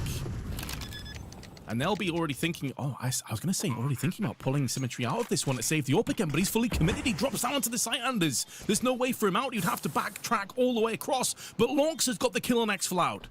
This is so all in. Oh, he actually hits the shot onto LNC, but Hades to the rescue once again. Quick headshot, and he'll steal the AWP into the next one. That is crazy. I'm just as shocked as you were. How does he jump into that fight with the AWP? But again, it kind of shows you the mentality of this FUT team, and I kind of love it. Is it always going to be the smartest play here? Maybe not, but at least to give them a chance to win the round. And it's not a case either that, you know, the reason, and one of the many reasons I thought he was going to save is because their money is going to be absolute garbage in this round, right? So, like, if they could bounce back into another full buy, whatever, but you're now into an eco, and the damage that you inflicted is not really worth it. Yeah, a couple players are low, but the T's have been consistently getting bomb plants down. They know your economy is garbage in this round, so they're just going to be sitting back and waiting, and Youngster may find himself in the thick of it against 4 players. But he is just playing super passive. Now wants to watch for the door push. He knows his teammates are already on B. There's 1 kill, and where 1 CT will push, multiple should follow. 2 kills, but an AK does trade hands. Yeah, I was going to say he should be in a strong position, but they do the classic human flashbang. They throw the player around the corner, and that offsets the T side crosshair there, and then next player just perfect position for it. So super smart. Good protocols to at least get the AK. That's all they're going to get in the round anyway.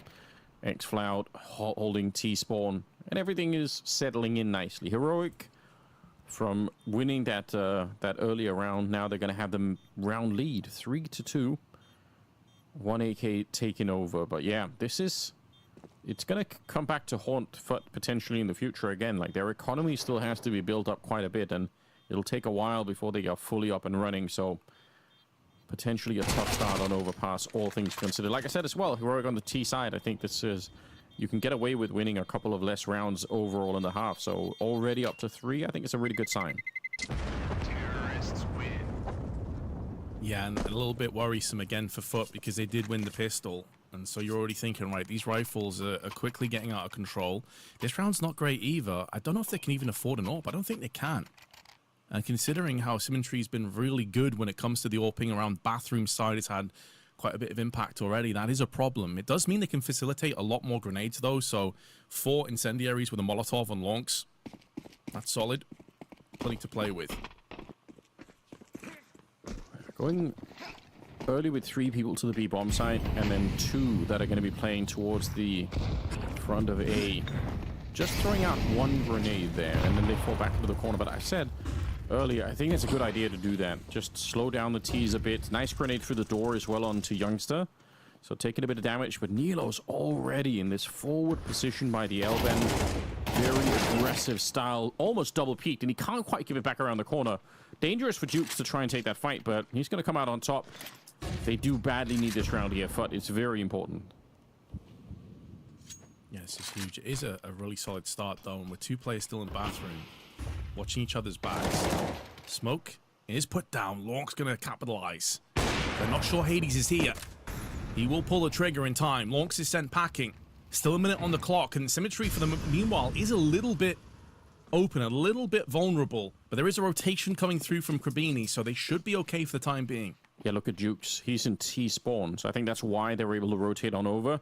I hate this corner for Krabini. I'm really not a fan of this one, but we'll see if they're going to try and flash it. So far, they're just walking into it. Shadow showing. Oh, it's a bit of a mess up for Krabini. He could have been killed there, but he will at least get the 1. 2 versus 3, 30 seconds. And Jukes is all the way back in connector. He didn't actually keep going as fast as I was expecting. He's holding connector to try and make sure that they're not falling back, which is a real danger on this map, that the T's can fall back to the B bomb site. But they're going A right into Cemetery and Demon, and it will be another round for FUT here. And actually a very well handled one. They're going to pick up 3 AKs on the back of it. I think this is a big success. I honestly think one of the key moments of that round was one that you were highlighting, Krabini, when he started to get towards the flower bed there. I kind of feared the worst for him. A 1-4 trade was good enough. If he went down without any frags, though, that really would have put a lot of pressure on his teammates, somewhat needlessly. A good crossfire after it. And you highlighted the importance of that round for FUT, and they have passed it with flying colors. 3 AKs come out of the round on top of it. And although there's plenty of funds for Heroic, and they go straight back in with a buy of their own, for at least beginning to believe that they can stave off these rifles. They have 0 players on B right now as it stands. Jukes is way passive back at Graffiti. Yeah, that's a crazy setup, especially for how often this B bomb side is pushed early and rushed. Nilo can't believe his luck. He's just alright, sick. There's nobody on the site. Let's go. Surely Jukes is going to be dead in this corner. Smoke's going around. They're not even going to fight him. They're just going to say, alright, that's it. To leave him alone. Finally, they get him. And LNC spins around, takes down Lonks. I was going to say they could have just smoked him off and left him in the corner for forever, basically. The bomb, not yet planted. They're finally getting into that now. LNC's going to go down, but he did take 3 people with him. Krabani, I don't know how, but he's opened up the round again. How are FUT even competitive in this round? They should have lost it already. They should have been running to save the guns at this stage, but they've been let back in. Cemetery and Krabani, if they win this one back, that would be criminal for Heroic, and Nilo's going to get caught off guard. It's the captain of the team now with 4 kills, looking for the ace to bring his team back, and he will get it, leading from the front. And although the Molotov is down, they have a kit, so it's no problem. Yeah, the 2 IGLs in that round collectively got 8 out of the kills. In fact, they got all the kills in this round. Ridiculous. Like, nobody else pitching in. LNZ with 3, 5 for Krabini. And I agree, it looked like this was done. As soon as LNZ takes down Lorks there, and the backside as they drop in, that felt like it was a done deal, but they start peeking one by one. Isolating themselves in these trades, no crossfire to be seen, playing kind of too passive, way too deep. What a weird round that is, Anders. And honestly, the bulk of the clutches in this series have gone the way of FUT, even though they find themselves a map down and barely in the lead on Overpass. That is just so sick. Oh man, we wanted this kind of action to continue. We enjoyed it on the opening map over on Ancient, but yeah, we're getting more of it here now. The madness has returned. Just an example of the kind of boosts, although it is a scout that is in play, but you can definitely catch people off guard.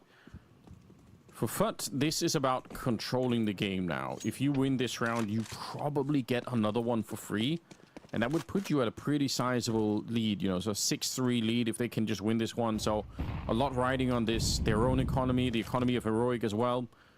They are getting very close here, though. So within range, this is kind of like the staging area for a potential A attack. Nice timing on the smoke. Cemetery, bit of a jump there. Krabani now getting pulled into it as well, because they're checking down by the sewer tunnel for the rest of FUT, so they have a very good idea that there's nobody coming to the B-bomb side. Replenish the smoke as well. Molotov behind it, just keeping Heroic away, but Cemetery maybe gets a bit too antsy, a bit overzealous, and gets punished for it. Still 35 seconds, and Haiti cracks open the site. No one else here to deal with the plant going down, and although Lonks does put in 2 and takes their attention away from the bomb plant momentarily, Jugs on the dumpster side needs to let Demon go and do what he does best, and that's frag out. Another kill goes by. They've stalled this bomb plant for so ridiculously long, but eventually Heroic take it with a close range headshot courtesy of a scout from excl. That's not how I was expecting the round to end there. Man, I think Demon had a chance, though, to get both those kills. That's where you want to see him shine, right? He had the easy one in the beginning, but challenged and just taken down. That's going to be, I think, a little bit upsetting. Well played for Heroic. I mean, it's a sick round, but it's the same position that they were in earlier with the M4, if you remember, in that second round that they nearly lost. That close to the sign position is pretty treacherous. This time it was with the AWP, but there are so many ways that can go horribly wrong. And I think we're seeing a couple of them now when the T, like from the T point of view, it's only your head showing, and it's so easy to catch the CTs with the full body because of the level difference there. So I'm not a big fan of it. People in the past used to boost a lot in that position. I don't even like the boost anymore. I just don't like that position at all. Well, I think I've been a bit surprised with Anders, and we didn't see this yesterday either, that none of the CT sides on Overpass right now seem like they're comfortable enough to throw those early Molotovs in to stop the playground push. Now, this is a classic strategy you saw from CTs in the past, pushing up mid, Molotoving out on playground, stopping them from pushing early, and then taking early playground control and effectively dictating the pace from that point forward. Some kills come in, favoring Heroic as Youngster goes in on Connector, but I do wonder if FUT have that up their sleeve at some point, because it's not slowing Heroic down at all. Yeah, that is a good question. We'll have to wait and see. Jukes Getting tested now. Oh, this slow walk up from LNC. It's just so smart. I think his read of what was happening this round was very high level. There is a potential flank for Krabani. I kind of wish that he had the kit instead, just to hope that he was going to be able to defuse last second, but kit is on Demon and he's a million miles away. So another round for Heroic. Already up to 5. I think they are in a beautiful position right now to take the second map. They've already done a lot of work here. We're not even at the end of the half yet, but yeah, well played for Youngster as well. That's the flick that he had at that towards the connector. That's a hard one to hit, I feel like, because you're sort of having to draw your mouse, I don't know, like down towards yourself. It's like one of the more natural positions, I think, to be in, but good job. Yeah, I'm always really impressed when players are capable of flicking like vertically as opposed to horizontally in games like CS, because it's not a game that you typically have to do that very much in. Crosshair placement is such a key integral part of aiming in this. So I completely agree. When it comes to those quick flicks down, whether it be AWPing or indeed with the rifles, they always feel a little bit harder to land.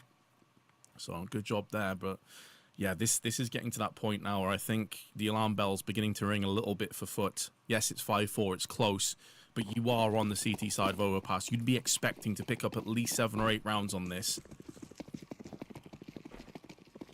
Yeah, that's the dream at the moment, and already it's looking very sketchy. 2 AKs, a couple of USPs. Going for a bit of a boost here. It could definitely be done. There are several ways to try and get a kill, but it looks like Heroic are not going to be offering themselves up anytime soon. Oh, is there one more boost on this side? It's another classic. I mean, there are a million boosts on this map. Some that have never even been tried, in my opinion. Oh, shooting him right in the toes. It's going to require a lot of surgery. Painful, but not lethal. True. Yeah, you've got 10 for a reason. You can spare a couple. Yeah, exactly. They have spared excl, and that's not ideal. Youngster takes a bit of damage, and he gets finished off as well. The boosted up Krabini doing work. Some really nice slight adjustments on FUT's CT side, and it's yielded so much in terms of success, and it really puts Heroic on the back foot now. Just boost upon boost. That was the 3rd boost of the round. See if they got any more tricks up their sleeves. Historically, there have been some teams that have tried to win Overpass by just having an indefinite amount of tricks. Oh, Jukes, he's walking behind them. Easy lineup for him, and now Nilo, no way out of this one. A 1 versus 4, completely encapsulated here towards the restrooms, and it's going to be Cemetery to take him down. But Jukes, obviously, with that flank is really what sealed the deal. But still, you saw the early boost damage, and then obviously the boost kill for Krabani. It's one of the things that makes this such a sick map. It's one of the things that makes Duke such an exciting player to watch, man. It always seems to be him on these long flanks, these rotations, being this pain in the ass of Heroic there. As you said, perfect timing up on connector. We've seen him already rotate all the way around through T-spawn. Didn't quite fully commit to it because his teammates started dying in bathrooms, but that is an annoying nuisance for Heroic to deal with, and it has actually had pretty severe consequences. They're into an eco of their own, so that 7-5 score I was talking about may not be too far away after all. Yeah, it's suddenly within reach again. I was getting a bit nervous. I started to feel like maybe this is not going to happen for FUT, and it's with some sadness in the voice as well, because I really like watching both these teams play. I hope we get to see a 3rd map, but it's going to be up to FUT to show that they can actually get there. Do have the 3 AKs in this one, and Cemetery takes a slight risk. He's got some backup with him. This time it's not the M4A1 with the limited bullets. Oh, but he's already missed a shot here. Incendiary, they're trying to run through. They just want to take him down. I think that's actually a great play for Heroic. Just try and get that weapon away if you can. Nice grenade, though, and they will clean it up. So good backup from Krabani and Lonks. Even if Cemetery, you know, it's one missed shot, but when you're that close, it could cost you everything. Another element that I think FUT are really good at that we don't often talk about too much, but it's like the way I think of this is in a scramble. When things get really chaotic, some players can keep their head and they just seem to be clutch. And I feel like FUT have so many players like that, you know, in amongst these smokes, in amongst these really awkward kind of weird scrappy fights, they always seem to prevail in some way, shape or form. Sure, it's against an eco, but the way in which they kind of backed each other up and pushed through the smokes at the right timing. I think a lot has to be said about that one. That clarity and chaos kind of approach. Not every team has it. Not every player has that in their locker. It's not really something you can teach either. Yeah, I think you're right. There are some things that are just kind of hard-coded into different players. Cemetery, that's close. Nilo, and he's the lone player in that 4-1 configuration for Heroic. So that will give up so much map space, and the fact that Krabani's out long as well, he could almost catch the bomb. It's just going to be a second around the corner, but if he has that, the round is probably going to be over. They have such a great position right now. Jukes goes down on the A site, but let's see. Krabani, he's a step away all the time. That's not the bomb, unfortunately. Hades goes down, but excl allowed to run in here and going to be planting in safety of long as well. Oh, Lonks tried to deny the bomb plant. You could see what he was going for, but it's completely backfired, spectacularly so. And now 2 of the 3 players are actually stuck at the bottom, trying desperately to elevate themselves to heaven. But Youngster keeps them in purgatory for the time being. Krabini coming through with one of his own. Up to 16 kills, by the way. He's had a phenomenal half. And how much you would like to christen the end of it with the 7th round. Symmetry's going to keep that one under wrap. Spray from Youngster. Wild, but connects and will also clutch out. One of the first clutches that Heroic have picked up, but it will secure a 6th round on their T-side half. Oh, that's close towards the end. Could you just imagine? I think if they knew where Youngster was, then Krabani wouldn't have been out in the open like that. He would have been on the bomb with the smoke almost immediately, but they just had no idea where he was towards the end there. So, great game. Tied up 6-6 as we go into the second half. And yeah, you're right. Krabani again, 16 kills while leading the team. That is, he's putting in a real good amount of work here in this series. Hopefully, he can get some backup. I've been noticing, and we started, I think, the whole series talking about Demon and how he's, you know, one of the next guys up to maybe be a bit of a star for the team. That's been proven dead wrong in this series so far, unfortunately. And I've noticed that the wild animals in chat are catching on, Vince. They've realized he's showing weakness, so now they hate him. Kind of proving the point we were talking about earlier with Hades. Did you just refer to them as animals? Yeah, I did. Listen. Oh, you're going to definitely win them over, Andy. It's going to happen. I know how to. They're my people. I know how to talk to them. Listen, when I'm not casting, I am myself one of those people spamming outrageous stuff in the chat. So it's a thing. He's one of you. Yeah, exactly. Here we go. Second half. It's FUT versus Heroic.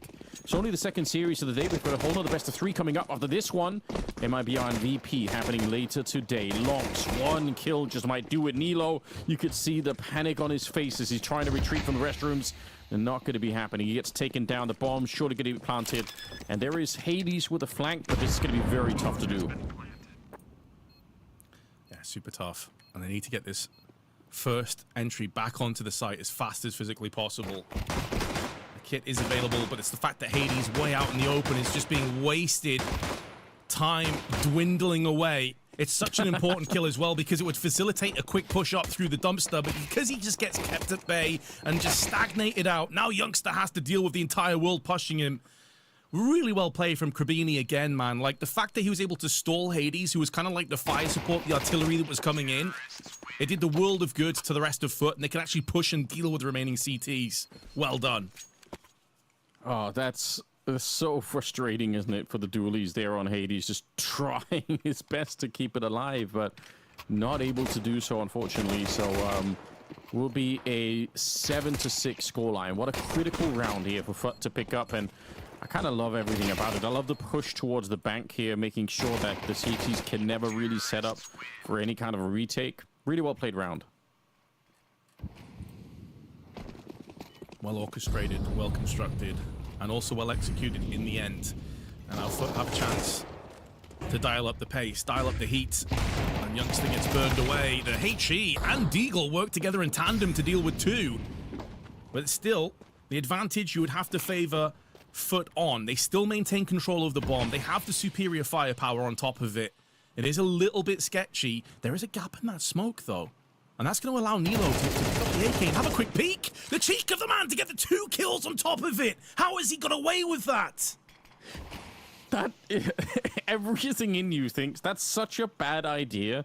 You know the gap is there. They can even see you picking up the rifle. It just seems like it's the worst decision you could have made. But you know what? When you get headshots like that, it turns out to be brilliant.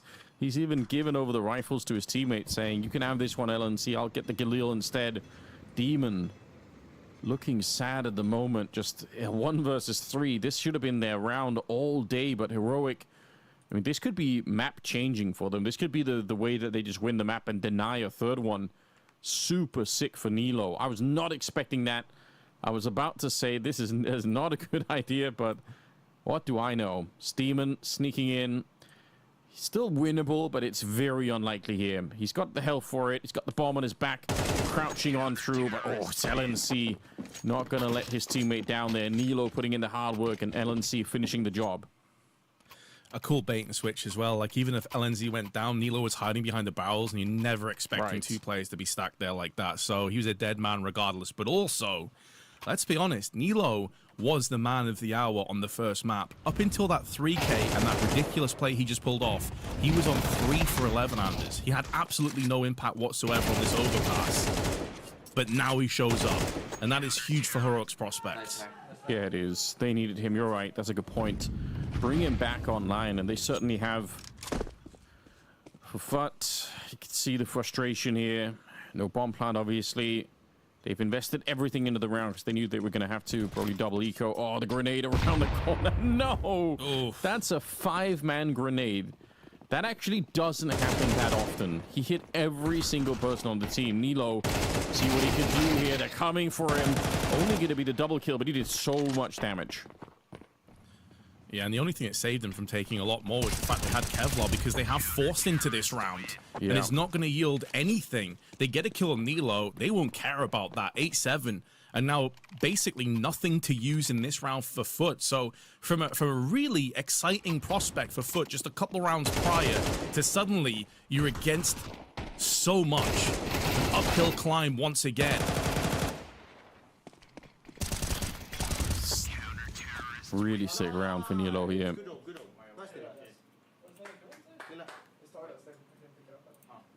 Everyone's excited. Youngster almost getting let down on the high fives. Can't be doing that. Can't leave them hanging. This last round looked easy. This one should be even easier. The fact that they got 2 Galils, great weapons, obviously, with the extra bullets to spray down this many unarmored targets. Hades is kind of nearby. It's Nilo that's going to be creeping up through the connector as well, getting close.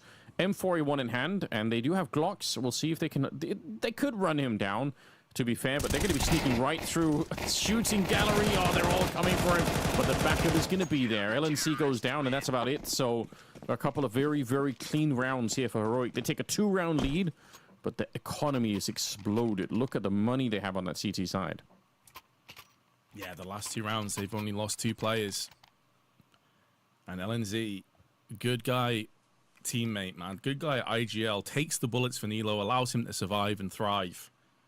Up to 15 kills. I mean, it's wild to me as well, Anders. Collectively, between the 2 IGLs, they are both top fragging on their respective teams and have 33 frags between the 2 of them. Like, what is going on here? The star players have been a little bit quiet, but the IGLs, they're battling. I mean, it is kind of sick to see. It's obviously bucking the trend of what we normally expect out of an in-game leader, to be spending their resources on trying to, command the rest of the team, and that will typically make you a little bit less efficient when it comes to the mechanics. And not the case at the moment. It's good news, though. I mean, I think both LNC and Krabani have this ability at times. So, yeah, if they can just add in somebody else here on the Heroic side. Nilo's certainly starting to get warmed up. If he joins in on the mix here, it just might be over for FUT, unfortunately. Still want to see Demon do some more work. He's not completely crashing out. He's got 7 kills, but we know that he could definitely do more. So now would be the time to really dig deep and try to find some of those extra frags here. Nilo traded out by Demon, just as we mentioned him. The bomb is on the ground here, and Hades, he gets the dink, but it's with the Galil, and he can't find the kill, unfortunately. So Krabani and Duke's going to come back into the round. excl and Youngster now scrambling to get onto the A site, but Demon's already here and holding it, or maybe not. He does go down to excl running into it. Headshot from Youngster, now looking to see if he could find Krabani as well and clutch the round for his team. Almost gets the job done, but instead, it's another triple and another clutch coming out from Krabani. So many clutches, man. Like, Krabani at this stage he's got his teammates on his back. He's going to need a chiropractor after this game, the way it's going so far. The downside, though, for FUT is, like, yeah, you've got yourself around. It looks close on the scoreboard, but you haven't really made that much of a dent collectively in the CT economy. They're going to bounce right back into this with an AWP, 4 A1Ss, and you're kind of dropping down to still Galils and even a Mac 10 for longs. So you're giving yourself an opportunity. The door is slightly ajar, but you have to kick it open.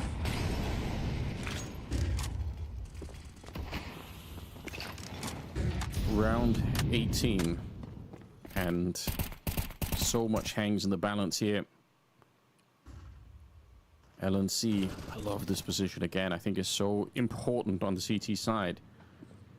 It's the guessing game for the Ts, not knowing whether or not you're going to be there or not. And even if they want to go and execute on B, the worry that the CTs are pushing forward on the A side is always in the back of your mind. So it's just, it's a real fear game to try and see if you can set that up. Hades unable to get the flick, exactly the kind of flick that he normally would get, so don't blame him for trying. But yeah, look, now they've fallen back. There's a timer on FUT to go for this B-bomb side. The longer they wait, the more panic they're going to get, because for all they know, Heroic, just like LNC is doing now, is walking up behind them, and the closer LNC gets, the more people are going to be on B. The more Heroic are going to be super ready. They know what's coming. Exactly, and they realize that. They're feeling the pressure, so they will just go ahead and pull the trigger. Demon through a flashbang and a smoke comes in, but there's excl with 2, and Hades also chips in for good measure. Suddenly 5 become 2, but those 2 players feature Krabini, and the way he's been playing so far, you should not write him off. Try and deny the bomb plant, do a lot of damage through the smoke from LNZ, and he knows that Symmetry is stuck in this smoke and has to come out at some point. And as soon as he does, he's a dead man put on the deck, and Heroic pick up double digits. Yeah, I think it's hard to blame FUT for what's going on here, but this is the big downside to giving up that A side of the map. Is there's so much doubt that's removed for Heroic. It's not necessarily even just about rotating more people into B. It's about how it feels to be a B player, knowing that the attack is imminent. Because a lot of the time you're just waiting and you're bored and there's nothing happening. You don't really know. It could be like the flashes could be coming in 5 seconds, or they could be coming in 35 seconds. You have no idea. But once LNC pushes up, you are going to be on high alert. You know that it's just a couple of seconds away. It does make you play a little bit sharper. So overall, I think for FUT, it's dangerous to give up that part of the map. And I think it kind of backfired on them this one. Yeah, 10-8. Heroic, a couple of steps, in fact, 3 rounds away from winning this series. Yeah, they're incredibly close, tantalizingly close. And this would be, by the way, them securing the playoffs, going directly into the playoffs, whereas FUT would have to go again. This is the Group B upper brackets. But in perspective, those of you that maybe didn't catch the previous games, I know it's very early for most of you in EU right now. The 2 teams beat FaZe and Bait, respectively, to get to this point. Yeah, true that. Hades again, on close, and get baited out here. There is a boost up. Flix does land the shot, I think. But partially through the wall, so Symmetry's okay at 57. Yeah, I didn't want to stick around and try to do any kind of double scoping or anything. Just send out the bullet now. It's taking up a new position. Could be a potential kill here, but now he's back to the next corner. They are there. I do love it. I think you said this yesterday, and it's a great way to describe Overpass. It's like a series of retreating battles. Yes. That's pretty much what we're seeing there for Hades. Yeah, because there's so many, like, if you want to think of it in sort of like trench warfare, you take your shot from bathroom, you fall back to flower beds, or if you want to push up to pool, you then have bathrooms, etc., etc. So you're always falling back, and then you just see this boost in. I love it. Awesome. They got this secondary player as well on bathroom, so they knew they weren't getting pushed from that angle, so why not go for a boost-up shot? This is really smart. You're absolutely right. Flash to slow them down. They've got more utility on the other side. Hades landing those bullets and swinging into the fight against Symmetry. The shadow showing it. Hades with a masterclass of around 18 kills and a quad kill in this one. And it was just spectacular work with the AWP. Really nice from Hades, man. I can see he's just being unshackled and unleashed as well. Like, they clearly have so much confidence in his ability to go for these boosts.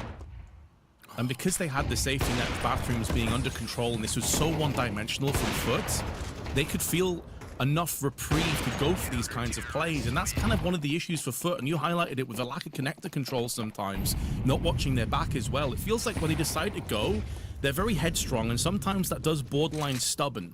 It becomes a bit predictable, and we're seeing Heroic making the most of it. This time they get aggressive and they just pick up jukes for free.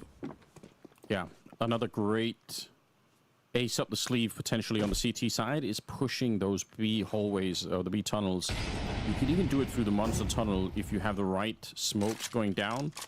If anybody really wanted to be an overpass historian, you could go back and look at how the old Astralis lineup, the classic lineup with the majors and all the rest of it, how they would do these really aggressive smokes outside of B from the CT side, and they would push out through the monster tunnel. It was super sick. It's ancient history now, but yeah, if you ever wanted to really learn a bit of Counter-Strike, that might be something that would be fun to watch. 3-round difference here, and unfortunately, they're kind of getting a bit stuck here at the moment, FUT. Stuck on 8 rounds. Heroic looking to get to 12, and with the man advantage here, it's looking very likely. Again, I feel like we're a broken record, Anders. 0 map control. No one connector. Yeah. They have no idea. They're going to be walking in. It's a nice smoke for the high ground here, but they need a Molotov to clear out Youngster, and already excl and LNC. No really grenades thrown out here from FUT. They're not even getting close to this one. Hades shows up right at the end. LNC jumping in celebration, and it's a bit too much, you know, too much exuberance on his side. Doesn't matter that he dies, I think, at all. 12-8, and FUT can't move out of this position. Stuck in the mud. You said that Krabani might need a chiropractor, but they need a chirotractor, Vince, to pull them out of the mud right now. I actually enjoyed that one, Anders. Nice one. Good job. It's the kind of work I do at 3 a.m., you know, when I'm up. Insomnia, just trying to write stuff down, my little notebook. Yeah, but unfortunately, it's, you know, they need an industrial strength one, and they don't really have any finesse right now. That's how I feel about this T side. Like, it's all brawn. There's not much brains behind it, you know, like super one-dimensional. We've discussed multiple times, and they're not even winning out on these trades. Teamwork just seems to be lacking on FUT, running out of ideas, running out of time. Yeah, I think that's the essential component. What you just said here is it's the lack of map control, slowly running out of time, and Heroic just having such a good read on these defenses that there's unfortunately not much to be done in some of these rounds. 12-8. I mean, I sound sad. I'm not. Like, Heroic are playing great Counter-Strike, and this CAC tournament could be really sick for them. I think if they keep playing like this, it's going to be exciting. Youngster getting jumped upon and traded out. So 3 versus 3, and it's a classic B rush. They are very efficient, but Nilo in the best possible position to shut it down. He's going to get the first one. Grenade around the corner, and up at the high ground, there's no smoke, and there won't be one either anytime soon. Jukes trying to plant the bomb, but there's no coverage, and he doesn't get the last digit in. Dead on arrival, and Krabani alone to try and clutch it again. I don't think he's going to be able to. Nilo's right here looking for him, and already spotted out. The backup's going to be there at any rate. Nilo will take him out, and it will be Heroic to pick up the map and the series. This is a really confident-looking Heroic as well, Anders. Like, it's easy to get kind of sidetracked and think like, oh, FUT are playing horrible on their T side, but you have to take into account that sometimes that's kind of forced. You're kind of bullied into looking like you have no plan B, no plan C. When Heroic are playing this well, when they have such good reads from LNZ with these kind of peaks on short, taking control around the back, rotating through connector, you're going to be made to look like a very ordinary team. This FUT squad has a ton of talent on it. I think Krabini, not just in terms of his fragging, is a really solid IGL, but they just got made to look like an ordinary outfit after this Heroic performance. In both maps, they were dominant. I think that's totally fair, and we were really excited. I think we gave them a lot of praise. In spite of the scoreline on the first one, I think FUT showed up with a powerful game plan, and it was fun to watch. But on this second map, they kind of got demolished, I would say, in a different way. I think even the scoreline might have even been better on the second map, but overall, I feel like they were really edged out by Heroic here, and didn't have the kind of map control needed to really make a good run of it. But impressive work for Heroic. I'm actually really excited that they're able to do this, because You know, again, they come in Hades now playing instead, and it is what it is. But obviously on this map, he's showing exactly what kind of an AWPer he could be. So I think it's not impossible that Heroic could go pretty deep in this tournament.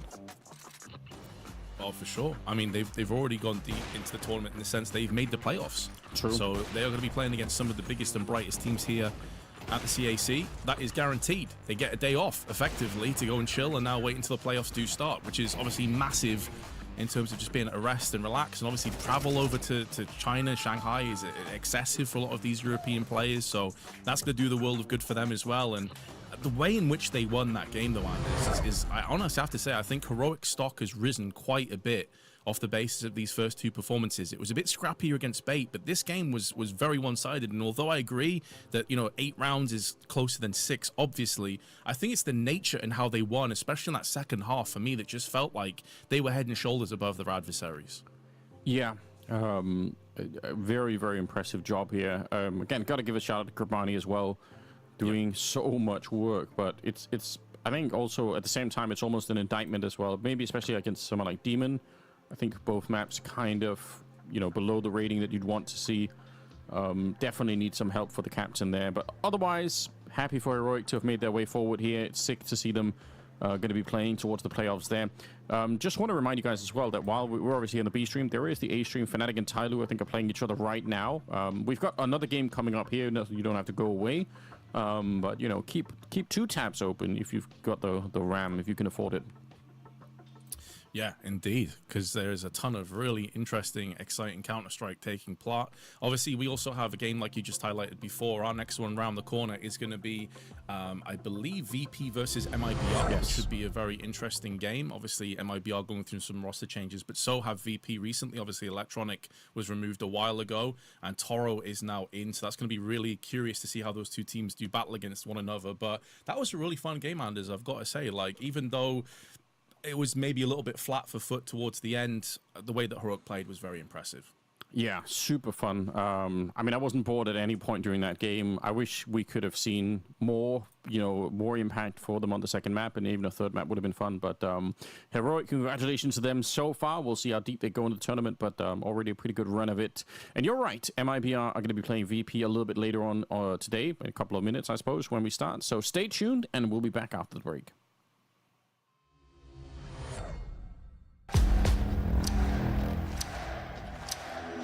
We will shake these walls! We will raise this roof! We will roar!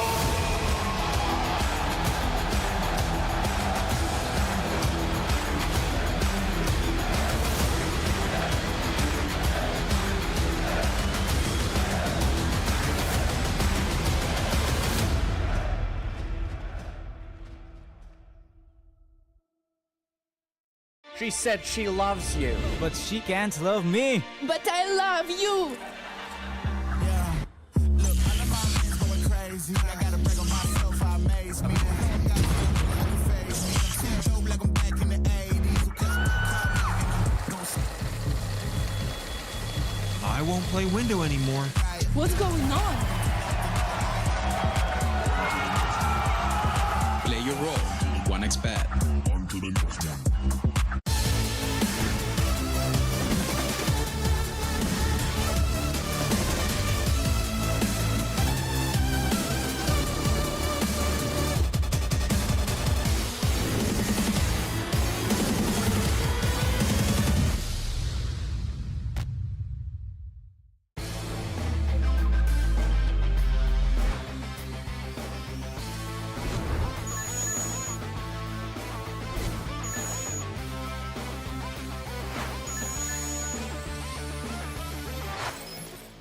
The human body was built to move. Not trapped at a desk in one singular posture for 12 hours a day. It's time your chair evolved. This is Secret Lab Titan Evo. Ergonomically engineered for you. Gamers, hybrid workers, artists. Backing your every move.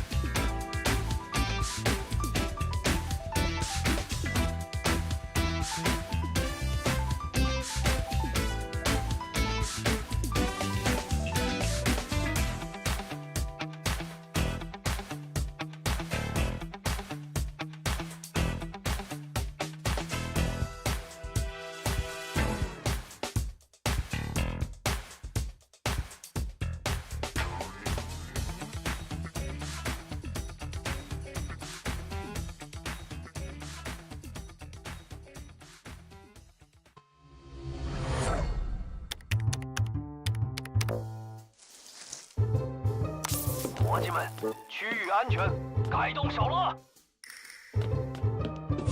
什么声音？我好像听到了动静。集合，该我们出手了。咱们给他们来个出生入死。来吧！你这手感，无人能敌。他们简直不堪一击。小心点，还有一个。一切都如计划所料。出发，出发！都是我们的，快撤！就是这样，就是这样。兄弟，现在麻烦大了。炸弹哪儿去了？跟我来。老哥，潇洒，没有什么能够阻挡。来吧，看我们的，他们要干掉我了！不要，不要！好美啊！目标已击毙，确认区域安全。别忘了还有个炸弹要处理，行动！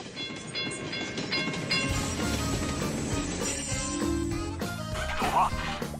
来吧，任务开始了。发现目标。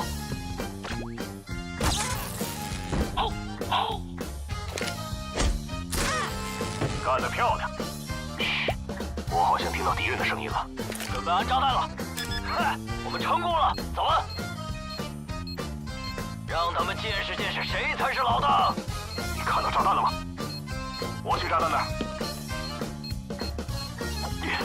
七零八落的，快拆弹！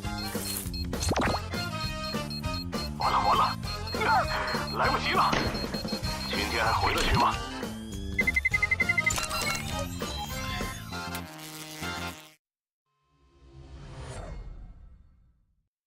Right, here we go. One more time. It's going to be another best of 3 coming up here at the CAC. Players are in Shanghai. We're here at home, Vince, and it's going to be an exciting game, I reckon. We're at the B stream. There's an A stream as well, so keep them both open at the same time. We've got MIBR and VP. Who is winning this one, do you think?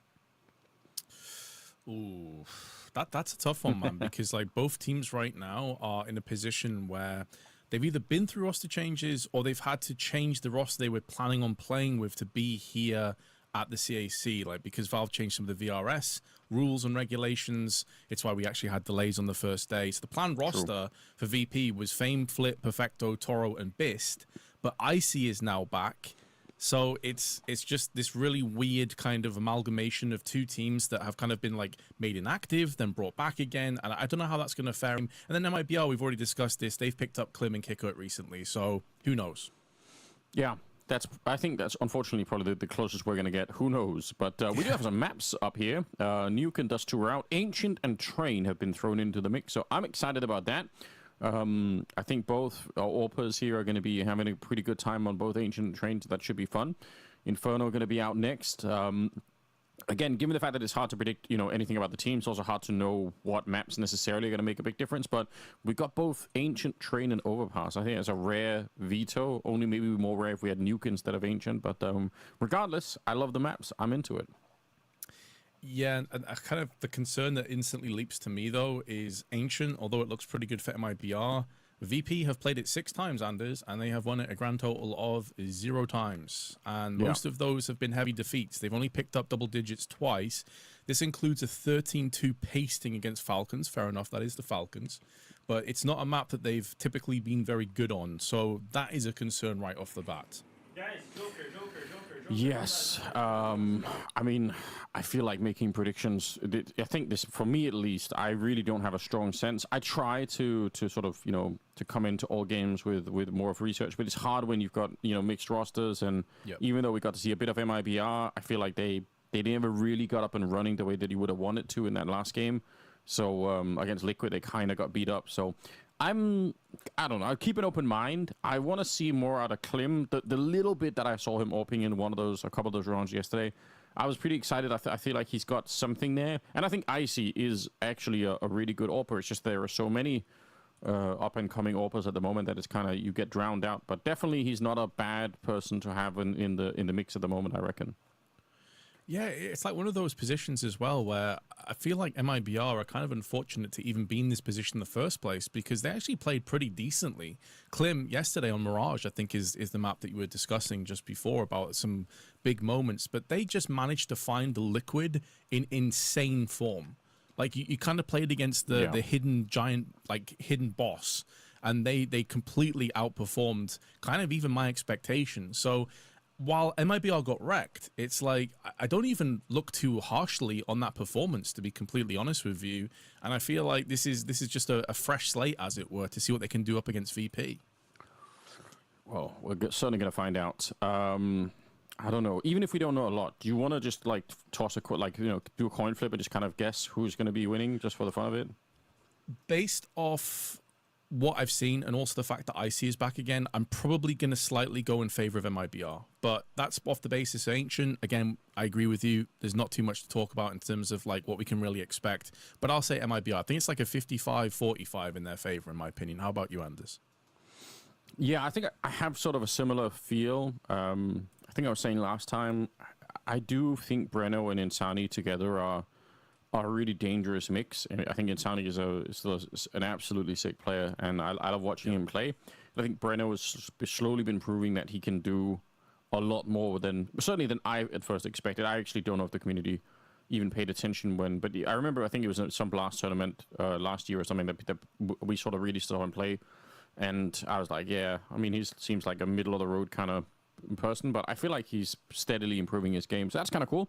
And now that they've gone international as well, who knows? Maybe this is the way for MIBR to really improve things. But I do feel the same way, and I also I'm skeptical of this VP project in general. I don't know where it's going, and I don't really know what's going on. But I'm happy to be wrong. It could be that they've managed to solve some things since last time I saw them play. Yeah, I also do wonder, though, how much of my distrust of VP at this point is off the basis of obviously having Jame and then Electronic as IGLs, and that kind of stigma that's attached to how those two teams played is still there. We have to say, like, Perfecto is now their IGL. So this is a completely different kind of take on IGLing. This is a fresh kind of like outlook. So it's kind of harsh to base it off what we've seen. But I don't even think it's just that, though, because we've seen Flit and Fame in this team now for quite some time. Yes, were they utilized properly? Probably not. It felt like they're two of, honestly, incredible riflers in their own right that just never really fully flourished in this VP squad. But at some point, it's like, well, how many IGLs do you need to finally show up, guys? You know, at some stage, are you actually also part of the problem? And I think this is another roster where I need to see Flit and Fame pop off, man. Like, I need to see these guys finally reach the potential that I've been expecting from them for the better part of the last 3 years. I mean, they are such solid riflers together that I feel like just between those two, you would assume that if they were both playing well, that VP is always going to be a little bit dangerous. But unfortunately, I've said this in the past, and I've seen plenty of games now where only one or neither of them show up. So, you know, I don't think they're like a strong backbone. They could be if they get it together on the VP side. We'll find out right now as we head into it. It's going to be MIBR staying on the C side, rushing through the middle. Oh, mid-air shot from Fame. That's what I'm talking about, but instantly back. Clem comes in with a couple of kills. Insani to take down Toro, and suddenly Flitz and Perfecto in an awkward position here. Flitz, he's near the site, but he can't really do anything, and Perfecto's just a million miles away. I don't know how he gets through exit. Look at how tricky it is to try and clear this. That's a nice jump, to be honest, to at least make sure that he could see it, but at the meantime, the bomb is ticking away at the A bomb site. They're going to get a kill here, but I doubt they could do much to recover the round. Yeah, exactly. They don't have control of a kit either, so it felt like more of just trying to divide and deal with exit, cut him out first, and then go back and save your weapons. And with the kill onto exit, I think it is going to slow down this potential hunt as well. So it may have just saved the bacon of these last two onto VP, but it's not going to stop the fact that this bomb will detonate as Flip finds Klim. And at a glance, that would have seemed like a really foolish play from Kicker. Like, why is he jumping? It almost felt like he panic jumped. It was by design. He had two players behind him. You draw up the shots. We've already discussed on Overpass how hard it is to hit those flicks vertically as opposed to horizontally. And you saw the outcome. Klim's right behind him, follows up. They get the trade. They get the bomb site. They get the round. Really well played. As you can see here, perfectly illustrated by the replay. It's a really nice shot to begin with there, but unfortunately for VP, it wasn't really more than that. How sick would it have been if they could have followed that up, or even just hid towards the donut, but not going to be allowed. It's MIBR to pick up the pistol, and it's VP now, stacked in the B bomb site. It looks like it's going to be a good guess. For being honest, I don't even think this, even if they go B, I don't think it's going to work. I think the utility here will shut it down, but they've guessed correctly.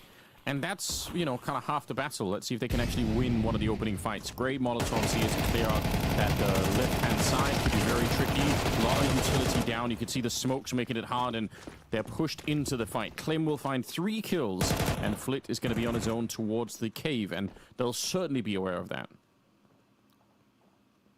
Yeah, they'll be checking all these angles. Ideally sending in the MAC-10 first. It is the expendable of the remaining weapons. And just holding fire as well to get them in right position to go for a plant. So MIBR dialing in more than likely a 2-0 start. The only question that's left to be answered, I should say, is whether Flick can survive this and maybe trade up a weapon in the process.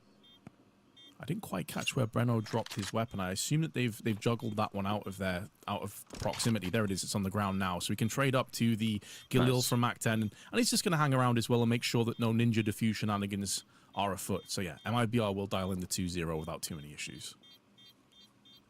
My feeling was that if they were going to make that stack work, probably what they would have wanted, because actually, I think there's a way in which you could argue that the smokes that go down on either side of that big box, you could use that on the CT side if you had a flashbang. So you could sort of fall into the smoke and then, you know, essentially flash your way through. But the way that they were sort of running out of the smoke and into the fire, it just wasn't necessarily a good idea. But it's all in the past now. They're going to pick up rifles very early on here. So VP electing to go for perhaps a more traditional approach almost at this point. Saving for the rifles, and they're ready to fight in the third round. Instant smoke coming up towards the middle. Everyone's learning so many of these. The other one going towards the front of the cave. So, very nice utility from T-Spawn that's going to be set up already. Actually, it looks like a fight brewing in the middle. Flick's going to be taking down Insani, but I'm surprised that Insani's even allowed at all to sneak through like that. That's so rare. I thought he would have had the advantage. Yeah, Fluxo and that prowess. Yet to die as well, by the way. Interestingly, they're 2-0 up and he's still the immortal on the server. Trading from the Galil to the AK is Breno. And having a quick peek on the red room area. Middle is completely vacant, though, from the CTs. Yeah, sure they're just... Might be able to have a good read of that. It doesn't seem like it at the moment. I don't know, there are some teams that are always testing that red room, and there are some teams that never go there on the T side. So MIBR for now, it certainly doesn't look like they're interested in it. Oh, this fight could be everything. I think if Breno loses this one, it is too much pressure on trying to attack B. If Breno wins it, on the other hand, then it'll put a lot of pressure on the defense to switch. Oh, the timing is just absolutely ridiculous. Fame will take him down, and now you can see they're locked in here.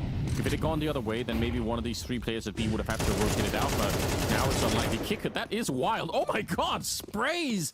180 to take down Toro. I have no idea how he could have done that. Both kills should have been impossible, but now 3 versus 3. The bomb's planted all of a sudden. What a wild spin. From Mission Impossible to Mission Improbable, considering the exit and kicker, it's still very low HP. And there is still some grenades at the disposal, including that smoke that's now fully plumed into cave. And all three players around this vicinity, they have to trade one across in the form of kicker around the back of ramp. It's a really good effort. They have to line up as well for the bomb defusal as they're ticking onto it, but it's on the other side. If Flick goes in for it fully, comes off the bomb to try and deal with the aggressing Klim, and now goes back onto the bomb. It's going to be so close, but they can't deny him. And although it's close for MIBR, it will be the round going the way of VP regardless.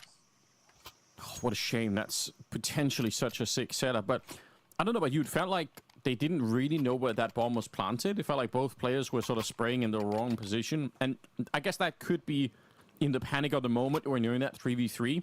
You just plant the bomb wherever you can. And it turned out to be in a bit of an awkward spot. So unfortunate perhaps, but for VP, it's great news. They actually get to go in and defuse the bomb. Tag timeout being called right away, even after the win. So, you know, I guess that makes sense. If you're Perfecto, you really, really want to lock down this game early. You want to make absolutely sure that nothing goes crazy at the start. This is so wild, though.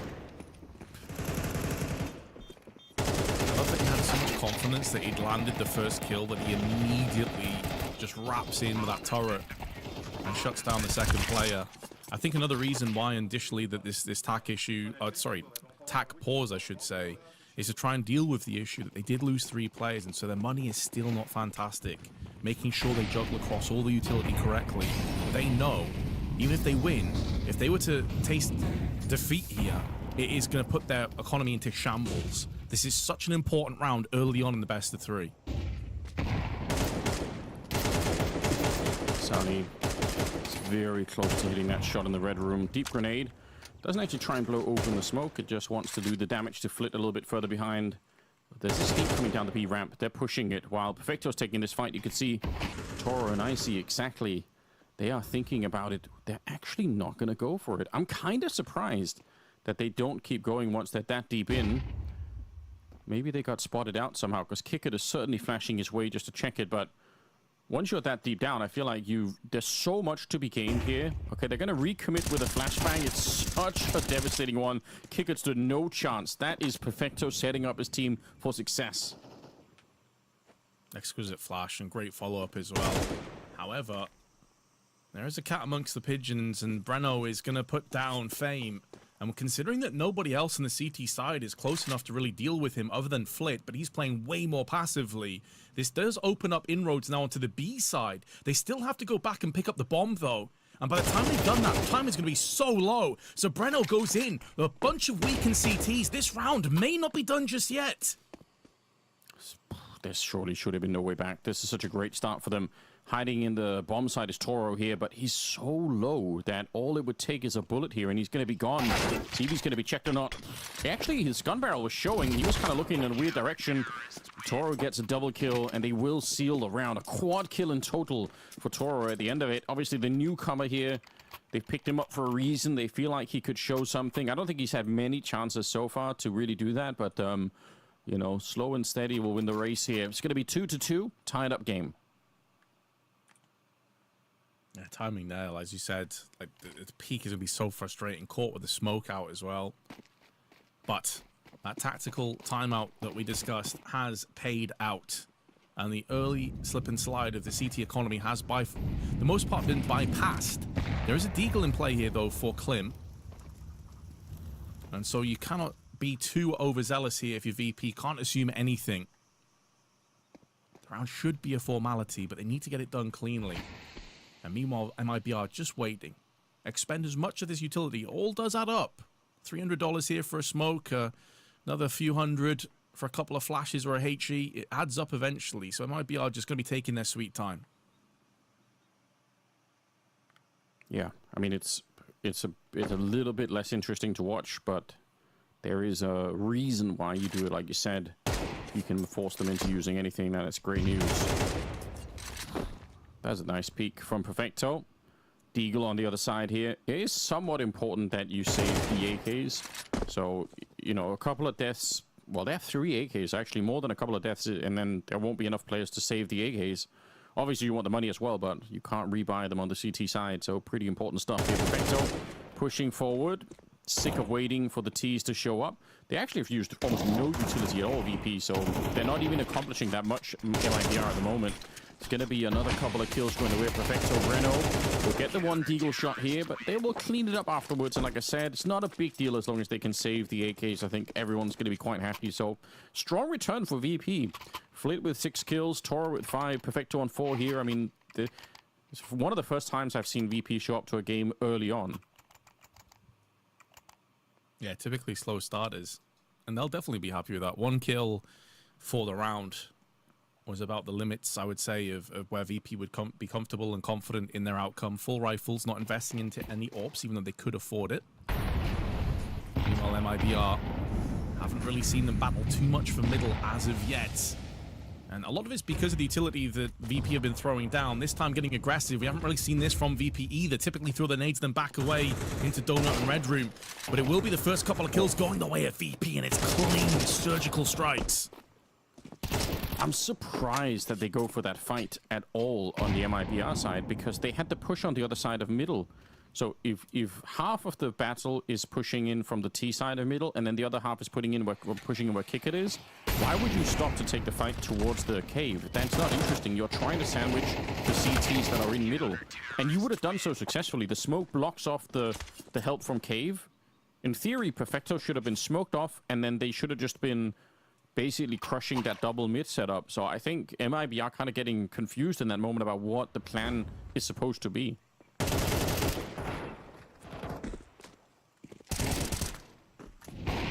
really nice rifle work as well. I totally agree. I think it did seem as if they weren't fully confident or fully committed to the play at hand, but VP definitely did their damnness to shut that down before it got any kind of steam ahead of it. Tactical timeout now called on MIBR, our second in total.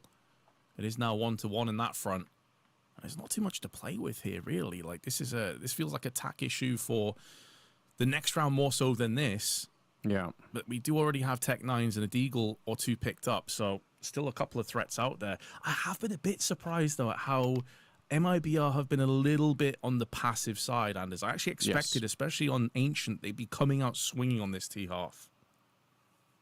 I mean, they have so many players that have, you know, some of that really high confidence. I think Insani and Breno both are two players that love to play forward, and I'm surprised to see that they're slowed down. But on the other hand, VP are full of confidence right now. It's sick to see.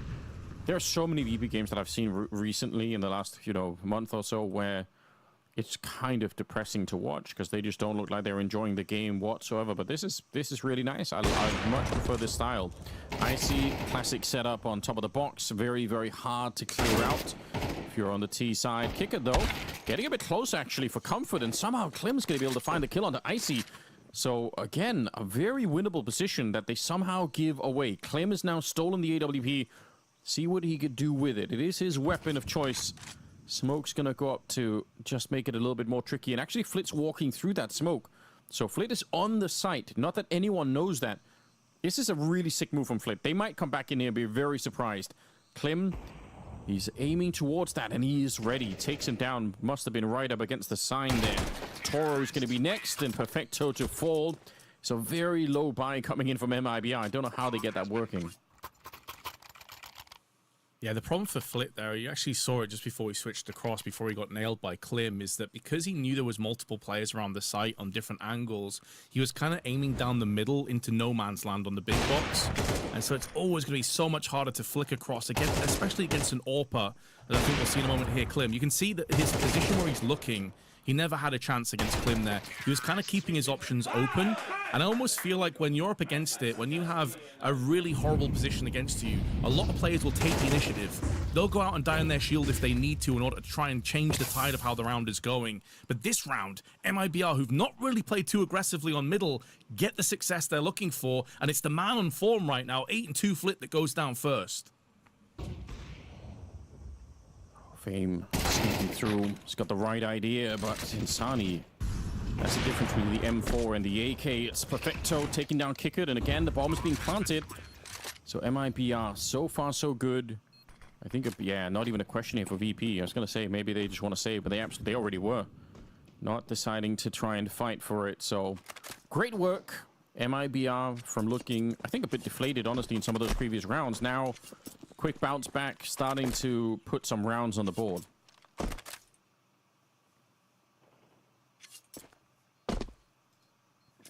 Yeah, kind of just pressurizing VP in the process. I mean, we've seen a lot of different takes. I've been surprised at the lack of ruthless aggression from MIBR, but what I have been impressed and surprised by is that even if they're playing a more passive kind of approach, they're not afraid to change it up. This round, Insani, super aggressive out middle, kills Flit, and then just wins the heads-up duel against Fame as well.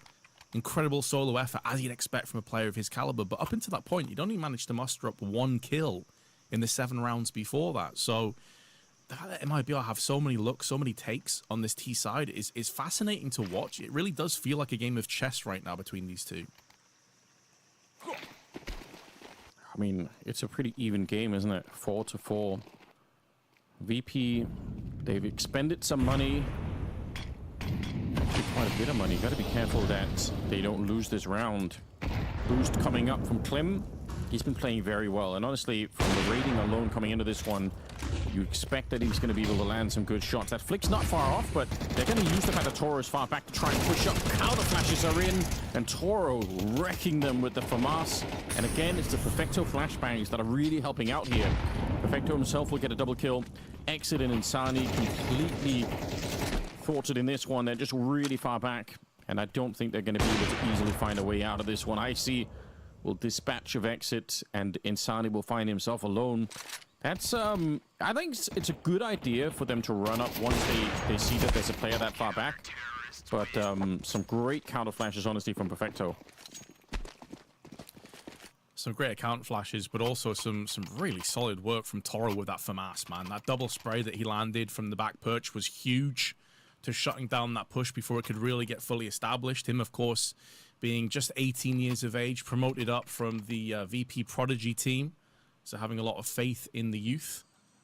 And I kind of feel like there are some similarities in some of the storylines that we were talking about with Hades as well here, Anders, in terms of Icy, because he was going to get benched, it felt like, until the VRS changes came along.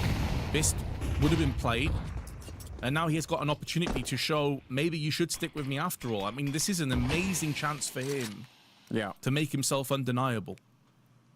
Yeah, I think that's a strong point.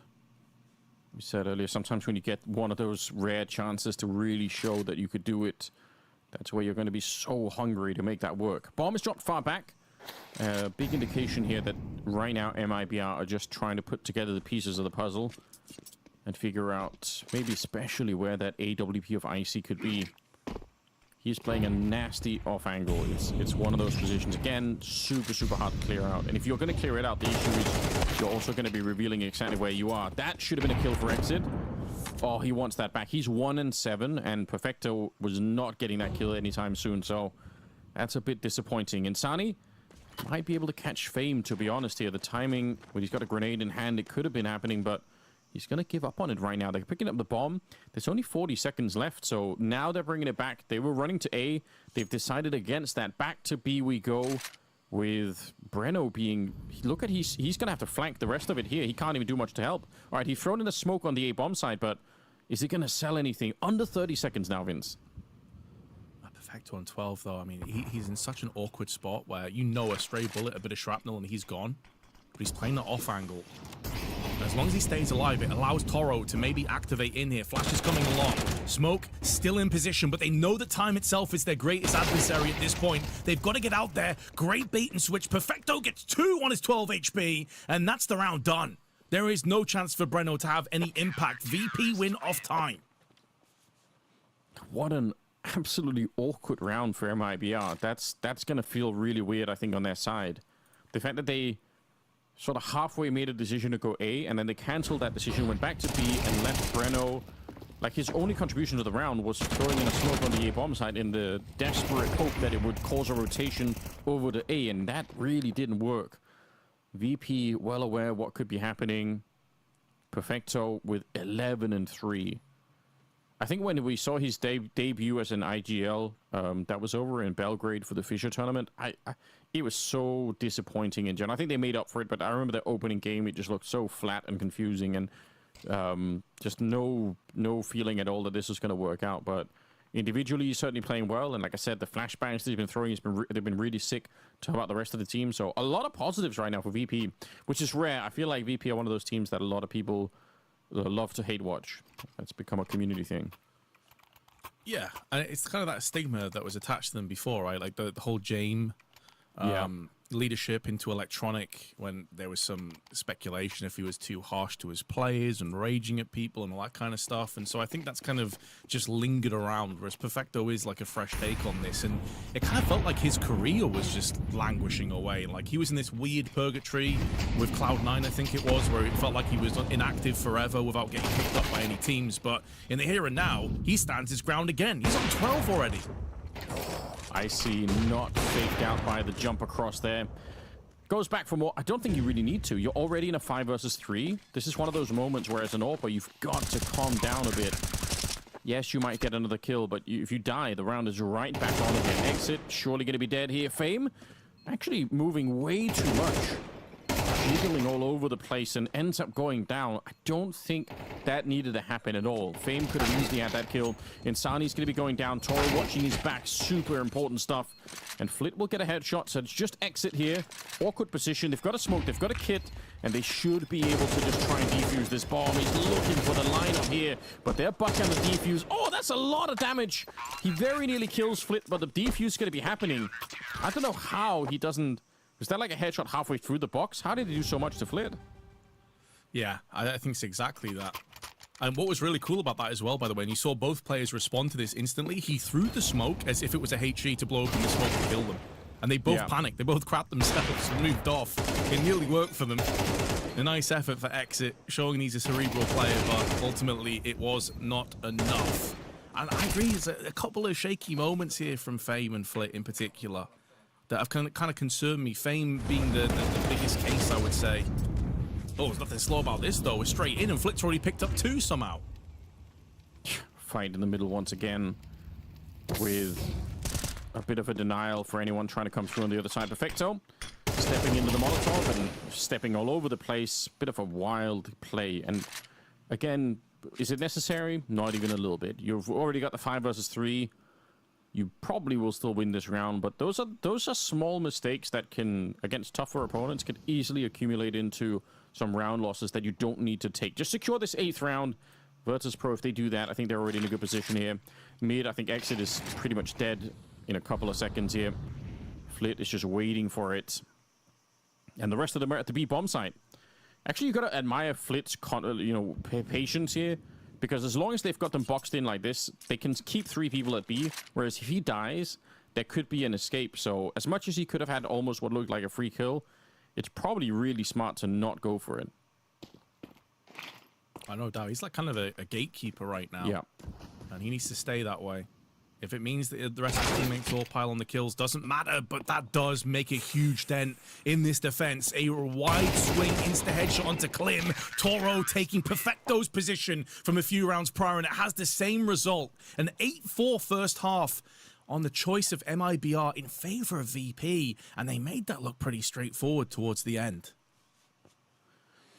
That was a nice shot to open up on Icy towards the end, but you're right, it just wasn't enough here. So yeah, it's great first half, 8-4, in spite of MIBR trying to make a bit of a comeback. But honestly, throughout a lot of this half, they looked a bit flat. They looked like they were lacking something, some key ingredient to make it work. Exit, obviously, with minimal kills is a bit of an issue, but even Insani, who usually I feel like is a rock solid player you can always rely upon to do a lot of work, he was kind of muted as well.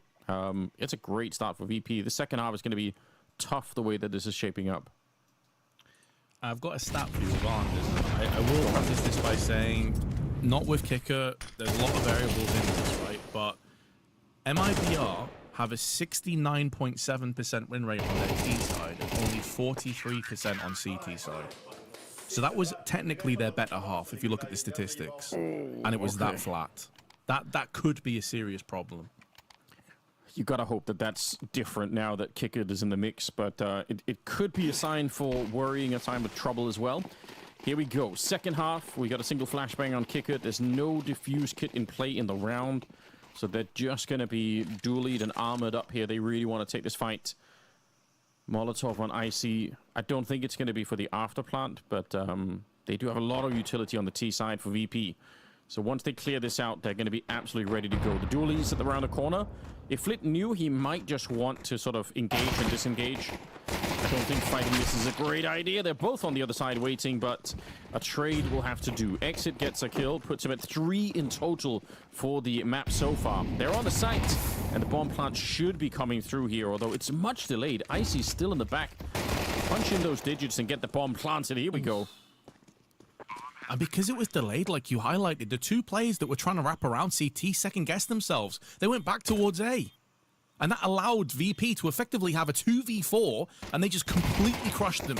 Now, Insani's going to be taking point on this one, but now he's not going to have much chance. It needed to be a snappy headshot to open up this round. Instead, he's been spotted, and more importantly, he's been tagged down to 31.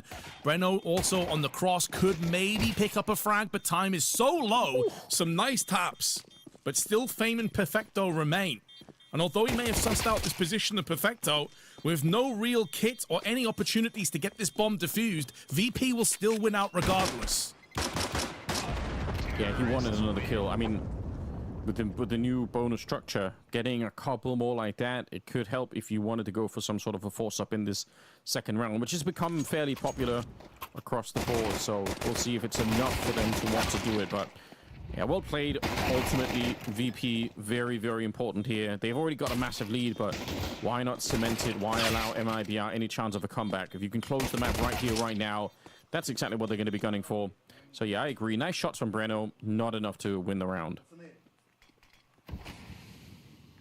Well, Perfecto's calling a pretty solid Ancient so far, it has to be said. He's also performing well individually. 12 for him, 13 for TYLOO. Flit 13 and 4. Great stat line for him. And Icy has been a little bit cooled off. Hasn't necessarily been required that much, I suppose you could say. And although there was the opportunity to go for the force, I think MIBR decide against it because they know forcing this early on, if it doesn't work out for them, it wouldn't be a great try they could muster. That could probably just be the final nail in the coffin. They have traded up to the AK, and Sani not for the first time, and not really surprisingly, is the man to get them into this with a winning headshot. But the problem is they have conceded another bomb plant, and there's not really that many opportunities for them to get success.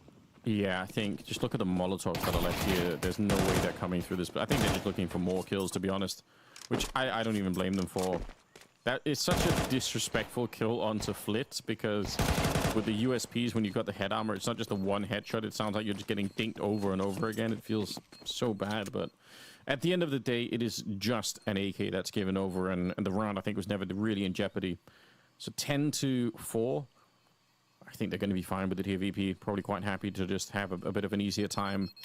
Wow, this has been much more one-sided than our first series that you and I casted with FUT and Heroic. There was definitely a lot of back and forth and pretty action-packed, but I feel like MIBR have not really shown up yet. What is going on? Yeah, I think that's a fair assessment, honestly. They just don't seem to pack that punch. I mean, Asani is trying his best, but it's not as if he's had a ton of success. You know, it feels like each of his kills are fairly impactful, but he's only got 6 of them. Klim has been the standout player, realistically, over on the CTs. But there's so many different facets and faces that VP can bust out at any given moment, and this time it's going to be aggression. They slip on that mask with ease. And although counter flashes are good, Breno tries to get aggressive and Flip punishes him before nearly spraying Klim through the smoke. Minimal damage inflicted to Klim, but it is a 3-on-3. Great return for Klim, but also, you know, just knowing the lineup there has made a whole difference. Kick it outside of B, and we've got exit towards the cave itself. They don't really know anything about the middle yet, but you could see exit really wants to find out. He's thinking about turning that corner, but not quite going to be doing it. Forward position for Fame towards the red room. Always a central position. If you can control this on the T side, you are in control of the rotations, but Klim is back. He's up to 14 kills right now, starting to really have an impact in the game. And honestly, it's kind of now or never for MIBR. If they want a chance to make a nice comeback in the second half, I think they do desperately need this round. Icy will go and plant the bomb for Donuts. There is an HE on Toro, and that could be important if they try and smoke off Donut there with the smoke on Kickard. That one HE could make the difference. Yeah, dropping all of his utility across there because Klim is low HP. And so I'd imagine they're going to bait him out first, let him go in, absorb the bullets, and then try and play around it. But they've got to get a move on here. Kicker needs to start making moves into Donut. Although they do have a kit. Already half that fuse is gone. And Klim does get the headshot onto Icy, but still falls down. And as long as Icy stays alive, then maybe Toro can cook. But instead, he is put down by Kickert. An exit pre-fires around the corner. They needed that kill so quickly. Jump on the bomb with a defusal kit. It's going to be exceptionally close, but they do snatch it away. And MIBR just about hang on. That is so crazy. Oh, man.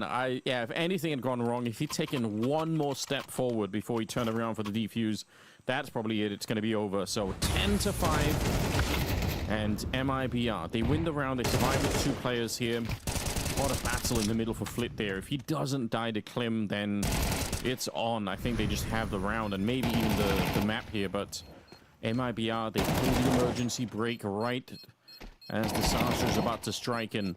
Maybe it's enough to bring them back. Look at how he's almost running out of range for that defuse, to be honest. Into the next one we go. Flitz traded out. He could not escape, but it's a nice boost looking over. Toro wants to try and see if he can find any kind of action towards the ramp. Smoked off for a while here, unfortunately. And it is the main man of Klim that is taking down the process. By far the best performing player thus far in Ancient. Is that a heavy cost, though? Because they lose Flit, who's on a bit of a heater himself, and Fame gets tagged down to 16. So that trade not too bad for MIBR. Unconfirmed damage through the smoke for the most part, but exit up close is perched up and looking to try and get those claws working. Oh, Breno moving around the back. Kicker takes a lot of damage. I see, can he find the timing? He does. He shuts him down. Now, it's not the bomb carrier, but instantly, MIBR now are going to force VP to get more aggressive, but be careful what you wish for, because you might just get it. And Perfecto and Icy slap away Exit and Kicker in the process. Now have a chance to get on the bomb site and plant. That is disastrous. There's absolutely nobody here. Breno is sneaking in, and I think he saw just a tip of Toro there. No idea that he's sneaking up behind. They both are, in fact. Got so many grenades as well. If they just get one good kill, they could block them out. But oh, Perfecto, what? He spins around for a headshot onto Breno? That looked disgusting. Toro on point as well. This VP team is looking very sharp at the moment. Oh, man. You're feeling like that is the most grotesque outcome at the end of your MIBR. Like, they expected a double pump on ramp. That's crazy. And the timing as well, like you said, could not have been worse. But when it rains, it pours. And MIBR right now are in a bit of a torrential downpour, the way this is feeling. They had the pieces, right? Like, they had that rotation around the back. Breno struck and backstabbed. It felt like they'd done enough to put VP into an awkward spot, but it was the fact they lost those two players in Cave that basically let this one come crumbling down. MIBR have got to do way better. Exit had a good position and completely missed out on his spray. 4 and 10. It's been a rough game for him, but that kill there, honestly, could have turned the tide. And instead, MIBR are 1 foot out of this map already. Yeah, it just feels like they've kind of got going a little bit too late. Klim has been trying his best.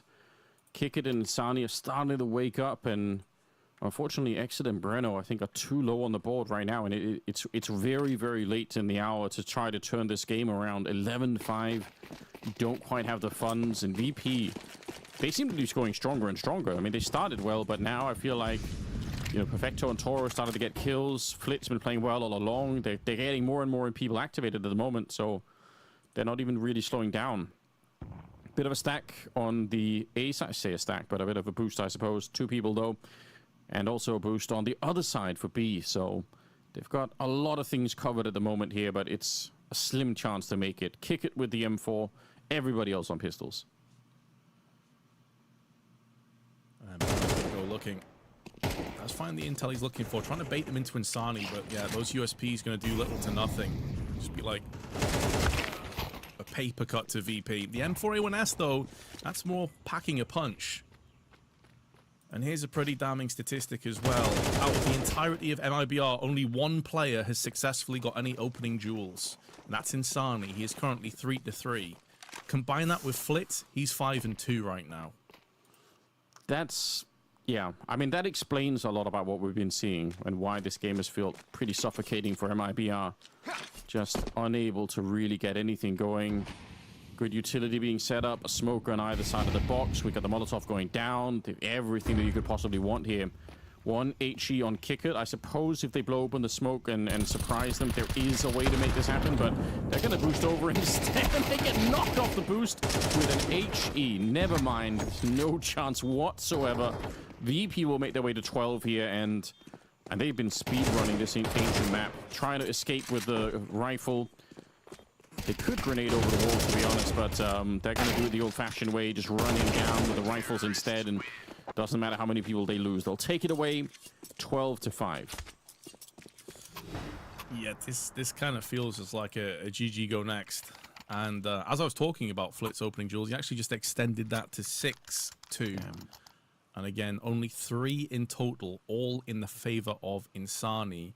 When you also look at the multi-kills as well, like 3 players from VP are around the 5 mark. It's only Klim that has any multi-kill rounds to speak of. It's been so one-sided on the stat page, man. Like, it very much reflects the 12-5 scoreline. And this is their map pick as well, right? It might be a picked Ancient, so it's sort of devastating news that you're not able to get the machine up and running by, you know, before it's too late. Like, you can't have these kind of slow starts to try and fight your way back. Obviously, road back into this game is crazy long at the moment. Breno jiggling the corner, just incendiary in hand. Fine as far as but if he gets sniped here, then none of that matters. All right, he's going to throw it out based on the flashbang, so smoke up. He knows they could be coming through. Scared that they're going to try and jump up on him, but only one player in the middle. That's Perfecto sneaking around. So when VP gets smoked off like that, it does take them a lot of time to reset on the map. They're going to spend a good, 15 seconds before they really could do anything else again. And this scoreline is very much par for the course as well, because when you take out domestic lineups and matchups out of the equation for their previous Ancient performances, by the way, and you look at how they fared against EU teams, they lost 13-4 to Heroic, 13-5 to 3D Max, 13-5 to Astralis. Oh, I mean, it's almost identical to what we're seeing right now. Okay. That's not that encouraging. I mean, obviously, now that they've got a couple of new players on the lineup, MIBR, I'm sure they're looking to change that statistic, but it doesn't look like it's going to be right now. Insani creeping around in the back, but the deep Molotovs there will make sure he can't really do anything. Look at how close it is to burning him out completely. Another Molotov lands, and now finally he's going to get a fair chance to take a battle here. Dink onto Icy in the back, but he somehow lives. That M4 not able to bring him down, and the bomb is ticking away. Not that much utility left on the T side. They're going to go and try and see if they can take the fight right to the doorstep of MIBR. They're very low. Grenade around the corner. Might be a double, and it will be. Fame with a touchdown. Breno and Exit trying to get back, but I doubt it's going to happen. Exit's been having a tough game here, and Icy will shut it out. 13-5, an absolute destruction of MIBR on this opening map. Incredibly one-sided, yeah. Like, it even felt like it was more one-sided than a 13-5, all things considered. Like, you have to factor in as well that, like, one of those two pistol rounds, it went the way of MIBR. Out of their 5 rounds they picked up, 2 of them were off the back of the first pistol, and then he managed to get another couple here and there as the game progressed on in rifle rounds. But essentially, this was just domination the entire way through for VP. I thought this would be a close game. I even said I thought you'd probably give the slight favor to MIBR. How wrong I was. I mean, to be fair, none of us have ever seen this version of VP, I feel like, or at least not for a really long time. It's just been... It's honestly been depressing Counter-Strike for a real long time from this particular, squad, and it's good to see that they found a way to turn it here. In Belgrade, I mean, they tried to turn it around, but I was never super impressed with what they brought there. Seems like things are fitting together a little bit more nicely, and just even just individually, you can see more of their players getting warmed up. So I really appreciate that. It's good work, and hopefully it's the kind of Counter-Strike they're going to be playing going forward, because this is much more fun to watch than it's been for a minute. So quite excited. Perfecto again. I've got to highlight, apart from the individual kills, there were so many great flashes that he set up for his teammates. That's just... It's good work for if you're the captain of the team, just kind of empower your own teammates to get those kills at the beginning of the half. I think that was really sick. Yeah, some really good calls from Perfecto, absolutely. And I also want to just give a shout out as well to Toro. Super young, gets the promotion that he's been waiting for from VP Prodigy for the longest time, comes in here, has a really good performance. You can see he was only just behind Perfecto in terms of the ADR, but he had a couple of massive multi-frags on the CT side especially. But this is one of the reasons why we've been so frustrated about VP for so long, because they have that duo of Flit and Fame, and we know what they're capable of. We know this outrageous ceiling that they have when they're feeling it, and Flit gave us a taste of that today. And simply put, it just didn't feel like MIBR had anything more than maybe Klim. I know Insani's going to be topping the scoreline in terms of, 80 ADR, but keep in mind, at one stage, he was like 3 kills for 5 or 6 deaths in the first few rounds, didn't really do that much at all. So it just seems like VP are on a different plane, a different level right now, and I do fear the worst for this train coming up, because I don't think it's going to fare any easier. Well, yeah, I strongly doubt it as well. Hopefully they can have a real serious conversation and kind of, get the team fired up before they get into train. But I don't think it's going to be easy at all. I bet VP are going to be ready, and MIBR, a lot of them are going to come out of that match feeling like, man, we didn't even get started. It was over before we really got to even touch ground on that one. So super well played. We can only say it in so many ways. VP playing a brilliant game on the opening map of the series. This is the second one coming up. It's going to be Train. Don't go anywhere, and we'll be right back.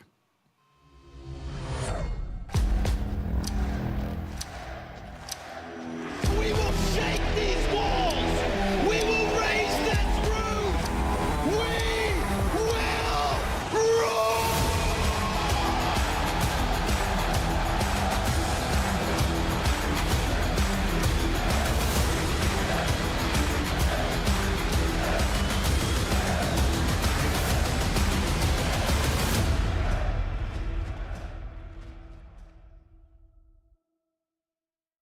She said she loves you. But she can't love me. But I love you.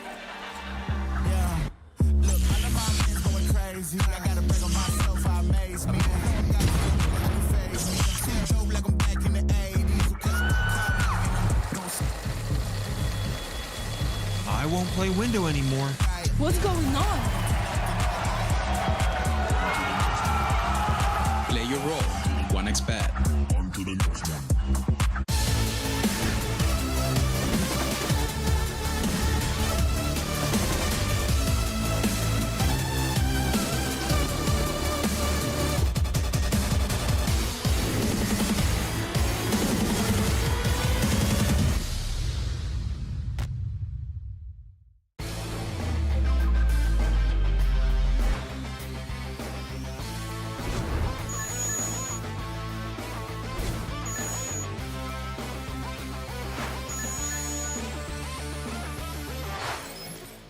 The human body was built to move. Not trapped at a desk in one singular posture for 12 hours a day. It's time your chair evolved. This is Secret Lab Titan Evo.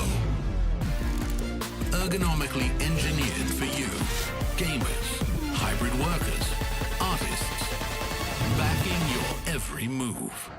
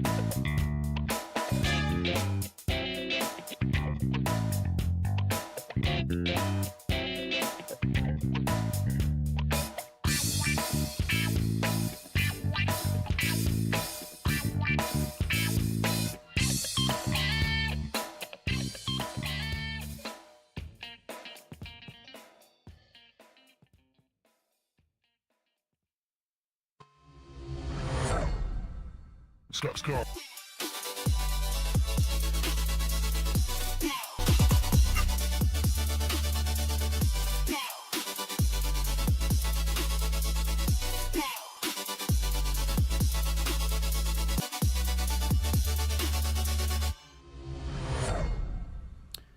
Ladies and gentlemen, welcome back. We are on the B stream. We've got MIBR and VP, mostly VP really, but that opening map, very one-sided. Unfortunately, it was MIBR that picked it on Ancient. Now we're going into the second map, which is picked by VP, and I mean, it's one of the few times I can remember where I've actually seen a VP team that looks good. They look like they enjoy the game. They're playing with, you know, with a little bit more energy. I think this is going to be a lot of fun on Train. Yeah, it has been kind of a breath of fresh air, you know, because I mean, we even discussed this briefly in the break there, that it's kind of hard to shake off the residue, kind of like bad feelings when it comes to this VP squad after never really reaching the heights that we expected in a kind of team that felt like it was going nowhere fast. And yet here we are, even under weird circumstances, with Icy out, inactive, then back again, Bist not in the roster because of the VRS stuff. I wasn't sure what to expect, but I was very impressed with that performance, I've got to say. And now moving across the Train, although MIBR again do have more wins than losses, I have to also put the caveat in, that's mainly against South American teams. When it comes to EU squads, they're struggling. So again, the stats I think you can kind of just take with a pinch of salt at this point. Yeah, I mean, I think we said it at the start, it is very hard to predict a lot about what's going to be happening here. My expectations, I say it's totally upfront, were very low for VP. We even talked about this a little bit in the break. Like, I don't know what it is. I feel bad because obviously, in theory, I want to come into every tournament giving every team the same kind of like blank slate chance to prove that, you know, something new is going on or whatever. But it's hard for me not to have this weird bias against VP where I sort of remember the whole James style of play, even though it's unfair because the current James roster doesn't even play like that anymore. Yeah. And then there's the whole electronic, you know, thing, and then now it's Perfecto, and like it just felt like they've been in the wilderness trying to put this team together for such a long time that I just have this weird feeling that I'm never going to see anything exciting from them. But obviously that, as we've just seen, that doesn't have to be true. I'm happy to be wrong, but yeah, I feel like I'm caught in some past memory of what this team is. It's like one of those things with trust. Once it's broken, it takes quite a long time before someone can earn it back. And that's kind of how it feels with VP for me at the moment. So I'm definitely in the same boat as you, Anders, I've got to say. And although I just did touch on Train being a map that they've typically had success in domestic matchups, which is very true, they have actually played VP twice in the last couple of months. But we obviously have to put the caveat in. That's when MIBR had Exit. Sorry, not Exit. He was in the team as well, of course. But I mean Safe and Nix, who are the two players that have been replaced with Klim. And of course, Kicker. And additionally, it was also VP with a different roster on top of that as well. So you have to take, obviously, those things into account. But at least the core of these teams is what I'm getting at. Actually do have some previous history, very recently in the last couple of months, playing this very map. Well, I'm excited to see how this is going to play out. I still think Train is great. I love the map. I have a couple of criticisms for Ivy still, but I think tactically there's so much that can be accomplished if there is there may be a couple of changes to how the Ivy position is, but yeah, overall I still think the map is pretty solid, and there are so many unexplored things yet that people haven't done at all. I was talking about this yesterday, but there's a particular Molotov on the B bomb site for that back of hut position that the CTs can occupy. It can easily be Molotov from the T side. It's not risky. It's not, I mean, maybe a little bit risky, but it's not super risky. It's not hard to do, but nobody's doing it. And it's super weird. So there are a lot of small, I think, protocols on this map that can still be optimized, which is fun. I like it when we're in a position where a map hasn't been figured out, you know, too much. And just going back to the Ivy point that you raised there, what would you like to see changed, Anders? Like, do you think it needs to be broadened? Like, maybe it's a bit too narrow? Do you think there needs to be like an extra passage? Like, what do you kind of have issue with as it stands? My feeling still is that the double box that's on the CT side when you're exiting Ivy, that sort of leads in towards, like, when you turn right, if you're coming in from the T side as you turn right. I just think in general, there's a lot of stuff there that you're walking into this weird three-way crossfire, and it makes it very hard for the T's, I think, to use Ivy in a good way. So it's hard to know exactly how to make that more reasonable, but I feel like it's such an exposed area at the moment that it's kind of, it's used less by teams. But it's also possible that it's just because it's early and nobody's, you know, figured it out. But it's just to say, in the past versions of Train, like going all the way back to 1.6, the Ivy splits that you can do, both for A attacks but also for B attacks when you split through CT spawn, I think is almost definitional for how the map plays. Like, it's so cool. Like, think of how few maps exist where you would use CT spawn to split through, like Inferno, where you do like the B splits through like, you know, through Arch is an example. But a lot of maps you don't really get that near CT spawn when you're on the T side, and I think this is a map that kind of allows for it, and it's always fun to watch. Well, I suppose we'll see if these two teams agree with you and if they are going to exploit that, because we are ready to jump in to what could be our final map of the day here on the B stream. One of these teams is going to move forward and maybe taste glory, and the other one is going to be left in the back and eliminated. It's that simple.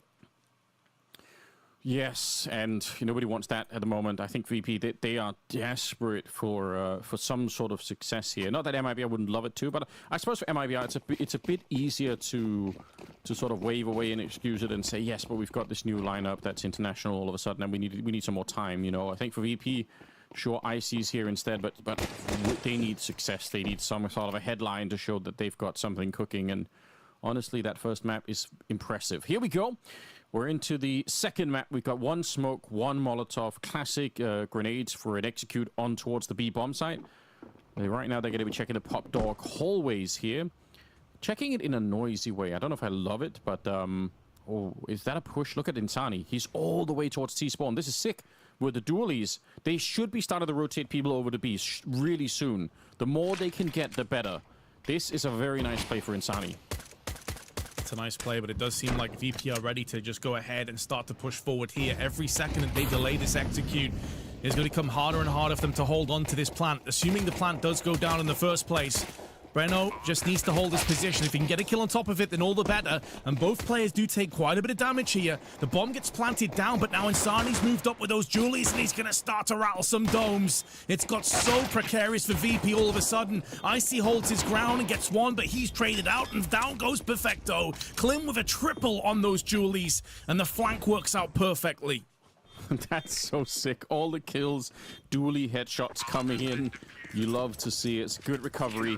Bomb is planted, yes, so VP are still going to have a decent buy there, but Insani was initiating that whole thing by pushing up and flanking them, allowing for a really good setup there. So VP, kind of half the battle won, but not all the way there. Look at this here. Takes a while. I said headshots, maybe not for Insani, but it'll get the job done anyway. And Klim here, a little bit more crisp. My God, that's quick on the second one. Why don't my Julies work that Anders? Because I'm emptying the entire magazine and getting no kills. I'm just trash, I guess. I just don't buy them for that reason, you know. It's not even worth it. Well, no full investment into this round. VP did have the option after the plant came through. They decide against it, and they do hemorrhage a player early doors in the form of Flit. It's that man, once again, that you expect to see on the scoreboard early on, Insani. Another opening jewel in his favor. And VP on the back foot, but still having a couple of deagles, so they can make this a costly round. I do like, though, that MIBR, they've got the pick they were looking for, and they're clumping together, playing longer range with these rifles. They're not overextending. They're not getting a bit too ahead of themselves and pushing main or anything like that. They're holding back and expecting that VP, they have to blink first. Think of how interesting it is that VP didn't buy in this round. I mean, it's not even a question that we ask anymore. We just automatically assume that if you plant the bomb, you're buying in the second round. So I'm very curious about how that plays out. Breno, good shots here. Bomb plant. I mean, again, because they didn't buy, it's not even the end of the world that they don't get it. It would have been, I guess, a fun bonus to have, but it doesn't really matter that much. To be honest, a lot of teams have been struggling mightily picking up T rounds on this particular map. So maybe this is VP's way of saying we just cherish the T round so much that we want, you know, the best possible weapons to try and make it happen instead of trying to do like a force up in the second round. But yeah, it's just interesting. I feel like I don't even think about it anymore. I just automatically assume they're buying if they're planting. Yeah, I was thinking if it might be a case of them holding off so that Icy could get an early AWP. He was on 56k. 56k, he wishes. He was on 5.6k. And so he could have got the AWP with no Kevlar behind it. So he decided against that. Klimno getting tagged down in the halls. Does have an AWP of his own. They've heard that now. That's information gathered. And they managed to force away the CTs. And done a little bit of damage and expended a bit of utility on top of it. Still plenty of time on the clock, though. And Klim can now just dart back and play way more deep passive angles. It looks like he might be joining Exit here to watch Ivy. So this effectively keeps Breno all alone on B side. It's one of the most difficult jobs, in my opinion. Solo anchoring that B bombs. That's so important to stay alive. Don't even think getting kills is the most important part of that job. Just don't die. He's got a little bit of backup now. Exit is sort of behind him with the FAMAS somewhere. The rest of them in the yard, I think especially with that AWP on Klim, is going to be really important. Klim was the only one that was really showing up. So they're going to fake a B attack here, and then they will presumably run back and split the A-bomb side through main and top dog. With 40 seconds left, I don't know, it could work. Look at the grenades already pulling people back towards the connector, so it is working. They are distracting enough. There's a fourth member rotating back. They are really buying this, but now that they find Fame, they instantly turn around. MIBR, they're very, very quick to get back to this A side. That's actually a sick counter rotation coming out here for the CT side, and it should be enough, I think, to win them the round as well. Icy goes down. Toro looking for the headshot, but Klim rock solid in their back, even pulls out the dualies for good measure to take down Flit. That was very well played, but he had actually rotated out. They had rotated almost 4 people to the B bomb side, and then that one kill on Fame made them turn around. And I've got to say, although it's Klim that picks up the bulk of those kills and he's up to 6-0, a lot of that round actually rests on the shoulders of Insani. He was playing that E-box angle. He got the first kill and stopped the initial charge, kind of like stalled it out, stopped the main push from having any success, and then dinked his second player before he went down. He had so much impact, even if he just had 1 kill on the scoreboard, and that activated Klim to put his AWP to use. Really, really well played again from the star player on MIBR.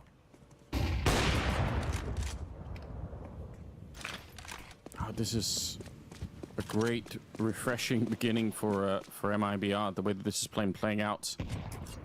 From losing that first map without even a chance to do anything. Now, coming into your opponent's map pick, again, gotta reiterate, they are playing on the more favorite side here, and they did win the pistol, so those are all signs that things are going to be, you know, a little bit easier. But hey, if they can come away with the first, 4 or 5 rounds here before VP can even get activated on the T side, that's definitely worth thinking about.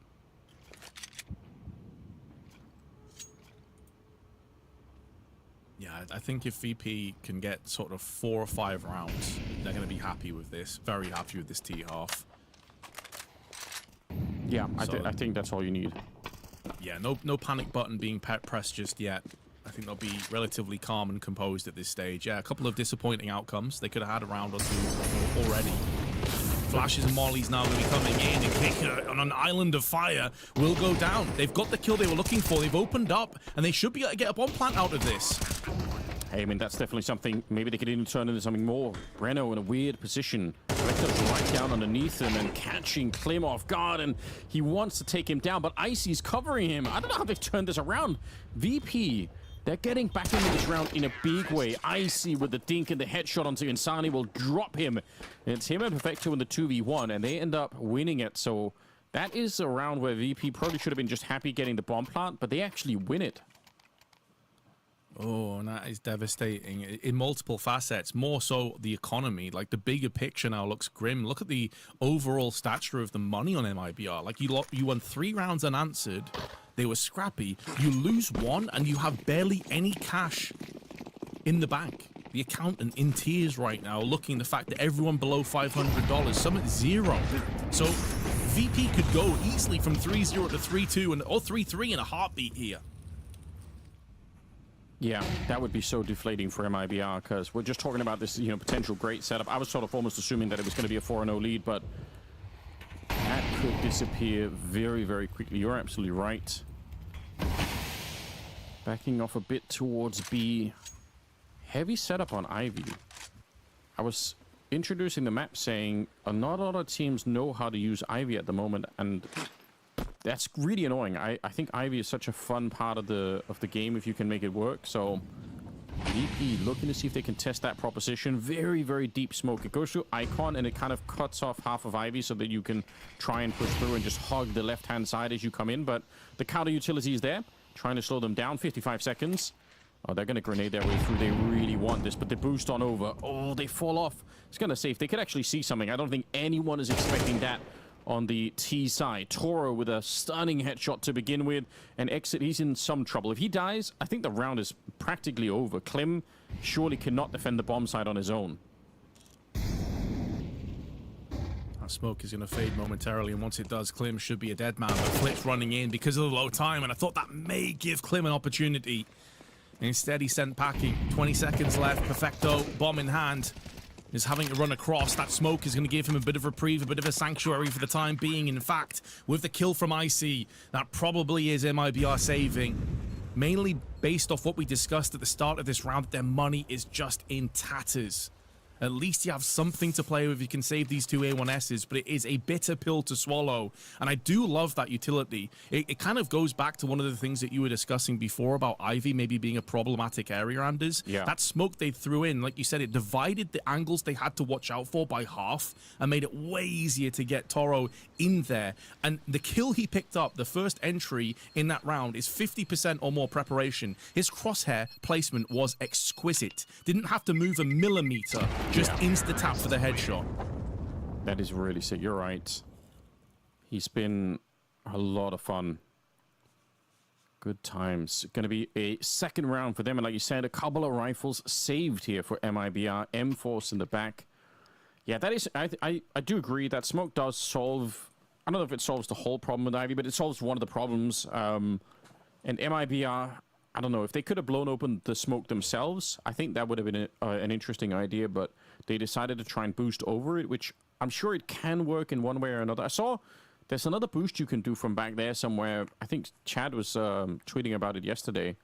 So there are different options for boosting over to try and look over the various smokes on the map, but not easy to make it work in the moment, and they didn't quite actually find a kill with it, so unfortunate. So we go into the next round after hopefully not too long. Seeing all the paperwork in front of them. My God, they've got notes. Oh, yeah. No shortage of preparation. A really important game for VP. A great opportunity to get this Perfecto-led squad up to some early success and remove some of those residue effects that a lot of people, I'm sure, think about with VP at this point. So why the hell not? Double nades in, not really going to affect Breno, and he looks like he wants to try and take the charge. He's made a lot of noise there, and that flashbang, of course, the pop flash is going to kind of give away the play regardless. Molotov is there designated to allow Fame to go for the wide swing, not get peeped from Pop Dog for the time being. But Klim, he decides to get aggressive outside of Ivy. Yeah, I like it. You might as well. You need some miracle to bring this one back, and you can actually see that his position is allowing, or they're taking the risk of stacking the B bomb side behind it. So they're just saying, we just hope that they don't go only main and Pop Dog. If they do, then we don't have a chance. But otherwise, we've got Ivy with advanced warning. Oh, they're pushing in. I don't know if I like this, though. There's still two people behind, so there is a chance that it's going to work as a bit of a surprise, but unfortunately, they're both going to get caught off guard, and I don't know, you already had the stack. You already kind of had what you wanted here. Now, instead, you've given them a way to weaken the defense. And yeah, the flank is coming in from Klim eventually. One of these days. Might be another hour before he actually gets there. It's that kind of rolling of the dice mentality when you have a way worse firepower utility, you know, in every single facet, to go for those kind of Hail Mary plays. But I do agree, when you've got the stack, I mean, it's easy for us to say, I guess, from our perspective, we have all the information, right? Like, we can see what the players are. From MIBR, they may have been concerned they were about to get wrapped around, because keep in mind, the one player that wasn't on B was Klim, who'd moved around Ivy. They effectively had nobody on A side, so they may have been scared about being pushed through on connector side or even wrapped around the back. So I can kind of understand. It didn't work out for them, but, you know, they can go again into the next round regardless. Yeah, see if Exit can save the M4. I mean, you're not wrong. It is obviously a lot easier when you've got the minimap to look at. But I just feel like sometimes, like, you're never going to be able to cover everything anyway. So you just have to make a set of assumptions and say, if, you know, there are like 5 things that can happen, we can cover for 2 of them. If the rest happen, we really can't do anything, you know? I feel like if you try and play to cover all of the bases, it's probably going to be chaos anyway. So at least in some of these rounds where you don't have too much going into it. It's unfortunate, but not for VP. They are enjoying life at the moment. It looked like such a bad start for them, but now they're tied up 3-3, and it suddenly turned into a brilliant beginning for them. T-side of train, pretty unforgiving. The fact that they're already at 3 rounds has really changed the story of this map quite a bit. Yeah, stark contrast to how this map started, that's for sure. And I said before, like, the panic button won't be getting pressed at 3-0. Icy has just been nailed through the smoke and flashbang, courtesy of Klim, though, who now focuses his attention back over onto the Ivy side. Flash is going to force him away, but it doesn't really do much in terms of closing the gap. So a good opening pick on Klim, and really needed when you consider that there is a distinct lack of utility across the board in MIBR. They have smokes, but they don't have any HEs to blow open smokes, no Molotovs or anything to try and fend away the T. So getting that opening pick is so valuable. Yeah, you're not wrong. Still got 1 minute and 10 seconds, and there's 2 smokes picked up, so that could be a bit of an issue. Otherwise, once you have the opening on the CT side like this, when you're playing 4v5, the fact that you've now got 2 in B and 3 on A, it feels so good that you've got everything covered. By the way, this particular position for exit that he's in now is the one that I keep talking about that you can Molotov out. In fact, if you're Fame and you walk forward and crouch into that arch, you can throw the Molotov from there, and it gets not just the close corner of the actual hut, it covers the entire plateau up there, the entire platform. So it's just so efficient, and nobody's doing it, and it drives me crazy. 30 seconds. I've got my little things, you know. Yeah, this entire plateau could be burned out. No, every time. It's not even. The fail rate on it is 0. Perfecto gonna throw another great Molotov way back there.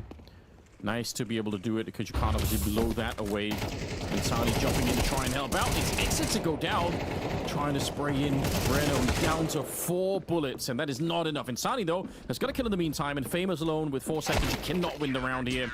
Just wouldn't have been able to get that bomb planted really ever. So MIBR, they stand their ground, and they get a good rotation in time. And Sani, at the end of it, it looked a bit wild for him to run through the Molotov, but it turned out to be a really good idea.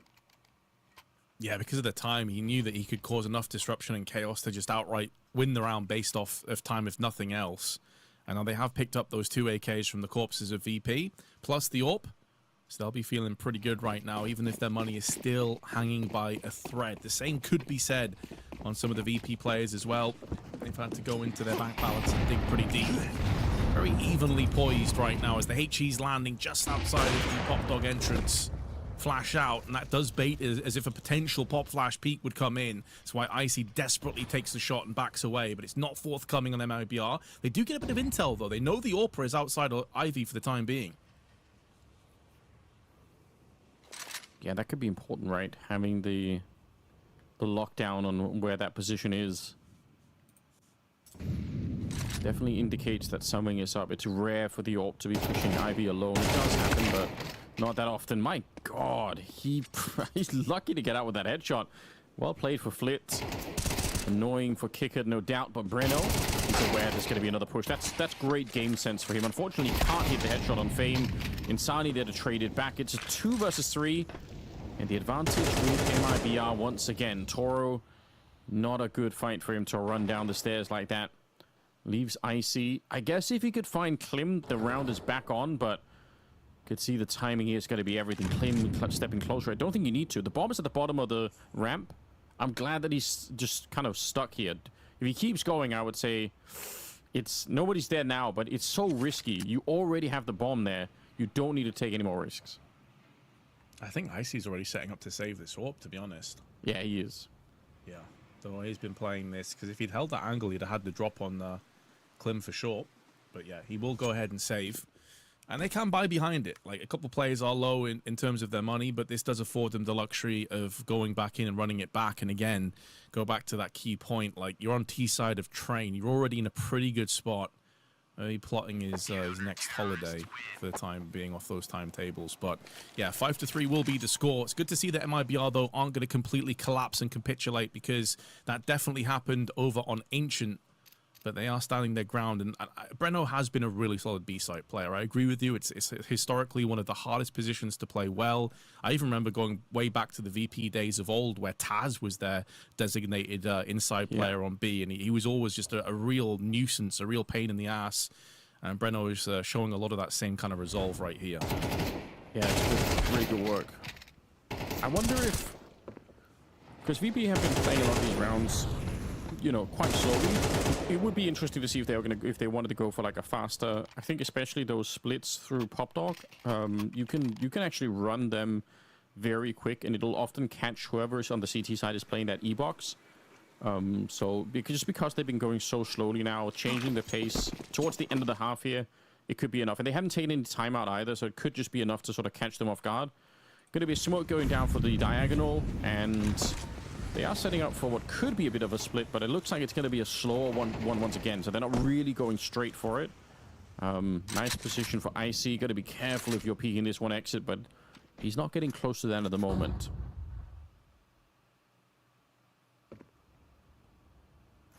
Slowing down the pace here on VP. Haven't been necessarily too aggressive. Haven't seen any straight up rushes for the most part. And when you have like Tech9s and like a kind of a crappier buy, these are the kind of moments where a lot of teams would. Obviously, Icy having the AWP, though, is going to slow down their intentions. And having a quick look across as well, by the way, with this very lineup that we have on the server for VP. Oh, big pick on Flit, though. They have a 70% win rate on their CT side. So, again, it just factors into the best is certainly yet to come from VP, and any extra round at this point will be a nice bonus on top. There was a flashbang that was thrown over the wall against Insani, and it just didn't seem to do anything to him. So I kind of wonder if that was a fail nade or what was going on there. But yeah, I think it's worth keeping in mind what you said about the statistics. This is the flash that I think they meant to throw against Insani. Surely that would have worked, but it didn't seem like it touched him at all. More being set up, deep grenades to try and land back there and put some more pressure on the defense. Only 27 seconds. Up close is Fame. He's going to get the first one. There's a player in the smoke, but Klim, even though he's point blank range, going to get the kill. Exit picks up a double, and another round that goes the way of MIBR. Very, very nice hold here. Look at how many people are dead, even just in the main position there. 3 Ts that fall without even getting onto the yard. Yeah, I think we're seeing a couple of cracks appearing, not just in VP's specific T side, but just generally how difficult it is to kind of unshackle yourself from these kind of close-knit, awkward angles to push out from. Like, they took their sweet time on the approach, and like you say, like, they were basically boxed in and just got nailed where they stood. And although it's a really nice shot from Klim, I think the fact that kind of Flit had no other options but to re-peek the same angle, he just picked up another player a few moments beforehand, didn't help him at all. But yeah, it does feel like maybe a change of pace is in order for VP at this point. We haven't seen them go straight up, you know, run and gun, really fast execute out of A main in particular. And this won't fare any better. They're respecting the amount of grenades tossed into A main early doors from MIBR, and they're going to try and let Icy open up the round and really try and crack open this defense. I love it. Using the AWP as an entry tool. It's high risk, but potentially quite high reward as well. There we go. Jumping down in front of him, trading out against Perfecta or against Briano is exactly what they needed next. Fame will lose his life, but the bomb has been secured. They're going to try and pick up some of these rifles. Flit has got his hand on an AK and see if they could get anything more behind it. Insani back here, hoping that someone's going to be daring, but you'd love to see VP be very, very conservative in the afterplant. Don't want to be fighting too much. Let MIBR spend the time to try and get closer. Oh, it'll open the smoke, and it'll do land a headshot onto the defending Toro, who's been finished off from the HE. But this is where you need that AK or AWP to come through.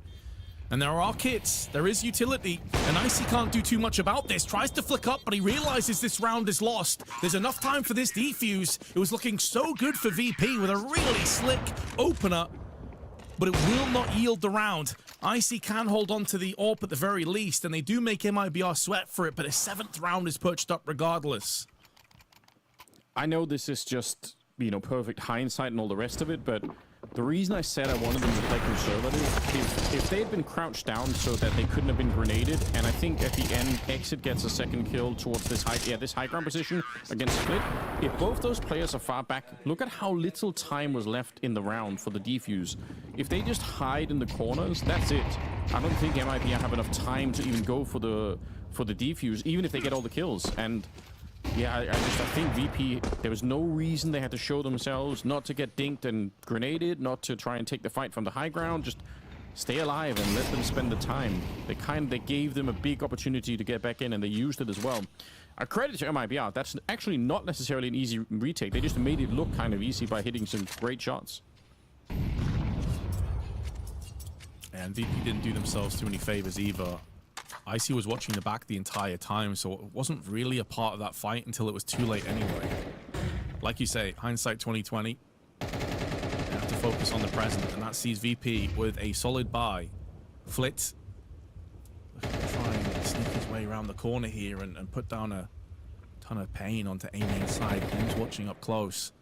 This angle is pretty strong, though, because it's not really affected by flashes over the top, which are typically thrown into the A execute side. You'd have to pop flash around the corner to get rid of this angle.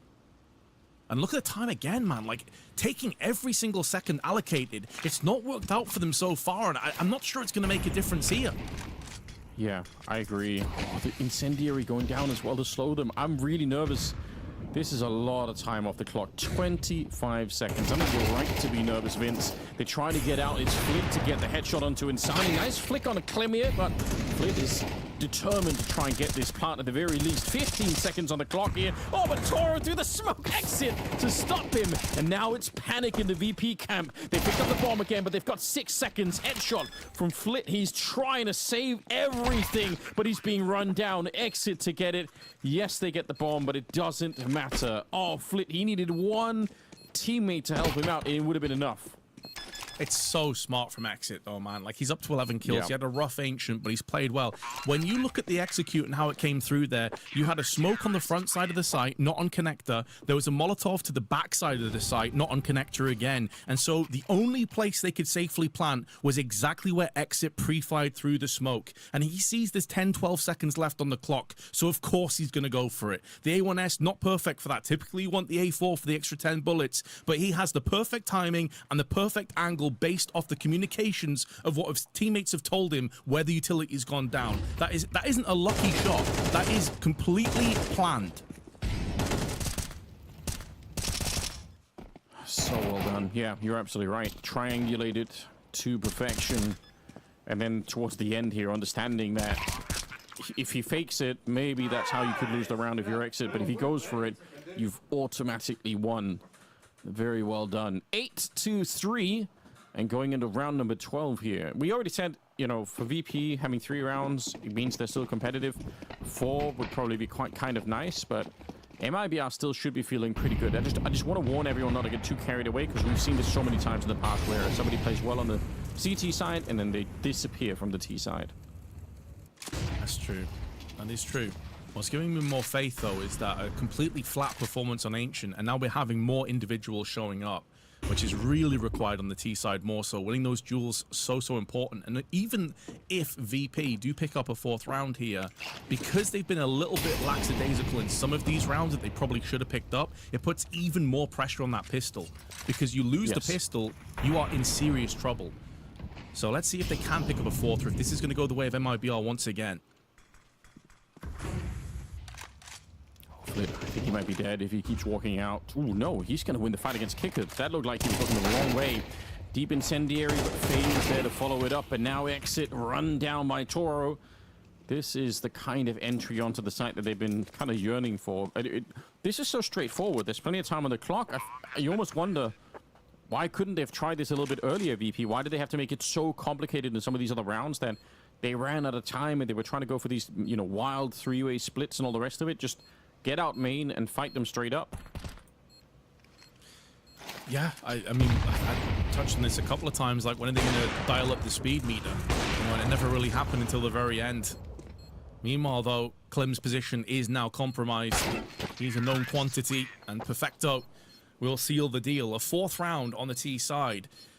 It is about half the course, I'd say, for how Train typically plays out. And we know that VP CT side is strong with this 5-man roster as well, not just with like different replacement players, but with these guys. Their CT side is normally rock solid, but we have to see if they're going to be able to pick up that pistol. I think this round is extremely important, more so than usual.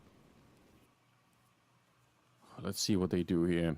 Train is a map for pistol rounds where there are some wild executes that could be done. I mean, you don't have to do anything crazy on the T side, but if you're feeling up for it, there's a lot of fun. One of my favorite things that we've seen really only a couple of times, I think, in CS2, is when you execute onto A, but you basically run through the C connector into B, and you catch the incoming CTs that are trying to rotate back to help out A. It's such a mind-bending experience if you're on the CT side and you think you're going to be running to help out A, and then you just run into a bunch of Glocks who are, you know, coming your way. So just to say that I think Train's a great map still. But MIBR, if they win this pistol, they haven't necessarily won the map, but they are getting very, very close to doing that. And obviously that's what they need right now more than anything. Overpasses the deciding map if we can get there. They've made a great case for themselves, but I remain somewhat skeptical. I'm not convinced yet that they can do this. But the other thing as well is, like, on Train, it feels like you do need to have different reads and different ideas, and MIBR are no strangers to aggression. And they also have Insani, one of the kind of crispest entry faggers at times when he needs to be, is playing well right now. So every little, like, win condition feels like it's lining up, but they haven't decided to rush out here. They're playing very passively. They've got 2 players left side. I'm not sure if Flit's seen that. By the way, he's jiggle peeking. I think he has. Hey, he's certainly got an idea that it could be possible. I think Exit was going to go for the Icon smoke. So we'll see if that actually works out or not. Oh, Perfecto walking in towards Breno. This fight is very important here. A lot of confidence going to be gained. Oh, but it doesn't matter. Breno's ready. He was shuffling out the knife, I think, but now it's going to be a lot of pressure on the site. Flash goes over. Smoke up towards the bomb site itself. I don't know if that's a failed smoke or not, but either way, MIBR crouching closer towards the site here as Flit and Fame starting to crack some skulls. 3 people left on MIBR. They do need this pistol. It's really important. Exit gets another one. Gets them back in the round as well. 40 seconds. He's missing all the bullets. Finally connecting on to Klim. And Exit, no chance here. 1 versus 2. He's going to pick up the bomb and try and see if he can run down Fame. It's a good idea, but good awareness as well. And Flit's out in the open. I don't like it. Flit and Fame, they need to play together. I know he wanted to get closer there, but they have to find a way to make that a little bit more of a team effort. Exit crouching in. He's been playing so well on this second map, trying to get the fleet, but now he's in the open. It doesn't matter. Backpedaling and still getting the Glock headshot. Exit, 15 kills, another clutch, but I do tend to agree with you, man. Like, you got to play together. You got to play the numbers. Isolating one another into 2 separate 1v1s is a recipe for disaster, and that's exactly what gets put down into play here. Take nothing away from Exit. It's a great round from him individually, but yeah, VP not quite on the same script, and it is going to cost them dearly. They decide not to go in for an investment on this one, so you're expecting it to get 10-4. I would have almost rather if they would have just met up in CT spawn and try to go together. I realized it's probably a hard call to make in the middle of that fight because there's so much action, but it just felt like, yeah, you were allowing Exit to isolate those kills. Well played for Exit as well. That's by the book Counter-Strike how you want to try and play that kind of 1v2, is just make sure you don't fight them at the same time. Mac 10 to start with. They get a kill, and they are running down this bomb site. Now, there's a lot of people coming out of the smoke. It's going to be shorter. Oh, they're right into the blender. Unfortunately, that is not going to work out. So not a single casualty here. MIBR marching forward, up to 10 now. Kicker doubles his kill tally up to 4 now from that round. And a bit of a rough one for him individually, but everyone else in his team is pulling the slack, no problems. That's 10.5 for him. So yeah, 10-4, VP with their first rifle purchase on this CT side. It's going to be missing a few things here and there, though. Most notably, no AWP for IC. He is very much an AWPer primarily. Going back into that hybrid conversation we had yesterday, IC is an AWPer for sure. And they've got a lot of grenades down into A main. They've kind of bullied their way in here. They need to be careful because out comes Kickert and they deal with him. No loss of health whatsoever, but it has given over the long dog approach, and Exit's going to make the most of that one, but they're hemorrhaging players. Yeah, Flit well aware that someone could be coming through. Going to be good to go for Klim as well. Exit alone, even though he's been playing a great game, this is just asking way too much. The bomb is miles away, and he's been spotted in the back here. He's 17-5. What a sick map it's been for Exit individually. And to be honest, with a minute on the clock, if he can find 2 more kills in a round like this one, that would be huge. Looks like the timing is not quite with him. I think Flit's position here is almost unbeatable. It's such a weird off angle. Oh, it's not unbeatable. All right, I guess that's it. It's pretty sick. He's playing on a whole different level to what we saw on Ancient. He had a really rough one. I think at one point he was 4-10 on Ancient, I seem to recall. And yet here we go, 18 kills.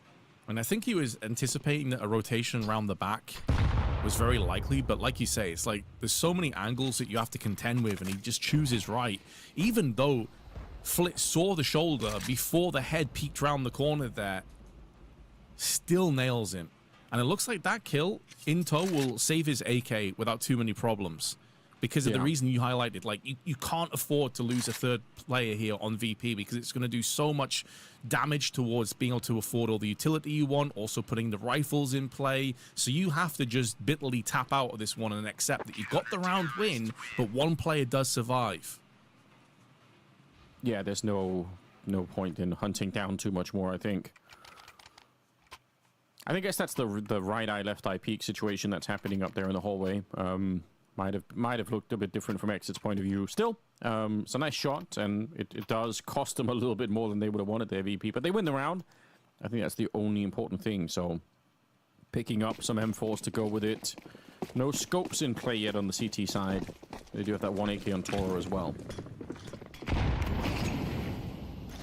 To put it in perspective, by the way, the crazy turnaround from Exit, he has triple his kill tally already on Train as opposed to Ancient. He only had 6 frags at the end of that one, so a real turn of fortune. That's sick. I mean, you've got to give him a lot of credit here. If they get onto a third map, a lot of it's going to be on his shoulders, so strong individual. I mean, to be fair, the whole MIBR team looked so weird and absent on that first map. It's good to see that they are able to turn it around and show something more here. It's a timing, and then there's going to be a late flank coming in from Breno, but they really, I think, want to try and put some pressure on this B bomb site. We'll see if they're going to be able to set up on the stairs. All they need to do is get a good flash in here, and they're ready to go. 3 people defending, however. Flank is not going to be happening anytime soon. He's back towards T-spawn as they're opening up Exit, and Klim trying the best they can, but that incendiary will force Exit into the open, and good as he's been, it's too much to ask for. Breno, I'm not sure why he's running all the way back here. I feel like the better thing to have done would have been to try and go for the flank, assuming that the bomb was ever going to go down. I feel like that would have been the way to go. But regardless, they never really get the bomb planted. VP win another round, and this game is right open again. I know it looks like it's a bit one-sided with 10-6, but I promise you, VP have a good chance right now of winning the map. Yeah, game is well and truly back on for sure, because this should be a gimme round. MIBR can't really muster together a proper buy. They may have some Tech 9s and Deagles, but that's basically going to be it. So you assume 10-7 on the horizon. Running into a couple of roadblocks. And again, I mean, even though Exit got 1 kill in this round, I feel like he did a lot of damage to another 2 players. He is lifting so heavy for the rest of his teammates right now.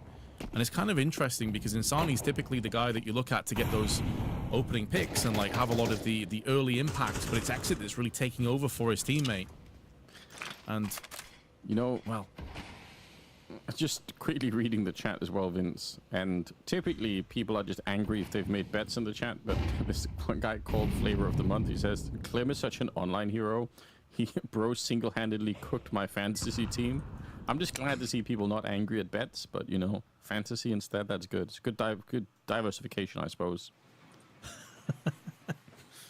I mean, it's always good to have people, yeah, Fantasy League in the bin. I can definitely relate to that one. I've had a pretty rough season so far, to be honest, but it is what it is. That's just me being trash rather than the players. I keep wanting to do the fantasy game. I keep forgetting about it every time I make a team. I just forget halfway through, you know. So, but it's a good idea. I should get into it. I should pick it. Maybe like next year, I just start like the year, and I'm like, okay, here we go. I'm committed. You know, I'll set an alarm or something to make it happen. This, you're right, is a bit of a, you know, just kind of a break in the action. Should be no problem. Bomb plant, I guess, always a good idea. Try and go for it. Running out to plant the bomb is exit the grenade, though. Shut him down. He was low on health. Perfecto. Yeah, you do need a gun. Knife's not going to do it. So, yeah, there we go. He's just fortunate it was a Glock against him, so he could get away with that quick mistake.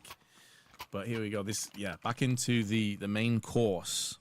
It's been a very interesting back and forth, a tug of war between VP and MIBR here. It was incredibly one-sided. As you can see at the top of the screen there, it was a 13-5 on MIBR's choice of train.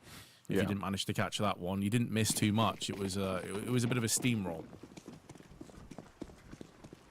Yeah, that's a good point. If you're just now tuning in, you could even be in time to see the VP comeback happening here.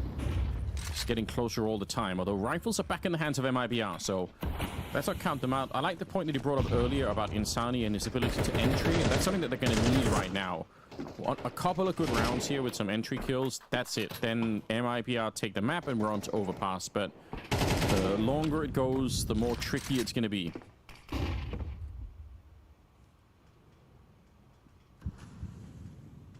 Yeah, we've reached that point as well, where I think it's safe to say that, like, the panic button might have been pressed by MIBR because they know the importance of this round. This is a fulcrum point as far as I'm concerned. You lose this and don't do much damage to the economy of VP, and we are effectively all tied up. I know the scoreline won't suggest it, but that is how CT-sided this is for VP in particular.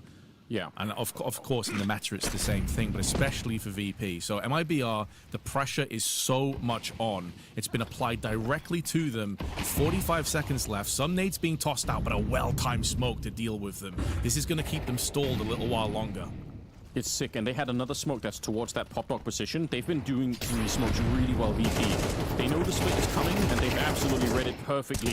Backup is going to be there. There's a flank coming in from Pop Dog as well. Perfecto with a double kill.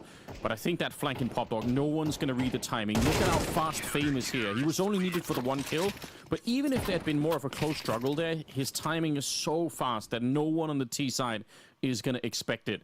I think from the way that they put down the smokes, you mentioned the one in main. They had another one about 10 seconds earlier that went towards Pop Dog. That is a brutal way to shut down a potential split from those two positions, which is exactly what MIBR were trying to do. I was looking into it a little bit more in depth because I was really curious, like, is Insani on train in particular the guy to watch out for, as you expect on most other maps? Well, first off, his discrepancy between CT side and T side. 1.41 rating over 7 maps on CT side, a 1.08 on their T half. And on top of that, he is typically the guy that's taking the opening duels. Opening deaths traded percentage, 36%. That's insanely high. To put it in perspective, average is like 15 to 20. Yeah. So typically, if he's not going out and getting entries, MIBR basically are as flat as a fart on this half. That's basically what I'm getting at. Yeah, that's really brutal, unfortunately. New tech with the smokes being thrown, I love that. But yeah, that's an interesting stat to think about.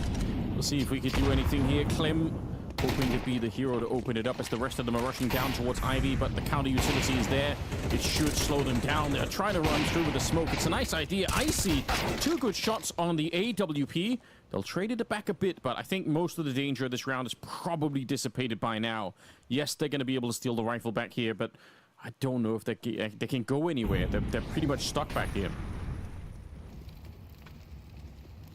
I mean, I think if you're MIBR, though, you would have taken a huge amount of faith in getting into this position when you basically had very little to play with. So you've got options. You've got an opportunity here. Yes, the bomb is down. They can quickly retrieve this one. But you've got an AWP. Breno and Exit still have a way forward, but there's no reason for VP to move from their current positions. Yes, they're not sure if they've pulled the plug and got out of here and started to wrap around on the T side. That is going to become more of a concern as time goes on, and that smoke is going to allow them to start to pull back, but there's a gap in there, and Breno makes the most of it. That's so crazy. Suddenly the round is looking more doable. 35 seconds. Bomb is on that AWP. Exit is just trying to hide. He's hoping for a kill, but unfortunately, Breno cannot find the next one. He did so much, but Unfortunately, it's not enough at the end of it. It's a very, very nice attempt. I'm very impressed that MIBR even got into this 2v2 at all. I don't think that should have happened, but look at the gap that's been closing. Was it like, is it 9-5 or 10-5 or something at one point, and now we're all the way up to a 1 round separating these two teams. It's a really nice effort from MIBR. Should build a bit of confidence that this CT side is not impenetrable. There are potential chinks in the armor that they can exploit. Comes down to a real close 2-on-2. But still, VP continue their winning ways. Now up to 5-6 rounds in a row. And by the way, another pretty damning stat here is out of those 5 rounds they've won in a row, only one of them has seen a bomb plant from the teams. Like, they haven't been able to plant often at all. They've just been choked out of these rounds. And it adds up, right? It unfortunately, you know, the sort of the back-to-back rounds where you don't get the bomb plant, you're losing out on quite a bit of cash. So it's unfortunate. MIBR T side. It's just a story that we've seen so many times in the past, even for teams that really played this map a lot and enjoy picking it. Even those teams sometimes struggles with the T side. So looks like it'll be more Ivy focused. But presumably they're going to try and fake like it is the split that they were doing earlier. So trying to see if they can make it look like that. Icy, though, that's a pickup at the beginning. Maybe could have had the shot. But I respect the fact that he's backing off. I think that's the right way to do it. He's already got the information. Flit's going to burn alive. There's only 40 seconds left. They're running the bomb back. Where can you go with the bomb at this stage? I guess they're going out main and just trying to get to the A site. But look at who's hiding for Perfecto. That's supposed to be a kill. What on earth is going on? They might get back in the round behind this. That needed to be the bomb on the ground, and that might have been the round dead in tracks. Oh, such an important kill for Insani, though. Bodyguarding the bomb planter. Icy misses his chance. And realistically, the round should follow. Goes back in again. Takes down a weakened exit. But Insani, look how fast he rotates through CT spawn to change up the angles. He's anticipating that if Icy wants to go for this, his back would be turned at this point towards the site. And so Insani wants to try and shut him down. What a huge round from Insani once again. It was, but honestly, I'm kind of mad at VP on this one too, because I think, I'm pretty sure if Perfecto wins that fight coming out of main, it slows down the push so much that I doubt it's going to be happening. So that's just, it's great work for Insani, I don't disagree, but also very, very disappointing for VP. That could have been their ability to almost take over the game. Maybe win it in a 2-0 fashion, but they've given a bit of room here for MIBR to do something. Flit burning alive is, I guess, another unfortunate turn of events, but this one, Exit winning the fight against Perfecto, that should have never happened. Yeah, Exit continues to be a real menace on MIBR. He's in a really special form, 22 kills. But when they needed a way to get onto the site, you asked, where can they realistically plant the bomb? That's where Insani went full entry god mode once again, as you expect from that guy. And they have that 2-round buffer once again, down to the dying embers of this map. Toro getting aggressive, but he is going to be spotted if he continues to push forward. They've actually turned their back. They have completely turned their back on this being a possibility. Once the nades come in, Toro may go for that peak.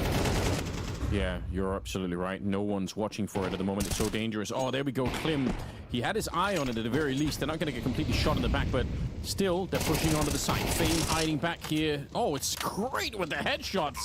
They walked straight into it. Normally, that could be a very hard position to get kills from. Bomb is still planted, though, and the round is not over yet. Very limited utility in the upper round for MIBR, so they kind of have to fight on the site itself. They take down Fame to begin with, and at the edge of the smoke, Perfecto, unable to do anything. Again, he falls to Exit.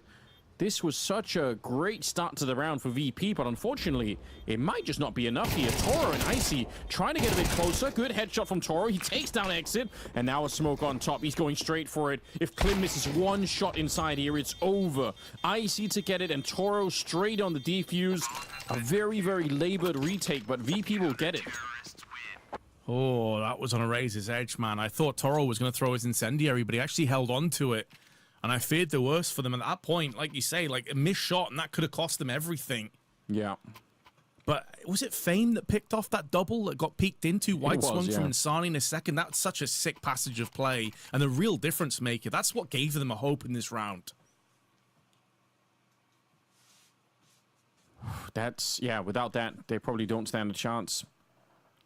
Honestly, MIBR also kind of, it's nice that they keep their cool in a moment when they're pushing B while getting shot in the back from Toro. That's a high-stress situation that they could have got crumbled under, but they decided to just kind of go for it. And honestly, they got way closer than I was expecting. Yeah, it's Fame here.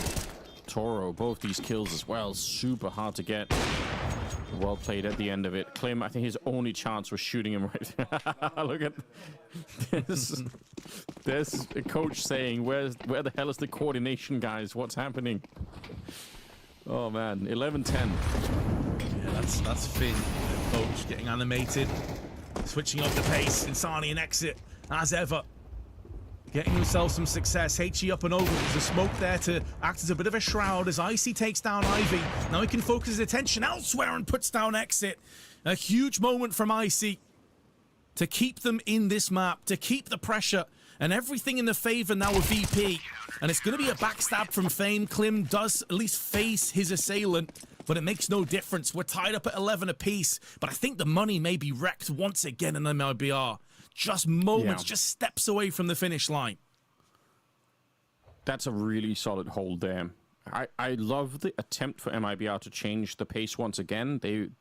That's the kind of stuff that can definitely work out. And, you know, we one more kill in the yard. They have the bomb plant, that's it. But they got slowed down just enough.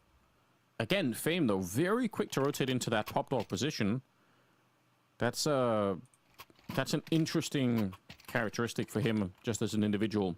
Very helpful if it really is the A bomb site crumbling. But yeah, Flit doing some of the work early on here, tying up the game now, 11-11. And if money runs out on MIBR, that might be it. Man, Flick coming into this round. 7 opening duels in his favor. Just absolutely dominating the server in those opening picks. And you don't expect, like, Exit would probably be up there. I mean, the way he's been playing, right? He's actually got 0 opening duels for and against. Really? That seems so weird, considering that he's been on the scoreboard so often. Exit is 24-12. That's crazy. He wants to see if he can change the opening duel situation by pushing up towards that all-off position with a Tech 9. Oh, they're wrapping around, but they walk right into Toro. Excellent double spray down, and I think if you want to make a round like this one work, you need the opening. You have to get that first kill in to put some pressure on the defense. Doesn't happen. And now it's just a question of finding the end to the round here. Toro still farming some kills. Aware that someone could be on the other side. Exit trying to sneak through, and it will be Insani alone as VP get to 12. They are 1 round away from the ultimate heartbreak here. MIBR, if they lose this next round, that's it. They get close on the second map, but they end up losing the series. Man, look at the difference as well on how both teams, it's super tight, right? 12-11, neck and neck, couldn't really be any closer. But you look at the kill dispersal on both teams. You have 3 players on 16 frags on VP. Flit is 6 kills ahead of Perfecto. The kill difference, the swing is 6. It's 19 on MIBR. Exit 19 kills above Kicker, who's only on 5. He's head and shoulders above everybody else. That's a good point. Some failed grenades. Fame just spraying down Insani as he was trying to wrap around. Oh my god, and Flit on the other side. They're so confused, MIBR. This is a critical round, and they're not paying attention. I think Fame distracted them by pushing up, and then the double push coming in from the other side. They didn't even see it coming. Kickert now burning, and he's dead and gone. Oh, complete destruction here. In the final round of the map, they just get completely picked apart. Klim, he's got no chance in hell. They're going to find him sooner rather than later. It's Perfecto to get the kill or go down there, but no, it doesn't change a thing, unfortunately. Klim is still wedged in along the side of the wall here as Icy will pick him off. It's 13-11. VP looking sharper than ever. Yeah, and this time they had to work for it. You know, Ancient was kind of like a freebie. It felt like a nice walk in the park, but this was a much scrappier affair. We talked about their CT side was inevitably going to be stronger than the T half, and it proved itself towards the end. But I've got to say, MIBR, who have now been eliminated, There's a stay of execution for VP. The same cannot be said for MIBR. They will be kicking themselves because realistically, they will know there was 3 or 4 rounds in that last sort of 5 that they probably should have won, and they didn't. Yeah. They let it slip, and they get punished. Unfortunately, I can't disagree. It's a really heartbreaking loss for MIBR, and unfortunately, it's also one, I think almost to some extent, you saw it coming from miles away. We said even at the end of the first half when MIBR had the giant lead, you've got to take into account that CT side is coming up, and it could be suffocating. But they definitely had their moments where they could have won it, and they just didn't quite do it. Exit, maybe especially heartbreaking for him. Great effort to try and get the job done on this second map. It just was not enough. Absolutely, and again, like you've got to give a lot of plaudits to Exit and his incredible performance, but then you've also got to look at the rest of the team and be like, guys, where were the rest of you? I mean, Exit is typically like rock bottom of the statistics. He's their IGL. He's the guy that's like, he's below a 1.0 rating, to put it in perspective, over the last 3 months. And you could even put that back to like the last year or 2. He's not the guy you expect to be fragging hard. But where's Breno? Kicker was completely absent. Like, where's the rest of the troop? You cannot expect Exit and Insani to a lesser extent to be like the only 2 players that are showing up and having that level of impact. You are going to lose if that's the case. Yeah, evidenced by this exact match here. Celebrations, though, on the side of VP. I mean, super impressive stuff. Apart from the fact that, you know, the individuals were working, it just seemed like there was a different energy in the room from the last couple of times that I've seen them play. So I'm really excited for that. I hope we get to see more of this. I don't want to be left with this weird feeling about this VP squad. I want to see them play exciting Counter-Strike, and today they definitely did on both maps. So well done at the end of it. Deserved victory. We don't get to see the third map, unfortunately. But yeah, VP, they march on, continue on in the tournament. Yeah, we may not get to see a third map, but we will get to see VP play again at the CAC in Shanghai, which is going to be a very interesting prospect. I think this tournament is shaping up real nicely, actually, and there's been a lot of cool storylines. A lot of teams that have maybe exceeded their expectations, or on the other side of that, maybe been a little bit of a disappointment. I think FaZe is probably more on the latter, and then Liquid's probably more of the former. I think Liquid probably look like the best team here thus far, so we'll just have to see what happens next. Yeah, I think Fnatic also moved into the playoffs in their game earlier today. Heroic obviously are there as well. So we're starting the script to get more and more teams that can make it. Hopefully FaZe will be one of them. But yeah, a great day for Counter-Strike. I mean, I think this second one was more of a nail-biter. I think the first one was just, you know, full octane, you know, high-powered Gen Z Counter-Strike. It was sick to see. I was a big fan of it with Heroic and FUT. Both teams, I think, putting in a lot of work, but Heroic just the stronger team overall. But yeah, it's a great day, wasn't it? It was, yeah. It was super fascinating and very enthralling and entertaining to watch the FUT game, even if it didn't work in their favor, how aggressive they were. I think they'll be a bit disappointed by their performance overall. And this second one was a lot more methodical, a lot more strategic, I would say. But VP looking pretty good in the process. So, yeah, I think we're poised really nicely for day 3. Fantastic. Well, that is, you're going to have to wait a little bit before we get there. But there's still an A stream going on, so go join them right now. That's it for us. We'll see you tomorrow. Stay tuned.